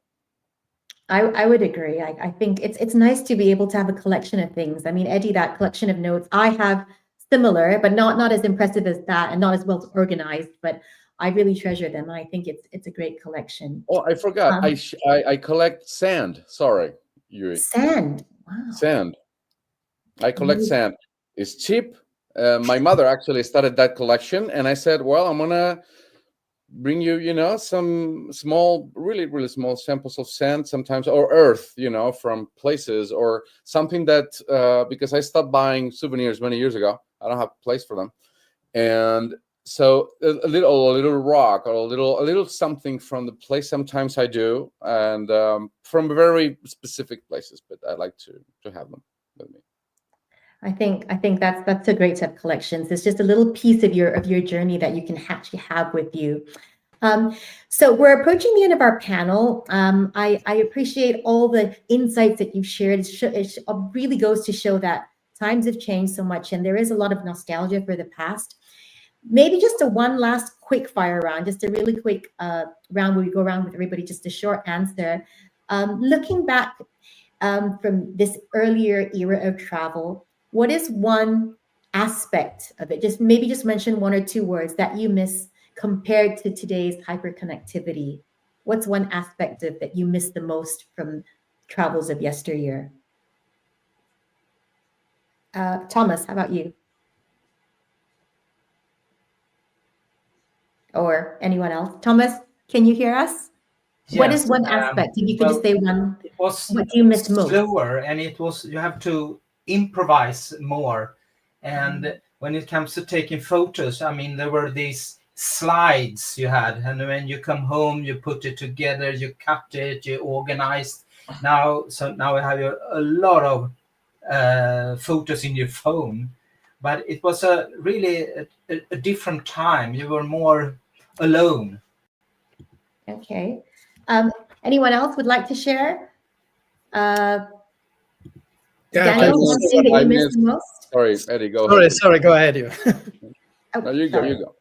I'll go after.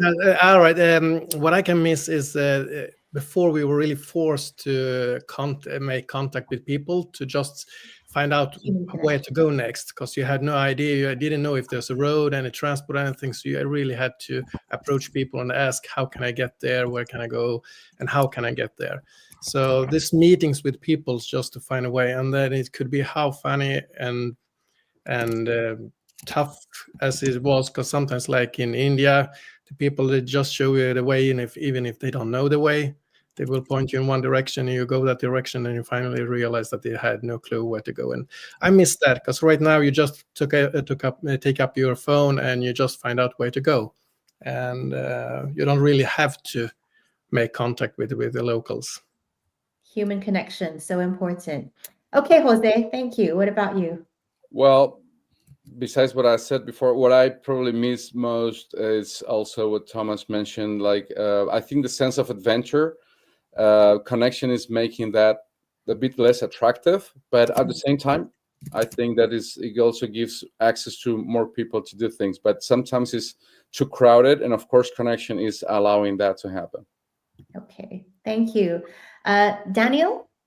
Yeah, I would say just actually perhaps the opposite word, but disconnection. Certainly miss just being able to switch off. I feel like no matter how hard you try these days, it's difficult to be offline. Yes, it is. And last but not least, Samu, if you could just share one thing you miss the most about that. Well, obviously the sense of adventure that has been said already, but also the feeling that nobody really knows where I am. That's maybe the point that I'm missing the most. Going off the grid. Yeah. Yes. I agree. Well, thank you guys. I mean, for sharing your memories and a bit of nostalgia about the past. I mean, I think we're a lucky group because we've actually been able to straddle both then and now. And it'll be interesting to see what the next generation of travelers and how that experience changes for them. But thank you for your time, and I hope to see you on the road. Happy adventures. Okay, so moving right along to our next panel, it is the before that, my apologies. I have to present an award, a very special award. This is not a voted award. It is an award that is given to a person that is NomadMania member or not. It's a traveler whose lifetime travel achievements are of an outstanding level. Okay, and so it's not voted on, but it's a special award that is selected internally by the NomadMania team. Now, this is a category of real-time travel legends. So let's just take a moment to remember and honor the recipients of yesteryear. Previous recipients of this NomadMania Lifetime Achievement and Travel Awards include André Giroux from France, Heinz Stucker from Germany, Rauli Virtanen from Finland, and Don Parrish from the USA over the past 4 years. They're all travel legends in their own right who've achieved an extraordinary amount of lifetime travel and are very inspiring. But joining them, the recipient of the NomadMania Biggest Lifetime Achievement in Travel Award for 2025 is, drumroll please, Arvinder Bahal, also from the USA, but originally from India. Congratulations, Arvi. Let's see if Arvi is around and if he'll be able to share a few words with us. Hello, UN Masters. My name is Arvinder Singh Bahal. My friends call me Arvi. I'm one of you who like to travel. As you know, I've been to every country, plus North Pole, South Pole, but my greatest achievement probably was to go to space on August 3rd of this year. That was a fascinating experience. We as UN Masters have been to every country.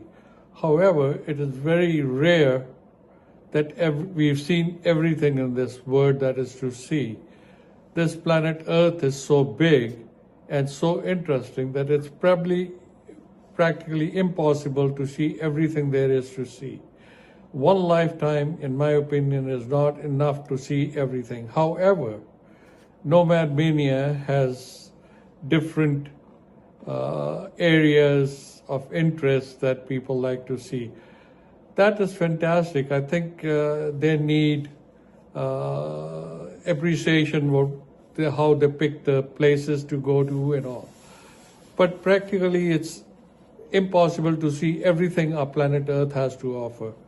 However, I thank NomadMania for making it possible to go to these places that are very unique, difficult to get to, archipelagos, overseas territories, etc., etc. But I'm sorry I can't be there with you in person. I am on a cruise and I wish I could be there, but I wish you happy travels and let's try and get together soon in Brazil for NomadMania annual meeting.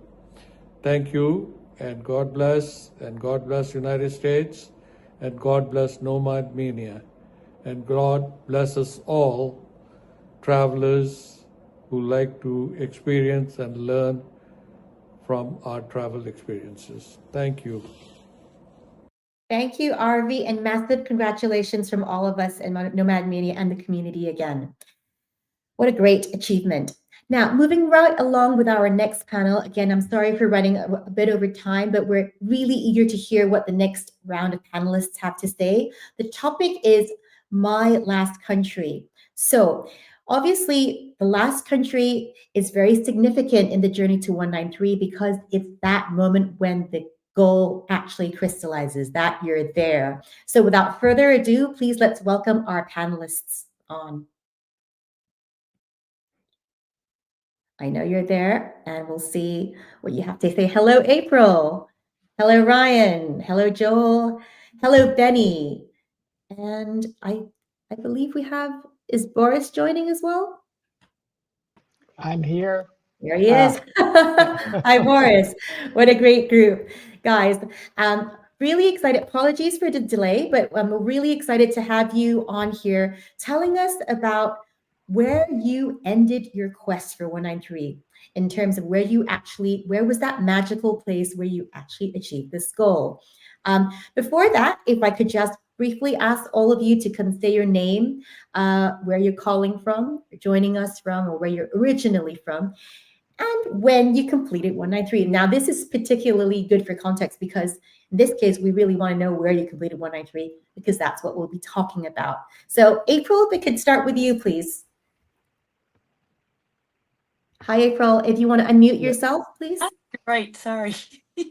Hi, everyone. I'm April Peregrino, and I am calling from Addis Ababa, Ethiopia. And I just finished my last country 6 months ago in May in Slovakia. I'm originally from the US, from Chicago, and my parents are from the Philippines. Thank you, April. Ryan, I think you're next on my screen. Hi, Ryan Smith. I'm calling from a hotel room, probably pretty obvious, visiting some regions that I haven't been to before in Central Europe right now. Grew up in the US, have lived in like multiple places, and I finished in December of 2023 in St. Vincent and the Grenadines, and I think that's, I might be the only person who's finished there. That's really super interesting. We'll hear about that in a little bit. Let's go around. Thank you, Ryan. Joel, if I could hear from you, please. Hi, everybody. I'm in Fresno, California right now. I'm actually going to be stopping at the Fresno LDS temple in a couple of minutes. But anyway, I was I'm from California, live in San Diego, and I think I'm the first LDS person to finish the countries. Anyway, my family has kind of a pioneer heritage from Utah, but I live in San Diego, grew up in Idaho, actually. And my last country is Libya, and there's definitely a story to that. Great. Look forward to hearing it. Next, we have Benny. Hi, Benny.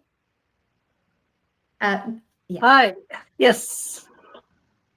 Well, I'm Benny, and I'm from Bangalore in India. Right now, I'm in Los Angeles, but this evening I'm heading back to India. My last country was Pakistan on the 22nd of November 2010. That's when I even broke the world record and became the fastest to travel to both sovereign and dependent countries in the shortest time. Oh, great. Congratulations on that. Thank you, Benny. And last but not least, Boris, please. Hello, can you see me? Yep. Not sure. I see a black screen. I see Oh, me. I see you. I will just start talking because we're running out of time. Yeah. Hi, I'm Boris Kester from the Netherlands, currently in Milan, Italy. My last country was Ireland in 2017. And obviously, as for everyone else, there's a story to that too. Okay, that's great. Now, so the next question would be, so now that we know your final countries, did you intend for it to be your last one, or did it happen by chance? I'm willing to hazard a guess on most of these, but I'm going to let you tell your own story. So, April, why don't we go with you? I had about 15 countries left, and I was either going to pick the Caribbean as a last country or Europe. I was determined to have a party. I had a lot of friends that had finished 193, and they said some had said it was a bit of a letdown or anticlimactic, and I did not want to have that. So maybe when I maybe had a few countries left, I had a travel friend that posted about an American Airlines alert, and I had just enough miles to finish going to Barbados. So Slovakia was the winner because 192 was Marshall Islands. And as all of us know, there's not much to do in the Marshall Islands. And it's almost impossible to have a party unless you live in Honolulu and can make the 4-hour flight. So I picked Slovakia as the last one. I like that. And I like how it's you thought ahead and did you have balloons and a sign and things? I had a 4-day party. The first day was in the cabin. Amazing. So that was definitely pre-planned. Ryan, what about you? How did you end up in St. Vincent and Grenadines? So I saved 2 easy countries in the Caribbean for last on purpose, and had done so like years in advance. I knew that I was going to leave. I had been to all but those 2 countries in the Caribbean and decided to just not go to them on purpose. And that idea actually came from, I was listening to a podcast years ago when I thought about like maybe I should start like I've been to half the countries in the world. Why don't I just go to all of them, you know, as one does? And I actually heard a podcast with Gunnar Garfors saying about how he had like invited friends and family and stuff to go to his final country with him. And I thought, oh, that's like kind of interesting, and didn't think much of it. But then I saw friends of mine completing their final country by themselves in like Turkmenistan or Somalia and all of these places. And not only that, like their friends and their family didn't go, but that they had so many problems. And I think, I know Joel's going to probably kind of like touch on this, that when your last country is a difficult one, like the first time you try to go and finish, it doesn't work. And then you take 2 and take 3 and take 4 because wars break out or your visa doesn't get approved or the flight gets canceled. And I knew that with family in the US, like, and especially my parents living in Florida, that going to the Caribbean would be really easy. I wasn't going to get denied for a visa. The chances that there was going to be some kind of like war that would, you know, interrupt my travel plans. So it was really easy doing that. And that's why I saved St. Vincent and the Grenadines for last.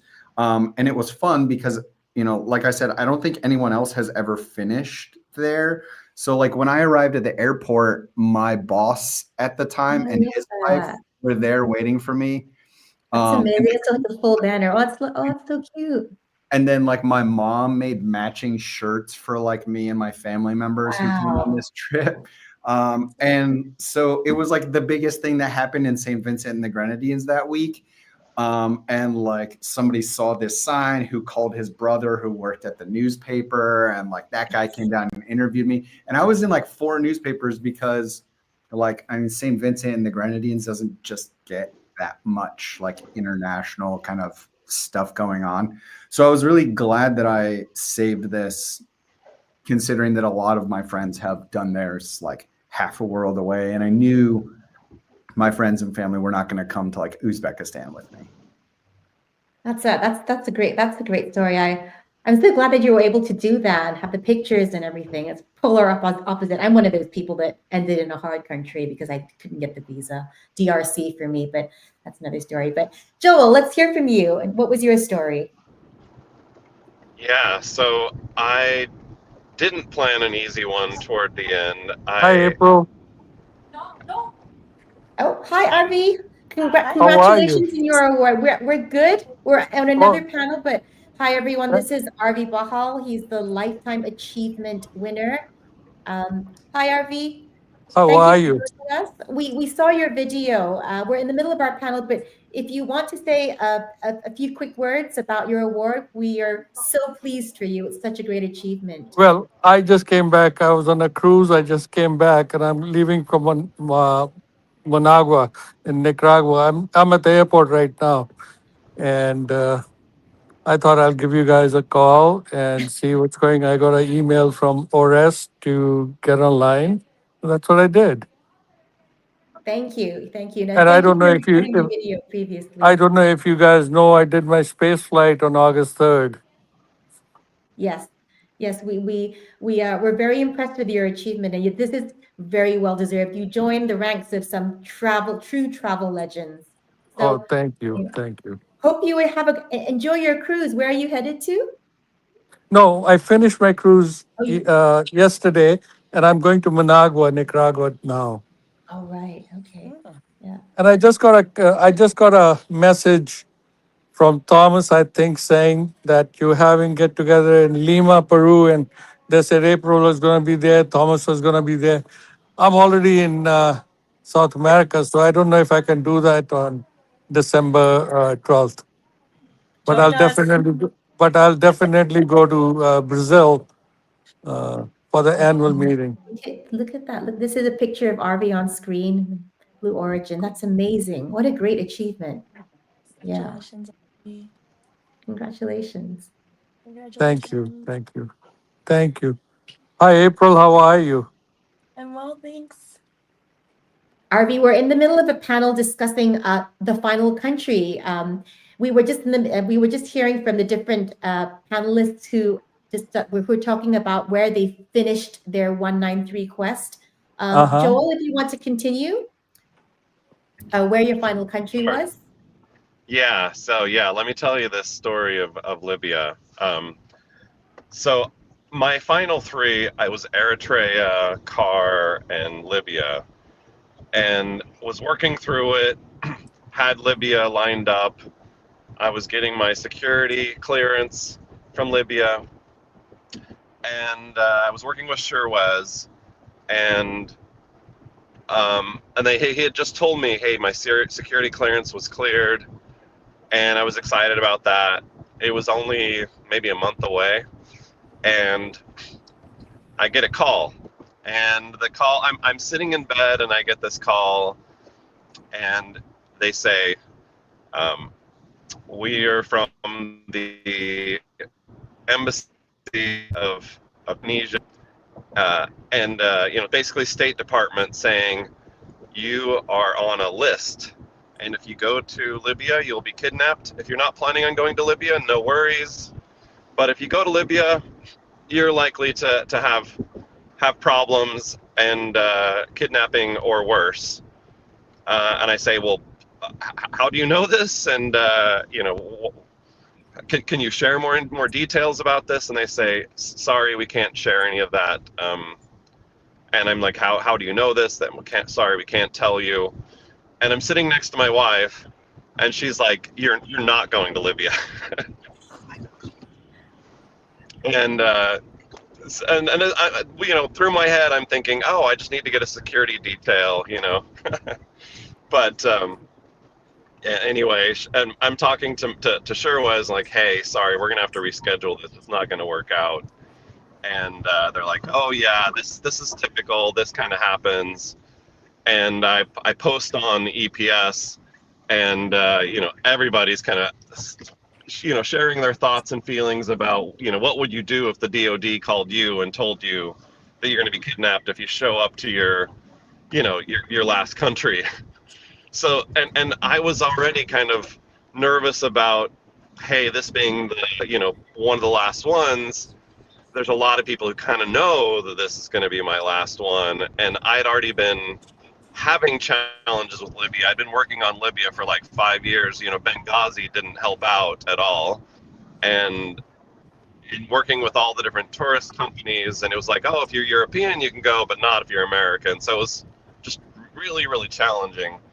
Anyway, the plan is, and it's Michael as well, it's his last one. We completed Eritrea, we completed Central African Republic, and now it's just our final one. We basically wait for another year, and it's like, okay, nobody can know about when we're going, nobody can know what the details are, and we fly into Egypt. We're going to board our flight for the final country, and we go to the check-in, and we've got our passes and everything, and they're like, you never checked in at the gate, at the ticketing. And we're like, oh, what do you mean? Like, we've got our tickets right here. And they say, sorry, you can't board without the government authorizing it, and that's what we do when you check in. So we're all nervous, and for the next 20 minutes, we're waiting for them to clear us, and then finally they clear us, and we board the plane, and we land, and we meet up with our group, and everything's all good, and we have a great time in Libya, and we got our balloons, and have our little celebration. And it's not till I get home that my wife and kids have things set up in the house, and celebrating the 193, and have our little home celebration. And because Randy had done it just a couple months before, and Matt had done it, like I think his was right around the same time. 3 people in San Diego basically finishing right around. News media wasn't interested in hearing a third person finishing 193. So anyway, it was a little bit more of a humbling. I felt excited about it, but it was a different kind of situation. Oh, thank you. Well, at least you got balloons and celebrations in 2 places. Okay, so Yeah. I had a very funny experience when I went to Libya. There were 3 ladies in the group with us, and they were refused entry. They had to come back from the airport. But I was detained in a separate room at the airport for about half an hour till the guy that came and our guide came and vouched for us. Then I was allowed to go out. It was quite an experience. That was about 3 years ago. Wow. It just goes to show that situations really can be volatile, and just because someone got in or someone didn't face a situation doesn't mean it will be the same for you. I think is a takeaway there. Thank you, Arvi. Benny, what about you? What you said, you mentioned Pakistan. Was that by chance or by? I guess it's because of your Indian citizenship. Is that right? There is no chance. It has to be the last chance. And well, by the way, this is my passport over here. Wow. So, and yeah, I never thought I could travel the world. In fact, I was given 6 months to live medically because of complications. And my dream was to go to one country before I die. But yeah, I had an encounter with my Lord Jesus Christ, and he gave me a vision to travel to every country by 2010. So I did that and faced a lot of challenges with the Indian passport, but Pakistan was the biggest challenge because of the political situation. And I made 334 phone calls in 4 days to the Ministry of Interior, and every single call was rejected. They said the only way I can get a visa is if the government of Pakistan invites me. By now, everyone knew that this was going to be my last country, and so things got really messy. And the visa officer, in fact, he told me that I will make sure that you will not get your visa. And this, by now, it's coming to the end of 2010. And my whole question was, if God told me to travel to every country, then he will be faithful to his word. And the way things came out was amazing, that when I was in North Korea, I took this lift in this hotel called Yanggakdo, which is a 43-story building. And on the 32nd floor, as I was walking out of the lift, 2 men were walking in. And I thought that they were speaking in Hindi, which sounded like Hindi. And they turned around and they said, no, this is Urdu. And so I told them, then they told me they're from Pakistan. So they asked me, who are you? And I told them, and I asked them, who are you? They said, we are the official delegation from the Parliament of Pakistan. And I told them, your country is the last. And they said, meet us at 10 in the night. And when they gave me the room number, it was diagonally opposite to my room. And I took my guitar. I'm a professional musician. I designed the world's first guitar with drums inside for the Olympics in Greece in 2004. So I took my guitar and I went and performed at 10 in the night. And I found favor in the eyes of the officials. And the man sitting there was Mr. Nisar Ahmad Khuro, who was the speaker of the Sindh province. And he said, don't worry, Benny, I will make sure that everything will go well. And I still face challenges, but on the 22nd of November, in fact, I think on the 19th, I got a call from the embassy saying that the speaker has called, please come to the embassy. So 22nd of November morning, I take my passport, they stamp my visa, and then at 1:30, I took my flight, and in the evening, I arrived in Karachi, and that's when I broke the world record. So that's my last country, and very dramatic, and it was wonderful. Thank you. That's an incredible story. Boris, what about your last country? Yeah, well, I'm afraid I can't top Benny's story, but those are fantastic stories, and it reminds us that some passports are make it very much harder to visit every country than others. So my story, when I decided to go for 193, that was pre-EPS, pre all these organizations. NomadMania, I think, just existed, but my strategy was to tackle let's say, the more difficult countries that I hadn't been to yet first. So and already years before finishing, I still remember I was sitting on a really loaded bus in Uganda. Everyone was sleeping. I was looking outside and I was planning ahead. This was like 4 or 5 years before my last country, and I was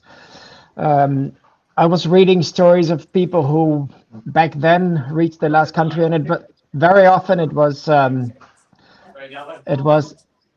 I hear a lot of noise. Very often it was a very difficult country like Yemen or Afghanistan or Somalia, and I had most of those out of the way already. So that's when I decided that I didn't want to have this anticlimax.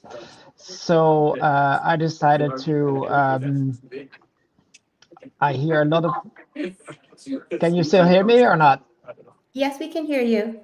Okay, because I hear a lot of noise in the background.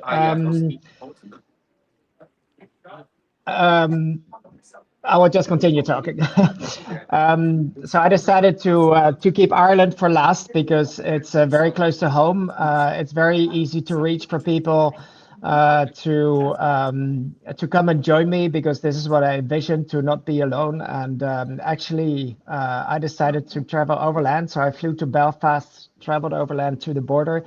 And I picked because the border between Ireland and Northern Ireland is not really existing. So I decided to cross the border near a village called Collaville, where there's a small river, which is the border between Ireland and Northern Ireland. And near the village, there's a big old stone bridge, and I thought this bridge is a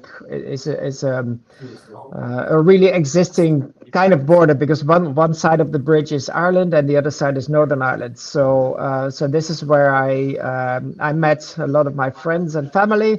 Then we made it all the way down to Dublin, where I rented a room in a pub, and we had a big party in the evening to celebrate. So it was a memorable day. I'm really happy I did it this way, because it was a day never to forget. And my brother-in-law made a special stamp for Ireland, so I have this I suppose illegal stamp in my passport with the date and everything, proving that I crossed the border to Ireland in 2017. Oh, that's amazing. I'm so glad to hear that, you know, so many of you were able to incorporate celebrations, balloon celebrations into this memorable last country, because that really is what the whole 193 goal achievement should be about. It's about celebration. It's such a good place to be after so many years of travel and effort, and so it's a really great moment to be able to celebrate. But the variety just goes to show that life, like much in life, it doesn't always go to plan. I know some of you planned it, some of you didn't, but no matter what, it becomes an indelible mark and part of your tapestry of travel and life. So that's really great. Thank you for sharing that, guys. I mean, that's really great, and I hope you experience many more fun adventures. And congratulations again to Arvi for your award. I hope that you have a big clap from us and the community. I hope that all of you have many fun adventures and many more. Well, there weren't many final countries anymore because you've completed. Well, I look forward to seeing you all in Brazil probably. And April, I won't see you on December 12th in Lima, but I'll definitely see you in Brazil. And I just want to say, miss your smile. You're always smiling. That's beautiful. This is true, April. You have a great smile. That is the most accurate description of April. She's got the most beautiful smile I've ever seen. Yeah. All right, guys, I got to run to the gate, and I'll talk to you soon. Thank you for very joining much, us, and it's Arvi, a and pleasure thank seeing you for all. joining us and sharing your memories of 193. And may Thank you. the travels and adventures continue. Thank you for joining, guys. You bye. Bye. Thank you. Safe Bye, travels. April. Bye. Bye. Bye. Thank you all for joining. That's been another great panel, and I'm so interested. I was so interested to hear where people ended, and it just goes to show, as I was saying, that you can't always choose, but you can try to plan as much as you can. Let's move right along now. We've got a bit of a special presentation now. Well, it's not a presentation. It's a speaker, another keynote speaker, who is a very special traveler. He is also a double award winner in the NomadMania Travel Awards. He just won for Best Book yesterday, and he is amazing because he completed his journey in over the course of 10 years in an unbroken path without flying. How amazing is that? We were saying earlier about how difficult the goal is just for the average person, but to take on a challenge like that just blows my mind. So please welcome our next speaker, who's our next keynote. Thor, are you there? Hi, Yes, Thor. I How are am. you? Hi. I'm good. I'm good. How are you? I'm good, thank you. And it's great. You know what? I follow you online, and I actually have had the opportunity to read your book. It's amazing. So many congratulations to you. Yes, I Thank mean, you. I I saw that we appreciate were that. doing a keynote, and I don't have a lot of time because as I mentioned, I have 3 young children, so I have very little free time. But I've been trying to kind of dip in here and there with the books that have been coming out. And might I just say, for someone that I would consider myself quite a reader. I also do a bit of writing, but it's just an amazing book. You totally deserve that award. But I think, as you. mentioned on the awards, the book authors panel, I watched that as well. We were comparing the different books and types of styles of writing. I think that yours was definitely a very, very honest account. And it's what Boris mentioned about how it's not a travel log, not like someone's diary. That really, really resonated with me because it's so true. And I think it's an amazing achievement that you've been able to condense into this book. But welcome. It's nice to meet you. And how are you feeling? How are you doing? I mean, I know you've been doing lots of interviews and talks, but is everything are you just kind of settled down now, or are you still planning your next thing? Well, first of all, thank you for your kind words about my book. I truly appreciate that. I did want to write an honest account of what I put myself through, and also what I got out of doing what I did, and my words about the world and the people and the experience. And it's been a little bit more than 2 years now since I came back home, and it's just been full power. I mean, I have barely had any time to rest. I went on a speaking tour last year, and we had to get the book done, and now the book's out in 2 languages, and there's a lot of activity around the book these days because it's coming out in Arabic and in Czech as well, and there's a negotiation with a publisher in Finland. So you can imagine how many emails I'm getting and how many video calls I'm in. And my day-to-day income is based off speaking engagements, and I do not have a team. So that means that, again, I'm the one who replies to emails and sets everything up and rents a car and goes to the venue and all of this stuff. And somewhere in between all of this, my wife and we had a daughter, and she's almost, yeah, thank you. She's almost a year old now. Oh, that's lovely. And what's her name? Her name is Avi. So it's AVI, and we took her on a road trip in the US earlier this year. We rented an RV and we went through about 18 states, a lot of NomadMania regions for sure. And people thought her name was Abby, ABBY, but AVI, Avi. She's a gorgeous little one. It's a name that I picked up on while I was in Greenland. In Greenland, they have a name which is Aviaya, and Aviaya can mean different things. But the meaning that I took from it was the first. And the first, so to speak, is if you had a long winter and everything was covered in snow, and then you find the first flower when the snow starts melting. So that's our little Abby. Oh, that's brilliant. And I mean, it's amazing that you've basically been juggling all these responsibilities, but also you have a family life at the same time. I know that's no easy task, but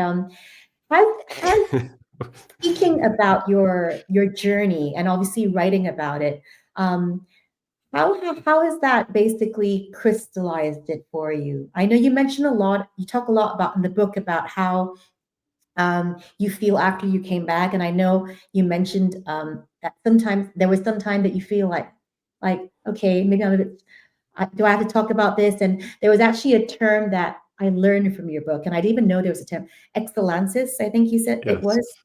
Yes, I use that in my speaking engagements as well. I think it's a fantastic word. Excellensis covers over a certain resignation in trying to explain something to someone when you reach the point where you figure they're not going to understand. They're just not going to get it. And you ask me how am I? I mean, I often feel completely unrelatable. But you know, I have different masks, different faces, different personalities almost throughout the day, depending on if I'm speaking to my wife or my neighbor, or if I'm at a speaking engagement, and so on. And people can 100% relate to me in regards to being a father and having a wife and all that stuff. I find people cannot relate to reaching every country in the world in an unbroken journey, completely without flying, spending nearly a decade. It wasn't quite 10 years. It was 9 years, 9 months, and 16 days. So close enough. But no, that was quite the ordeal. And as you mentioned, my book, it's an honest account of what that means, what that was, and the teachings and the learnings that I had. And there's definitely room for a book number 2 and maybe a book number 3, because some of my best stories didn't make it into the book. The book was a process where, let's say I left home in 2013 and figured I'm not writing a book because who's ever going to find it or hear about it or pick it up or spend time reading it. And then over the course of several years, I decided I think I want to write a book. You know, I think I've learned a lot from putting myself through what I did, good and bad. And, you know, I have some things I want to share with a broader audience. And then eventually I got home, and I was quite fortunate that there was a lot of attention around the accomplishment, which isn't just my accomplishment. I share this accomplishment with thousands of people across the world that helped and supported me. But so I came home, and there was a lot of media attention. I did 12 to 14 interviews a day for about 3 weeks. And in that period, yeah, that was crazy. And in that period, I also received a lot of offers. I received an offer to go on a speaking tour. I received an offer to be represented by an agent. I received several offers from several publishers that wanted me to write a book. And I went with one in the UK. I went with Little Brown Book, which is an imprint of Hachette Group. And then the process starts. Then you try to work out, what's the book going to be? Is it going to be a mention of every country? Is it going to be what is it going to be? So, and there's so many approaches you could have taken, like you were saying in the author panel. But I'm really glad that you did take the route that you took, because I think it's almost more honest, and it isn't just a travel log, but it's like basically takes people into your mind. I mean, there were so many kind of poignant like chapters that I actually highlighted I was reading it on a Kindle, and I thought, okay, this, I can really relate to this, and that mental anguish and struggle that you felt, say, in Hong Kong, where you had people telling you that, you know, there are things that you're missing back home, and, you know, there was that internal struggle. So could you at the time, I mean, the book is named, or it's titled The Impossible Journey, but obviously you somehow made it possible. Did you at the time foresee that it would become such a platform for you? I mean, this achievement of yours, and is that what propelled you towards the finish line, even though things were hard during many occasions?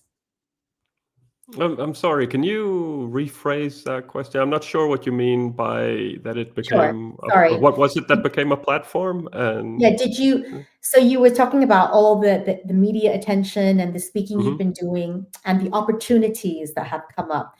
Right. Did you foresee that at the time? Did you think, well, if I complete this, then that might be a good platform for me to get a book deal or to Right. go on to bigger goals? And is that what Yeah. helped propel you towards the finish line? It did not help me towards the finish line at all. I mean, there were never any guarantees that I would lead a successful life at the end of that project. And even today, if you analyze my day to day, I don't feel particularly successful.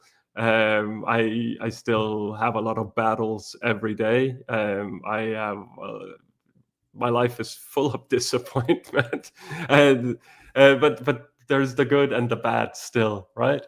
I feel very fortunate that I have my wife and my daughter. Those are two very clear stars within my life. But I mean, there's a lot of rejection in both trying to sell a book. We live in a time where books are in direct competition with Netflix, and people lying down on a couch and just going through, or YouTube, or even social media. I mean, social media, the best content creators are creating content that's, you can't keep your eyes off it. You're so curious to see what happens next, or what does this cover have behind it. So people just disappear into their phones, and who's going to pick up a book? So there's a lot of work in trying to create interest for a book. And the same goes for speaking engagements. Actually, there's a lot of competition. There are many people that have fantastic stories, and they're out there, and we're all competing. So yeah, no, that wasn't what was getting me over the finish line. I'm not entirely sure what kept pushing me. I mean, there's a bit of sunk cost fallacy in all of it, that I've spent a lot of time and a lot of energy getting to You do where mention I that, was. and I did really feel that when I read the writing. I was thinking, like, what would I do if I was in that position? Because that was the one thing that occurred to me the most when I heard about you and your project. Was, I don't know if I could do something like that, just because of, I guess, the pressure you get from the people that you are closest to. So the fact that you were able to do it, and I'm sure it's something that you're really, some of the hardest things that we do are the ones that we're most grateful for after, I've found, at least. But I mean, what's a piece of advice, Thor, that you would give to someone with not necessarily the same goal as you, because obviously you've already set that, but with a big, bold, audacious goal that you think that so many people will think is impossible? Yeah. Would you say to go ahead, or would you say it depends on the person? Or yeah, I would probably have a lot to say, but there's one thing I would like to say before I reply to that, which is the book is called The Impossible Journey because there's a guy in Canada, his name is Mike Douglas, and he made a documentary film, and he named the film The Impossible Journey, and then my publisher ran with that title. And the more I think about it, the more I think it's a fitting title. And this filmmaker and athlete, Mike Douglas in Canada, he said to me that I wouldn't be able to do it a second time. And when he said that, I thought, well, why not? I have the experience now. I have contacts around the world. I think I can do it again. And the more I think about it, the more I've realized that if I could try 100 times over, I would fail 100 times over. So this was truly an impossible journey, and somehow I made it through on my first try. If someone wants to pick up a huge project, they should do it. I mean, we need people that are willing to push the envelope forward. We're not going to have any progress on our planet if if people are not willing to take upon themselves really hard and arduous tasks. And then you can parallel this to a million different things, but we have climate discussions that just went on now in Brazil. There's a huge task ahead of us in transitioning away from fossil fuels and into renewable sources. There are conflicts on this planet, and we need some conflict resolution, and huge tasks ahead of us. And then on a day-to-day basis, people, they want to complete their educations, they want to find someone to have love in their life and maybe start a family. People want to learn to play an instrument or learn a different language. Anything that you want to achieve in life is going to cost you something. It's not going to come for free. You need to put in effort. And so, yeah, I would always say to people, give it a go, try, do your best.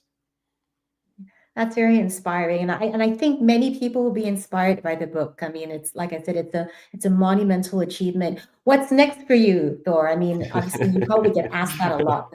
Have you given much thought to doing something of the same magnitude, or do you have goals that are a bit more maybe normal or pedestrian? No, well, I'm probably never going to be normal. But I do have travel plans. I would love to ride a motorcycle from Denmark to Hong Kong. I looked at the logistics and the bureaucracy of it, and I think I would be able to do that now. What I need a motorcycle. I need permission from my wife. I need the time, and I need the money to do it. So that's one thing. I'd love to lead a caravan of camels across the Sahara. This is something I cooked up back in 2005, maybe, when I was living in Libya and working in Libya, and I would still love to do that. And then I'm grateful to NomadMania for having all of these regions and places we can go to, that the list doesn't end when you reach every country in the world, but that you can keep going. And I would love to find myself among the top travelers in the world. I would like to reach, say, 1,000 NomadMania regions or above. And so I still have some way to go. Plenty of goals. That's amazing, and I think that's what makes life interesting: the variety and the challenge, and that's what keeps us going. Thank you so much, Thor. It's been really inspiring. I know it's been short. We could probably talk for hours. I've got my highlighted Kindle, and I was just thinking it was so exciting to meet you, and to just pick a bit of your brain. But congratulations again, and I hope to see you on the road, and all the best with your future endeavors. I have no doubt that you'll crush whatever you're onto next. Thank you. You're very kind. Thank you very much. Thank you. Speak to you soon. Thank you. And that was Thor. If you haven't picked up his book, I would strongly recommend that you do. It's very, very interesting and inspiring. I will definitely resonate with people from the 193 community and outside as well. So moving right along with our final panel of the day. How has time flown so quickly? It is appropriately titled My Life After 193. Now, I think I was saying earlier that people tend to think when you're doing it that 193 is the be all and end all, and it's hard to see beyond what happens when you reach that goal. But here to tell us what path they've chosen, can we please welcome the panelists? We have a range of people who've all completed 193 at various times. Hi, Riza. Hi, David. Hi, Marcus. Hi, Toso. Hi. Hello, Randy. Also known as the Sultan. I love that. Thank you guys for joining. If I could just ask you all to just briefly introduce yourselves. I know some of you have been in the panels previously. Thank you for taking the time. But just to tell our viewers where you're from, when you did 193, and what your name is, what your final country was. Riza, if you go you, please. Sure, I'm Riza Rasco. I come from the Philippines. I completed my 193 last February, and North Korea was my last country. Okay, that's great. Thank you. David, hi. Hi, Gary. How are you? I'm David Langan is my name from Dublin, Ireland, and I'm currently in Germany, just in a hotel here doing some work. My last country was Laos, visited in November 2022. Okay, thank you very much. Marcus, hi. Hi, I'm from Sweden. I'm in northern Sweden now, Piteå. My last country was Canada in 2013. So I've had some time post 193. Okay, thank you, Marcus. Tansel, hi. Hi, I'm from Turkey, from Istanbul, and I have completed my last country just this past July 2025, and Seychelles was the last country. Congratulations. Thank you. Hey, Randy, hi.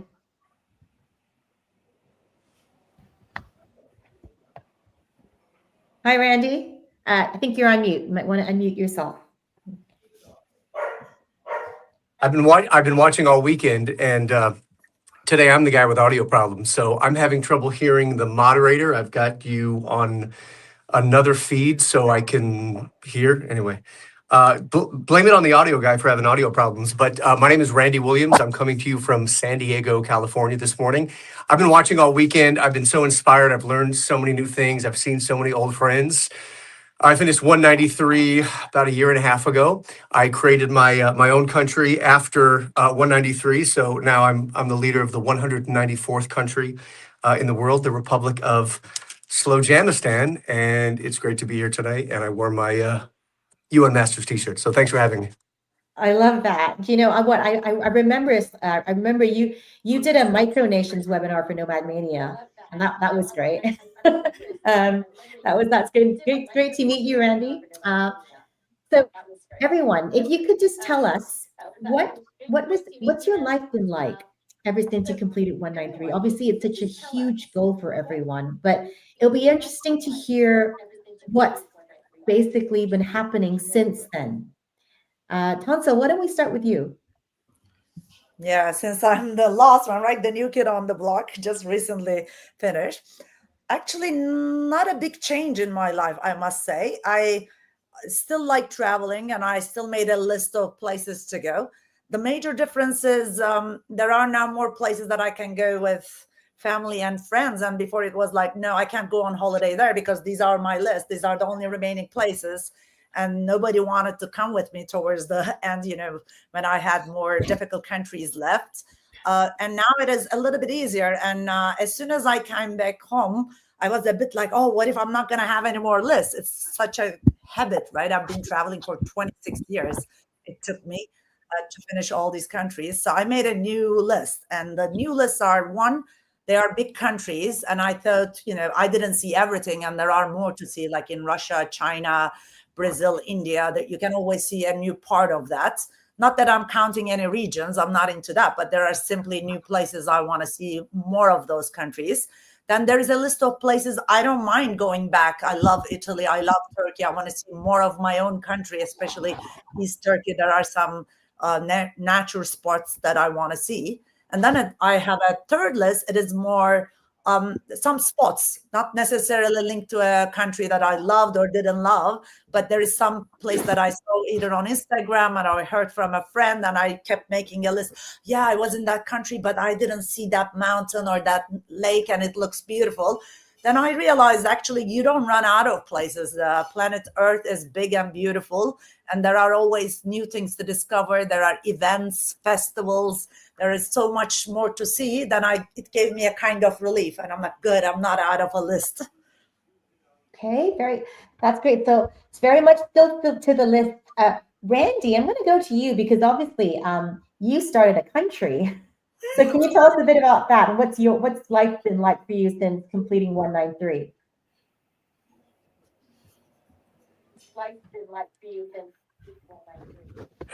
Well, okay, so where do I start?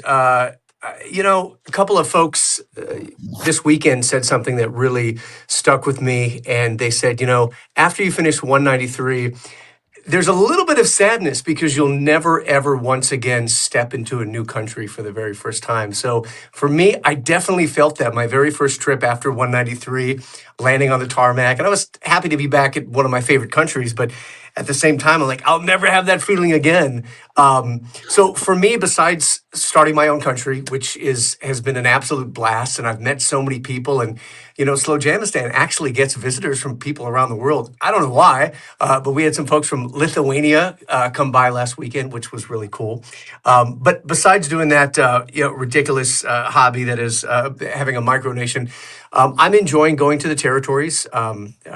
St. Pierre and Miquelon, I went to earlier this year. Love that. Can't wait to go to Transnistria. That's in the books next year. Antarctica will be in a couple of weeks, so I've never been there, so that'll be my final continent. And you haven't asked, but I want to touch on one thing, if I can just jump in on this, and that is there was a panel on fast travel earlier, and I had an epiphany. And there's a big percentage of the travel community that looks down on fast travel for a couple of reasons. But I think some folks realize that, if someone like me, if I visited Japan for 36 hours, who's to say I wouldn't go back? And I did just that. I've been to Japan 4 times now, and it's one of my favorite countries.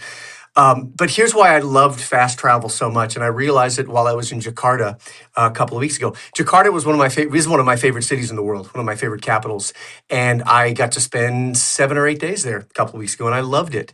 But nothing was exciting as only having 24 hours in one country. So I just want to encourage people who may want to travel fast, but they feel almost ashamed because there's a stigma about traveling fast. Here's my epiphany. I compared it to, what's the tastiest French fry? What is the tastiest French fry you've ever had? The tastiest French fry is the only one French fry that you stole from your friend when you guys went to McDonald's. You didn't have any fries. Your friend gave you one French fry, and you savored it because it was so quick. It was so small. You'll have such a short time to enjoy it. And that, to me, while I was in Jakarta for 8 days having a great time, I kind of look back and said, but I had an even better time when I was only here for 24 hours because I really, truly had to make it count. So that's just my quick shout out to the fast travelers out there. Keep doing what you're doing. You can always come back later and get a whole box of French fries to enjoy. Thank you for that insight. I would tend to agree because it's through things like fast travel that you're able to get a big variety of countries like 193 and then choose where you want to spend more time later, because otherwise, it would take too long. So I think that's a really good way of looking at that. Thank you. Can we go with Marcus, maybe? Yeah, sure. I finished quite a while ago, the summer of 2013. Having traveled intensively for 15 years to visit all 193 countries. I then continued for another 2.5 years very intensively. But during one of the radio interviews I did, I was asked what I sacrificed and what I missed. And what I did answer then was that having a family, having children was a sacrifice, maybe too big of a sacrifice. So a while after that, I decided to go ahead and have children. And I've had 5 children on my own after that. I worked as a diplomat, so I've been posted to different countries in the world. And I've kept traveling, but not as intensely. And now I moved back to the town where I was born, planning on giving the children a place to grow up. I've noticed that they don't appreciate the nomad lifestyle as much as I do. Thank you. That's good to know. I mean, we have a similar trajectory because I completed 193 and then went on to start a family, to get married and start a family. So my children are still very small right now, but it's something that I think maybe we'll see more of, but I didn't see a lot of precedent for previously. So a lot of people chose to not have a family, like you said, or some of them traveled with their families. But I think it's encouraging to know that there are different paths that can work out for people. Thank you. David, what about you? Thank you. Yes, when I finished 2022, I'd actually completed both countries, and I've been a member of the TCC, and so that's how I found out about country collecting, so to speak. But I've been traveling really since 1980. But in effect, I was working full time, so it was like when I had some time off. So I was sort of in an unusual situation that I'd been to all the countries and all the TCC territories at the last my last country completed all of those, and I was super excited with that. But since then, I'm still as enthusiastic about travel because lots of countries, I hadn't seen enough of them, the larger countries particularly. So I've been going to see some more of those, and particularly slow travel because now since earlier this year I'm retired. So time is not a focus in that I have to be back in work for a certain date. And so I'm doing slow travel. I've also doing a lot more with people because when you visit the world, it's not just about places and locations. People have always been a big thing for me, particularly in countries when there's not a lot of, I say, sort of things to see, place to see. It's more about the people. So, for example, recently I was in Azerbaijan for my second time, and I spent some of the time there on one of the days just going individually speaking to strangers on the street and going up and talking to them and finding their view of their country. So I'm spending more time speaking to people and finding a different. So it's a new aspect to me. So that's why no matter how many times you travel, there's always something new you can learn, something new you can bring to the table, so to speak. And also a big interest to me is post offices, what people know me for. So there's always some new. Recently, I went to SARC, which started issuing their own postage stamps, and so there's always somewhere new and enthusiastic and interesting to see and visit, and see something in a new way.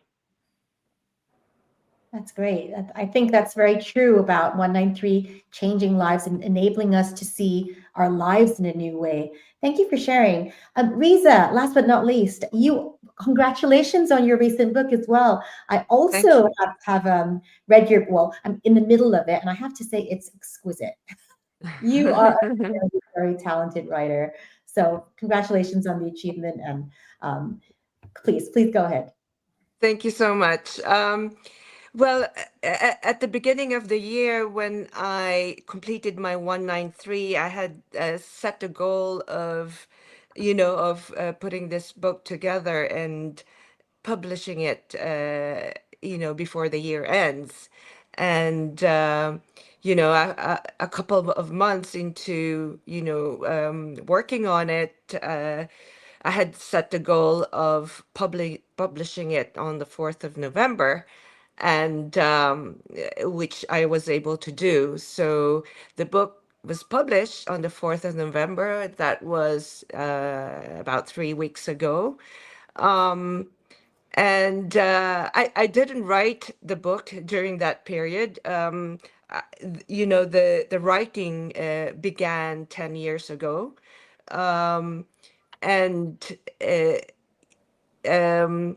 I was kind of on my last country for 3.5 years, waiting for North Korea to open before I was able to enter in February. But I used that time.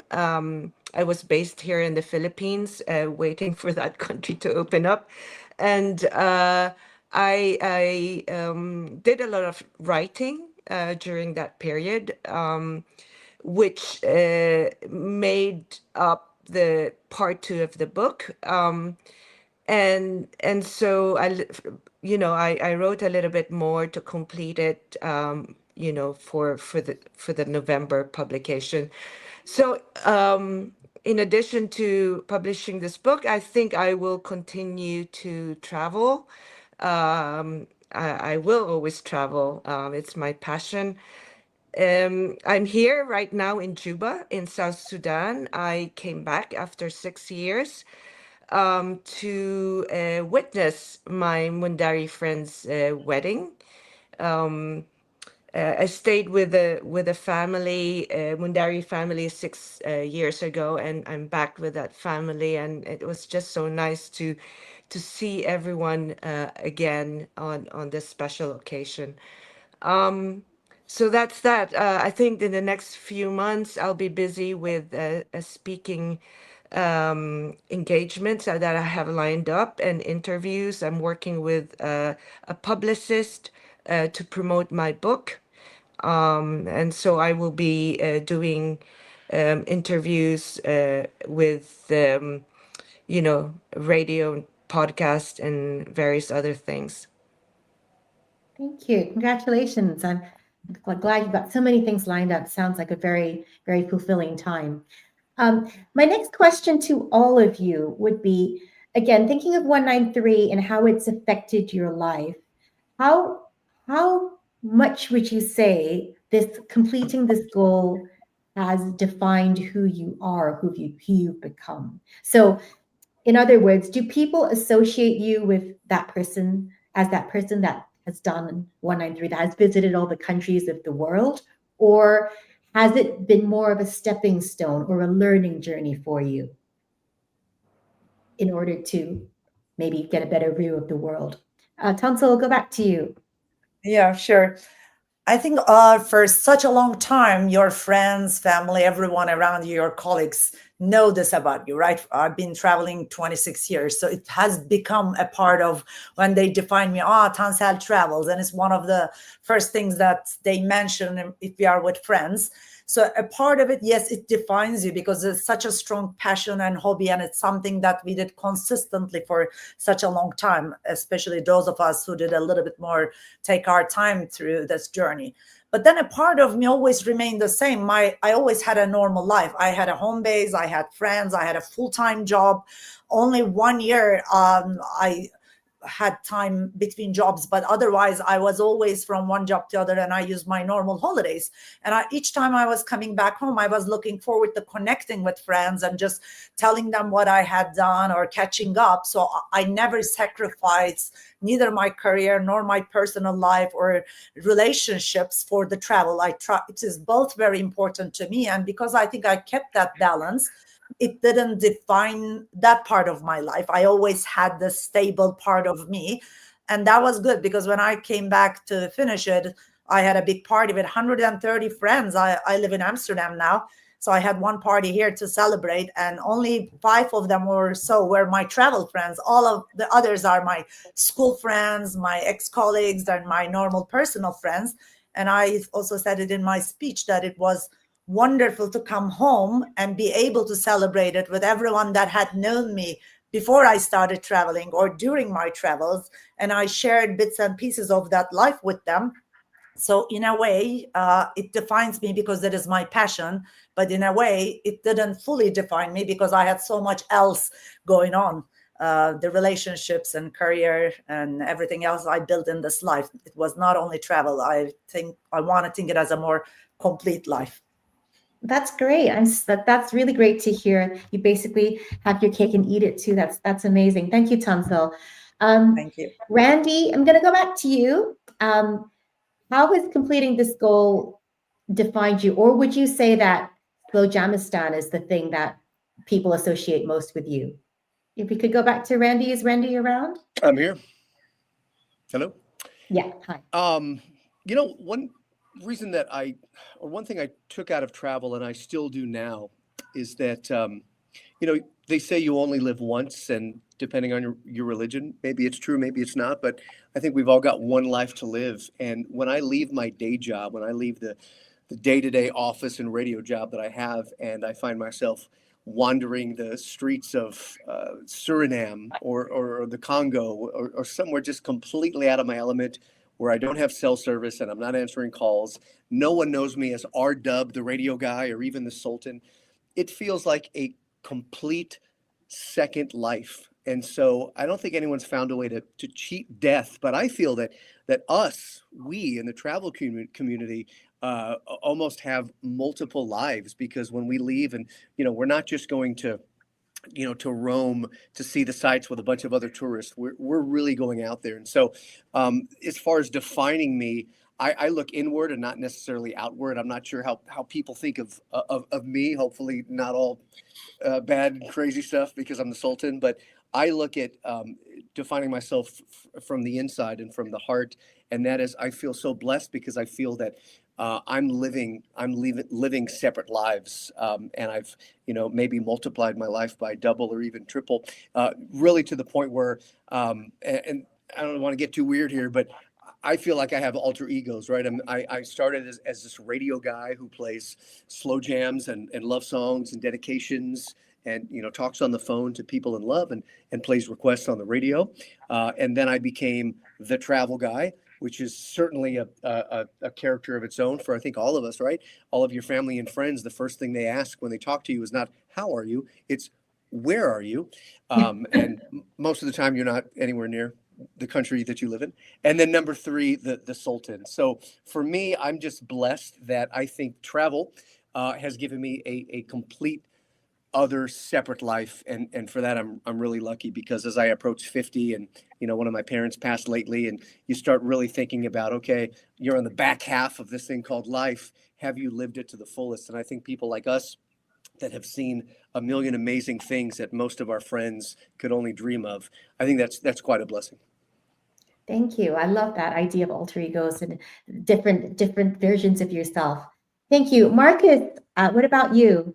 Would you say it defines you, and does it still, or is it very much your family now? In many ways, it still defines me. Here up in northern Sweden, I definitely stand out. I'm the travel guy, not only among friends, but at work, and it's part of my identity. Also, having done some local interviews, some national interviews, if people Google me, that's usually what comes up. So when people come up to me to ask, it's usually a question about travel. It's also a great advantage. There are a lot of immigrants living in Sweden, and wherever they're from, I've definitely been to their country and usually their city as well. But it's also, it not only defines me in my quest, but also the way I look at things. I mean, anything's possible. Anything can be achieved and done. I mean, that way of looking at it. And also having traveled a lot, just to relax and trust that it'll work out, even if you're arrested and have to spend the night in jail. There's some very important lessons. Yeah. Thank you. No, thank you. I think I can echo that as well. David, what about you? Would you say that 193 has really defined you, or has it been a stepping stone? David, please. Yes, it's sort of hard for me to say, because I started so young when I was 18 traveling. So it was just always part of my life. I never expected to travel to every country in the world. It wasn't a goal. I just started when I was young, wanting to visit some exotic countries in the Pacific, started my own business. So it was a thing I was doing. I never planned to visit every country. It just started to happen as I discovered that maybe I could do it. It was a map, but I would never go everywhere. So really, I suppose for me, it's basically university of life. So it's the best education one could ever get by traveling around the world and meeting people and seeing things in reality. And for me, it gives that positivity about how wonderful the world can be, and how much when you're in your own country that you can share that with people who, particularly nowadays, have an alternative view about immigrants or other things like that.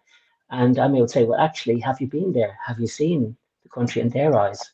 And one of the things I always say to people, where you're born is a complete roll of the dice. You happen to have been born in Ireland, but you could have been born in Afghanistan. You could have been born in Somalia in the middle of a war zone. So where we're born is not our decision.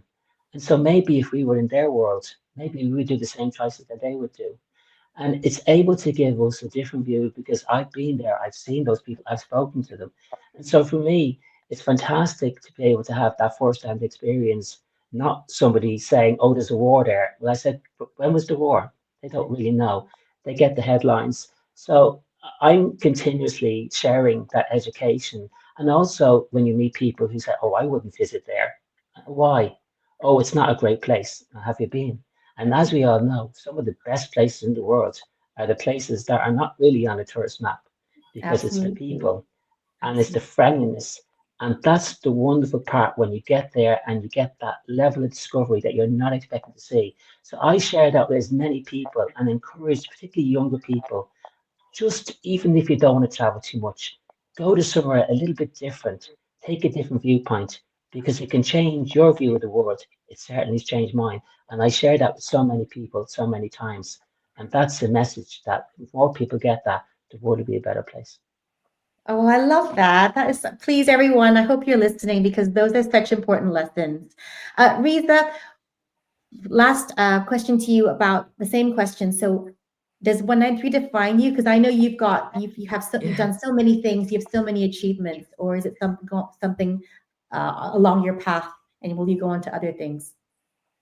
Well, the journey had a huge impact on me, which is why I wrote "The World Is My Mirror." It healed me and it reshaped my life. I was a scientist at the beginning of the journey, and I ended up, a different person, a community builder, doing more kind of community service. And, it's a big change for me. Okay, thank you very much. So guys, we're quickly approaching the end of this panel, and you guys are in the final panel of our UN Master Weekend. So thank you very much for your participation. I'm going to ask you for one last line from everyone. It's going to be a very quick fire round. Is everyone still there? Okay. Yes.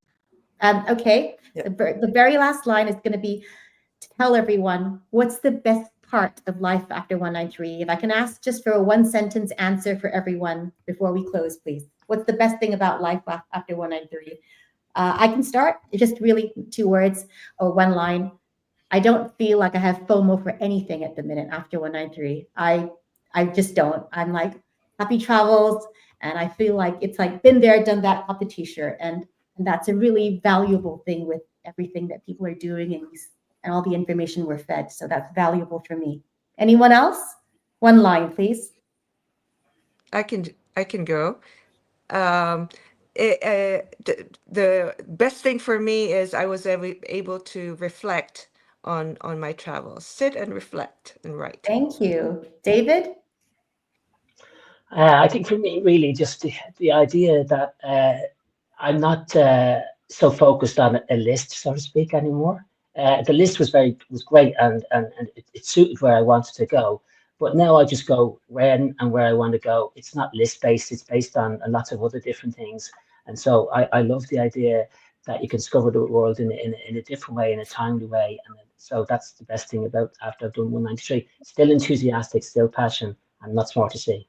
Thank you. Marcus, one line, please. Best thing about life after 193. I also feel more relaxed when it comes to traveling. I don't tick off as many lists anymore. I keep returning to places I really enjoy, like Italy, Iran.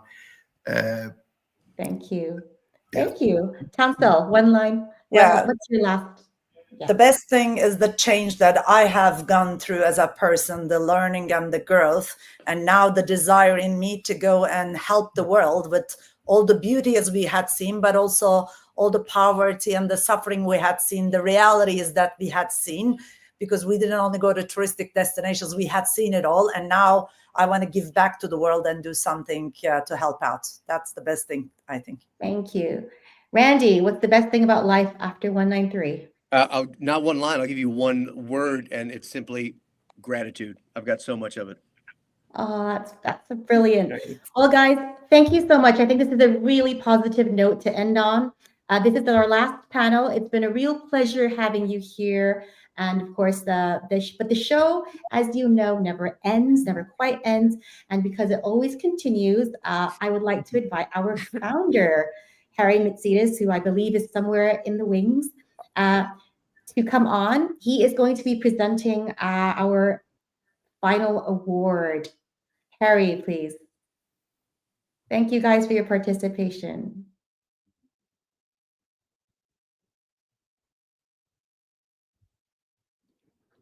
Well, guys, I think we're waiting for Harry to join. But as you know, we are also having a Zoom event. Oris, hello. Hi there.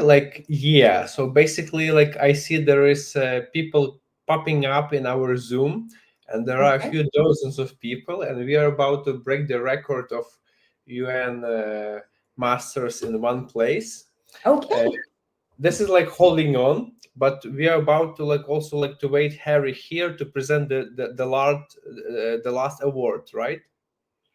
Yes, that's right. So, Harry, would you like to come on here? Because I believe we have a room full of Zoom people waiting, but we also have a final award to present. Okay, here's Harry. Hi, Harry. Oh, that was a big close-up. Hello, Yui. Hello, Orest.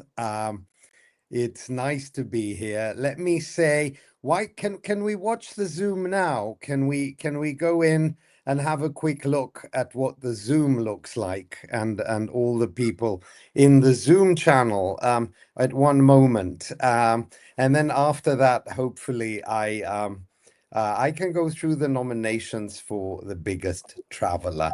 Yui, stay with us for now. Orest looks perplexed. We knew this would be technically difficult.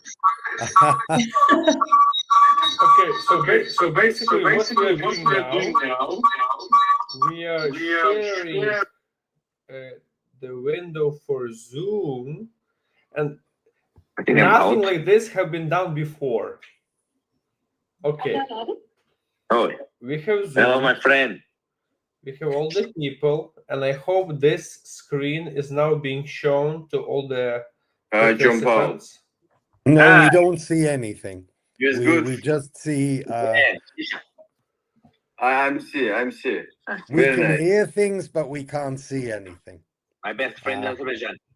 Yes, you too, my best friend in the European Union. No only Portuguese. All the European. We should see it. We should. Best wine friend. Really? Oh my God. You t-shirt. Okay, well, if I can talk over this, I'm going to start presenting the nominees for the biggest traveler. We don't see anything, Orest. We just see what you have written there. I don't know when it comes to see if I'm the best or not. You give me your hand, okay? Mirage, where are you? Just a second. Here? One more again. Share screen. Okay. Yui, we've come full circle. We have. Remember that you were the first presenter Yes, I'm now of the Azerbaijan. first panel. Now, starting after 1 week. There we Oh, are. wow. There we go, Harry. Okay. Yes. Here we have a number of people, Australia, including the USSR secret network. in the Melanesia, one region, South Korea. I'm my big North. Mehraj is speaking English. I'm It's a big wonderful. planning. Hello, people. Hello, guys. And thank you all for joining our incredible weekend. Over the last I'm not 32 listening. hours. You open. He open. Over the last 32 hours, we've been through 33 panels, and I think we got 118 panelists to talk What about country their are you now? experience of traveling to every country in the Now world. I'm Azerbaijan. 1 week after. Yes, 1 week after. And Mehraj is talking. We love it. Indonesia. Yes, no. So here we've got some of the wonderful people who joined our panel. Some didn't join our panel. Juha is there. He called in sick. I see Anthony, Ildiko, Anders, Marcus, Bader, Lily, Miguel, Britt Marie, Maurizio. Thank you all for joining our panels. Eric, Rudy, Philip, Nicholas, Constantine, Joao, Jose Antonio. Thank you all for being in our panels. Michael Runkel, he's here to say hi. Thank you very much for joining. And I see Per, one of the moderators. Thank you very much for being in the position of the moderator. Yui, you've come full circle from the very, very first awards in 2021 when you moderated the panel of 10 women UN Masters. Here we are to this. Thank you to all the moderators, Per, Boris, Lucy, and today Stefan, Sam, and Yui. Much appreciated. Ladies and gentlemen, remember that these people are volunteers. They dedicate their time just because they love NomadMania. So thank you. Oris, the man behind the scenes, thank you very much. He has worked non-stop for essentially 32 hours with sleep in the middle. So without Oris, none of this would be possible. I also want to thank Lucy Sue and Don Ballas, who were the two people of the Awards and Events Committee, without whom this would not have been possible. They really helped in terms of the award part of the show, but also contacting so many of the travelers in this. Without further ado, does anybody know what we're supposed to be doing? Yui, our task is to present the biggest traveler. This is a daunting task. We have 6 nominees. Here, let's look again at the collection of incredible UN Masters in front of us. I see Jaime, who's one of the nominees for biggest traveler.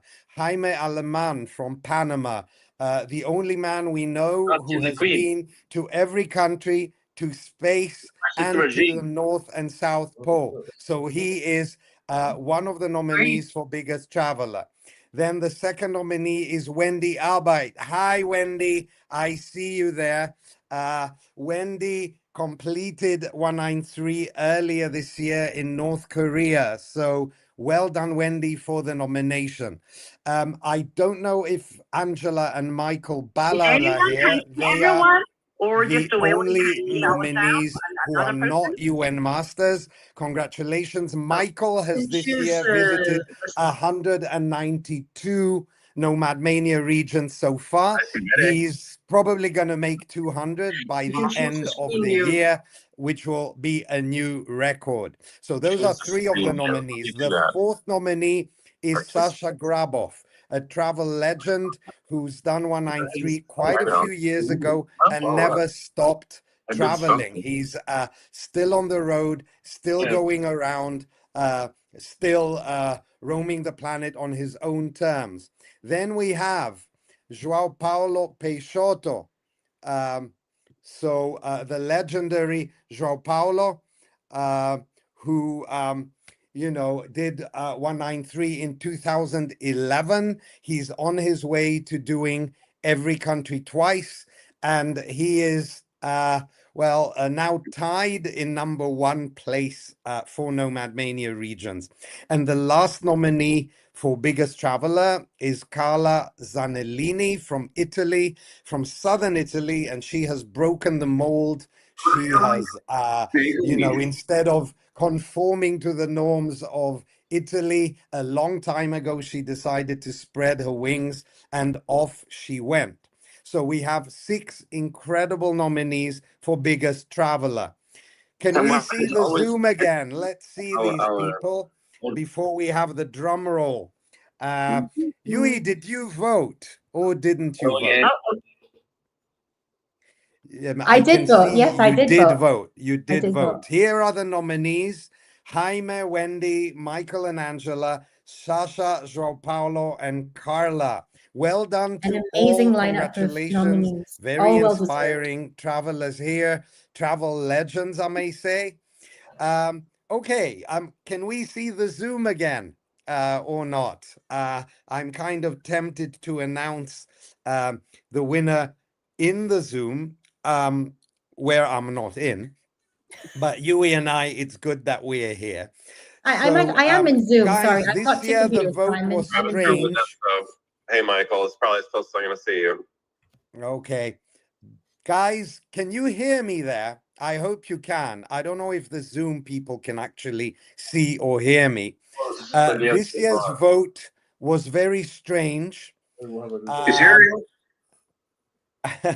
This year's vote was very strange because we had one person take the lead and then another person kind of approaching the lead.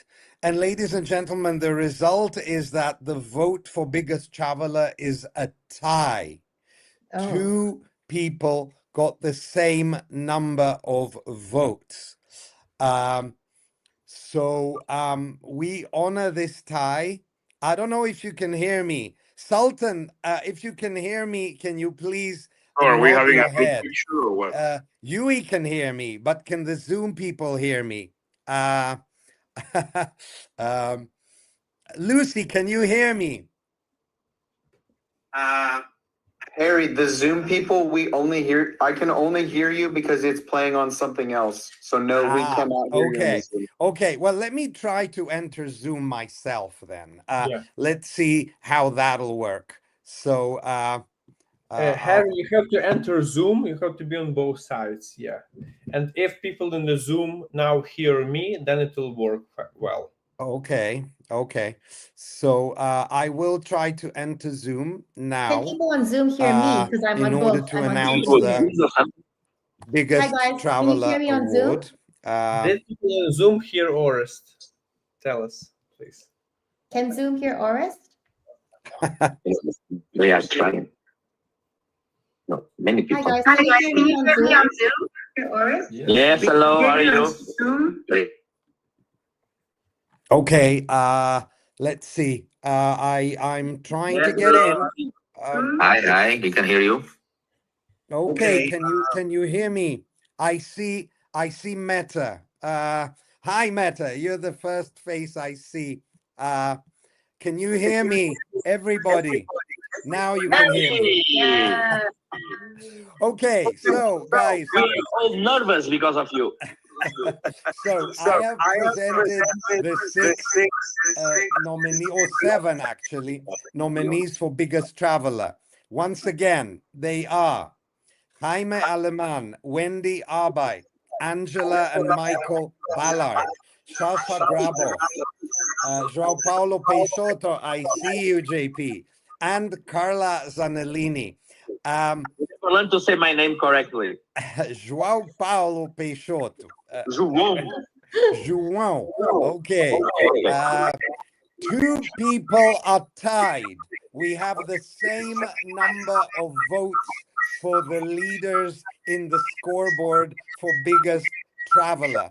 That means that this year, unlike any other year, we are going to have two awards for biggest traveler because we have a tie. And I'm going to announce these people based on their seniority on NomadMania, which means I'm going to first announce the traveler whose profile is the oldest. This traveler opened their NomadMania profile in 2012.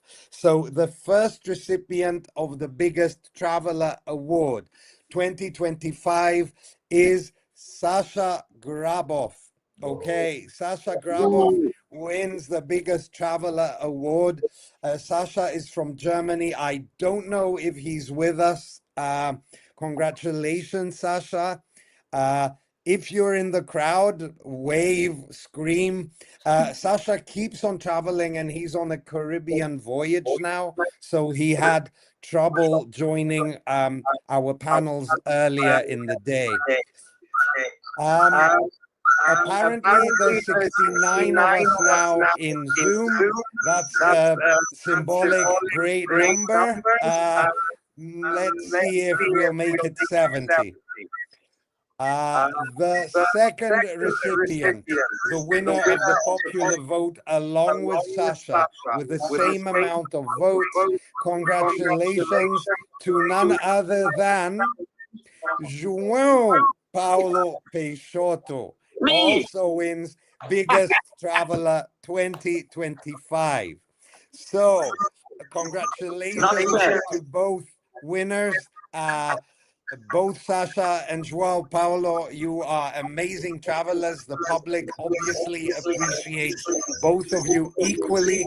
And it's amazing to know that you are the recipients of the award. And if we can see the Zoom through StreamYard once again, it's wonderful to see you all. Guys, thank you so much for participating in an amazing weekend. We have more than 17 hours of Zoom reel, and this exemplifies NomadMania. This is now on our YouTube page, both the days, available for travelers big and small to go back, to be inspired, to learn from you all. And maybe to also reach 193, but that is not the aim necessarily. Everyone should follow their own travel dreams. So, João Paulo, Sasha, well done. Well done to all the nominees. Congratulations to the recipients.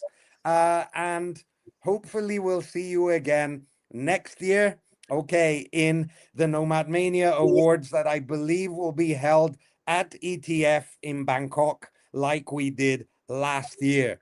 So thank you all. It's been a pleasure. It's really a pleasure to call myself one of your peers.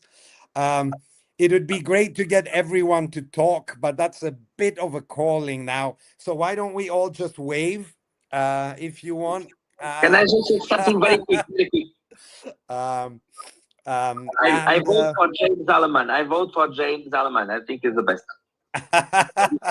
Many people are great, and it doesn't matter who you voted for. What matters is the participation. So that's great fun. Thank you, Nomadmania. Thank you, Aris. This is a great fun to be here. Thank you all. Yuri, thank you so much for ending this series of panels. For the other moderators, thanks again for being here. I guess that's it. Over and good night from all of us at NomadMania. Thanks. Thanks. I guess we are done. Okay. Thanks. And that ends the NomadMania Awards 2025 broadcast. Bye. To all of you. Thank you. Bye. Bye-bye. Bye-bye. Bye. Next time. All right. Bye-bye. See you. Bye.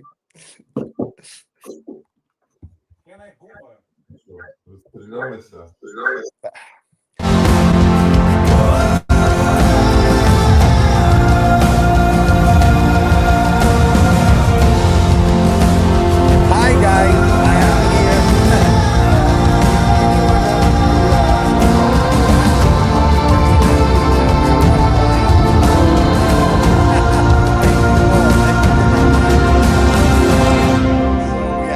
We're quite a crowd here. Gracias todos por estar aquí y por asistir en Zoom.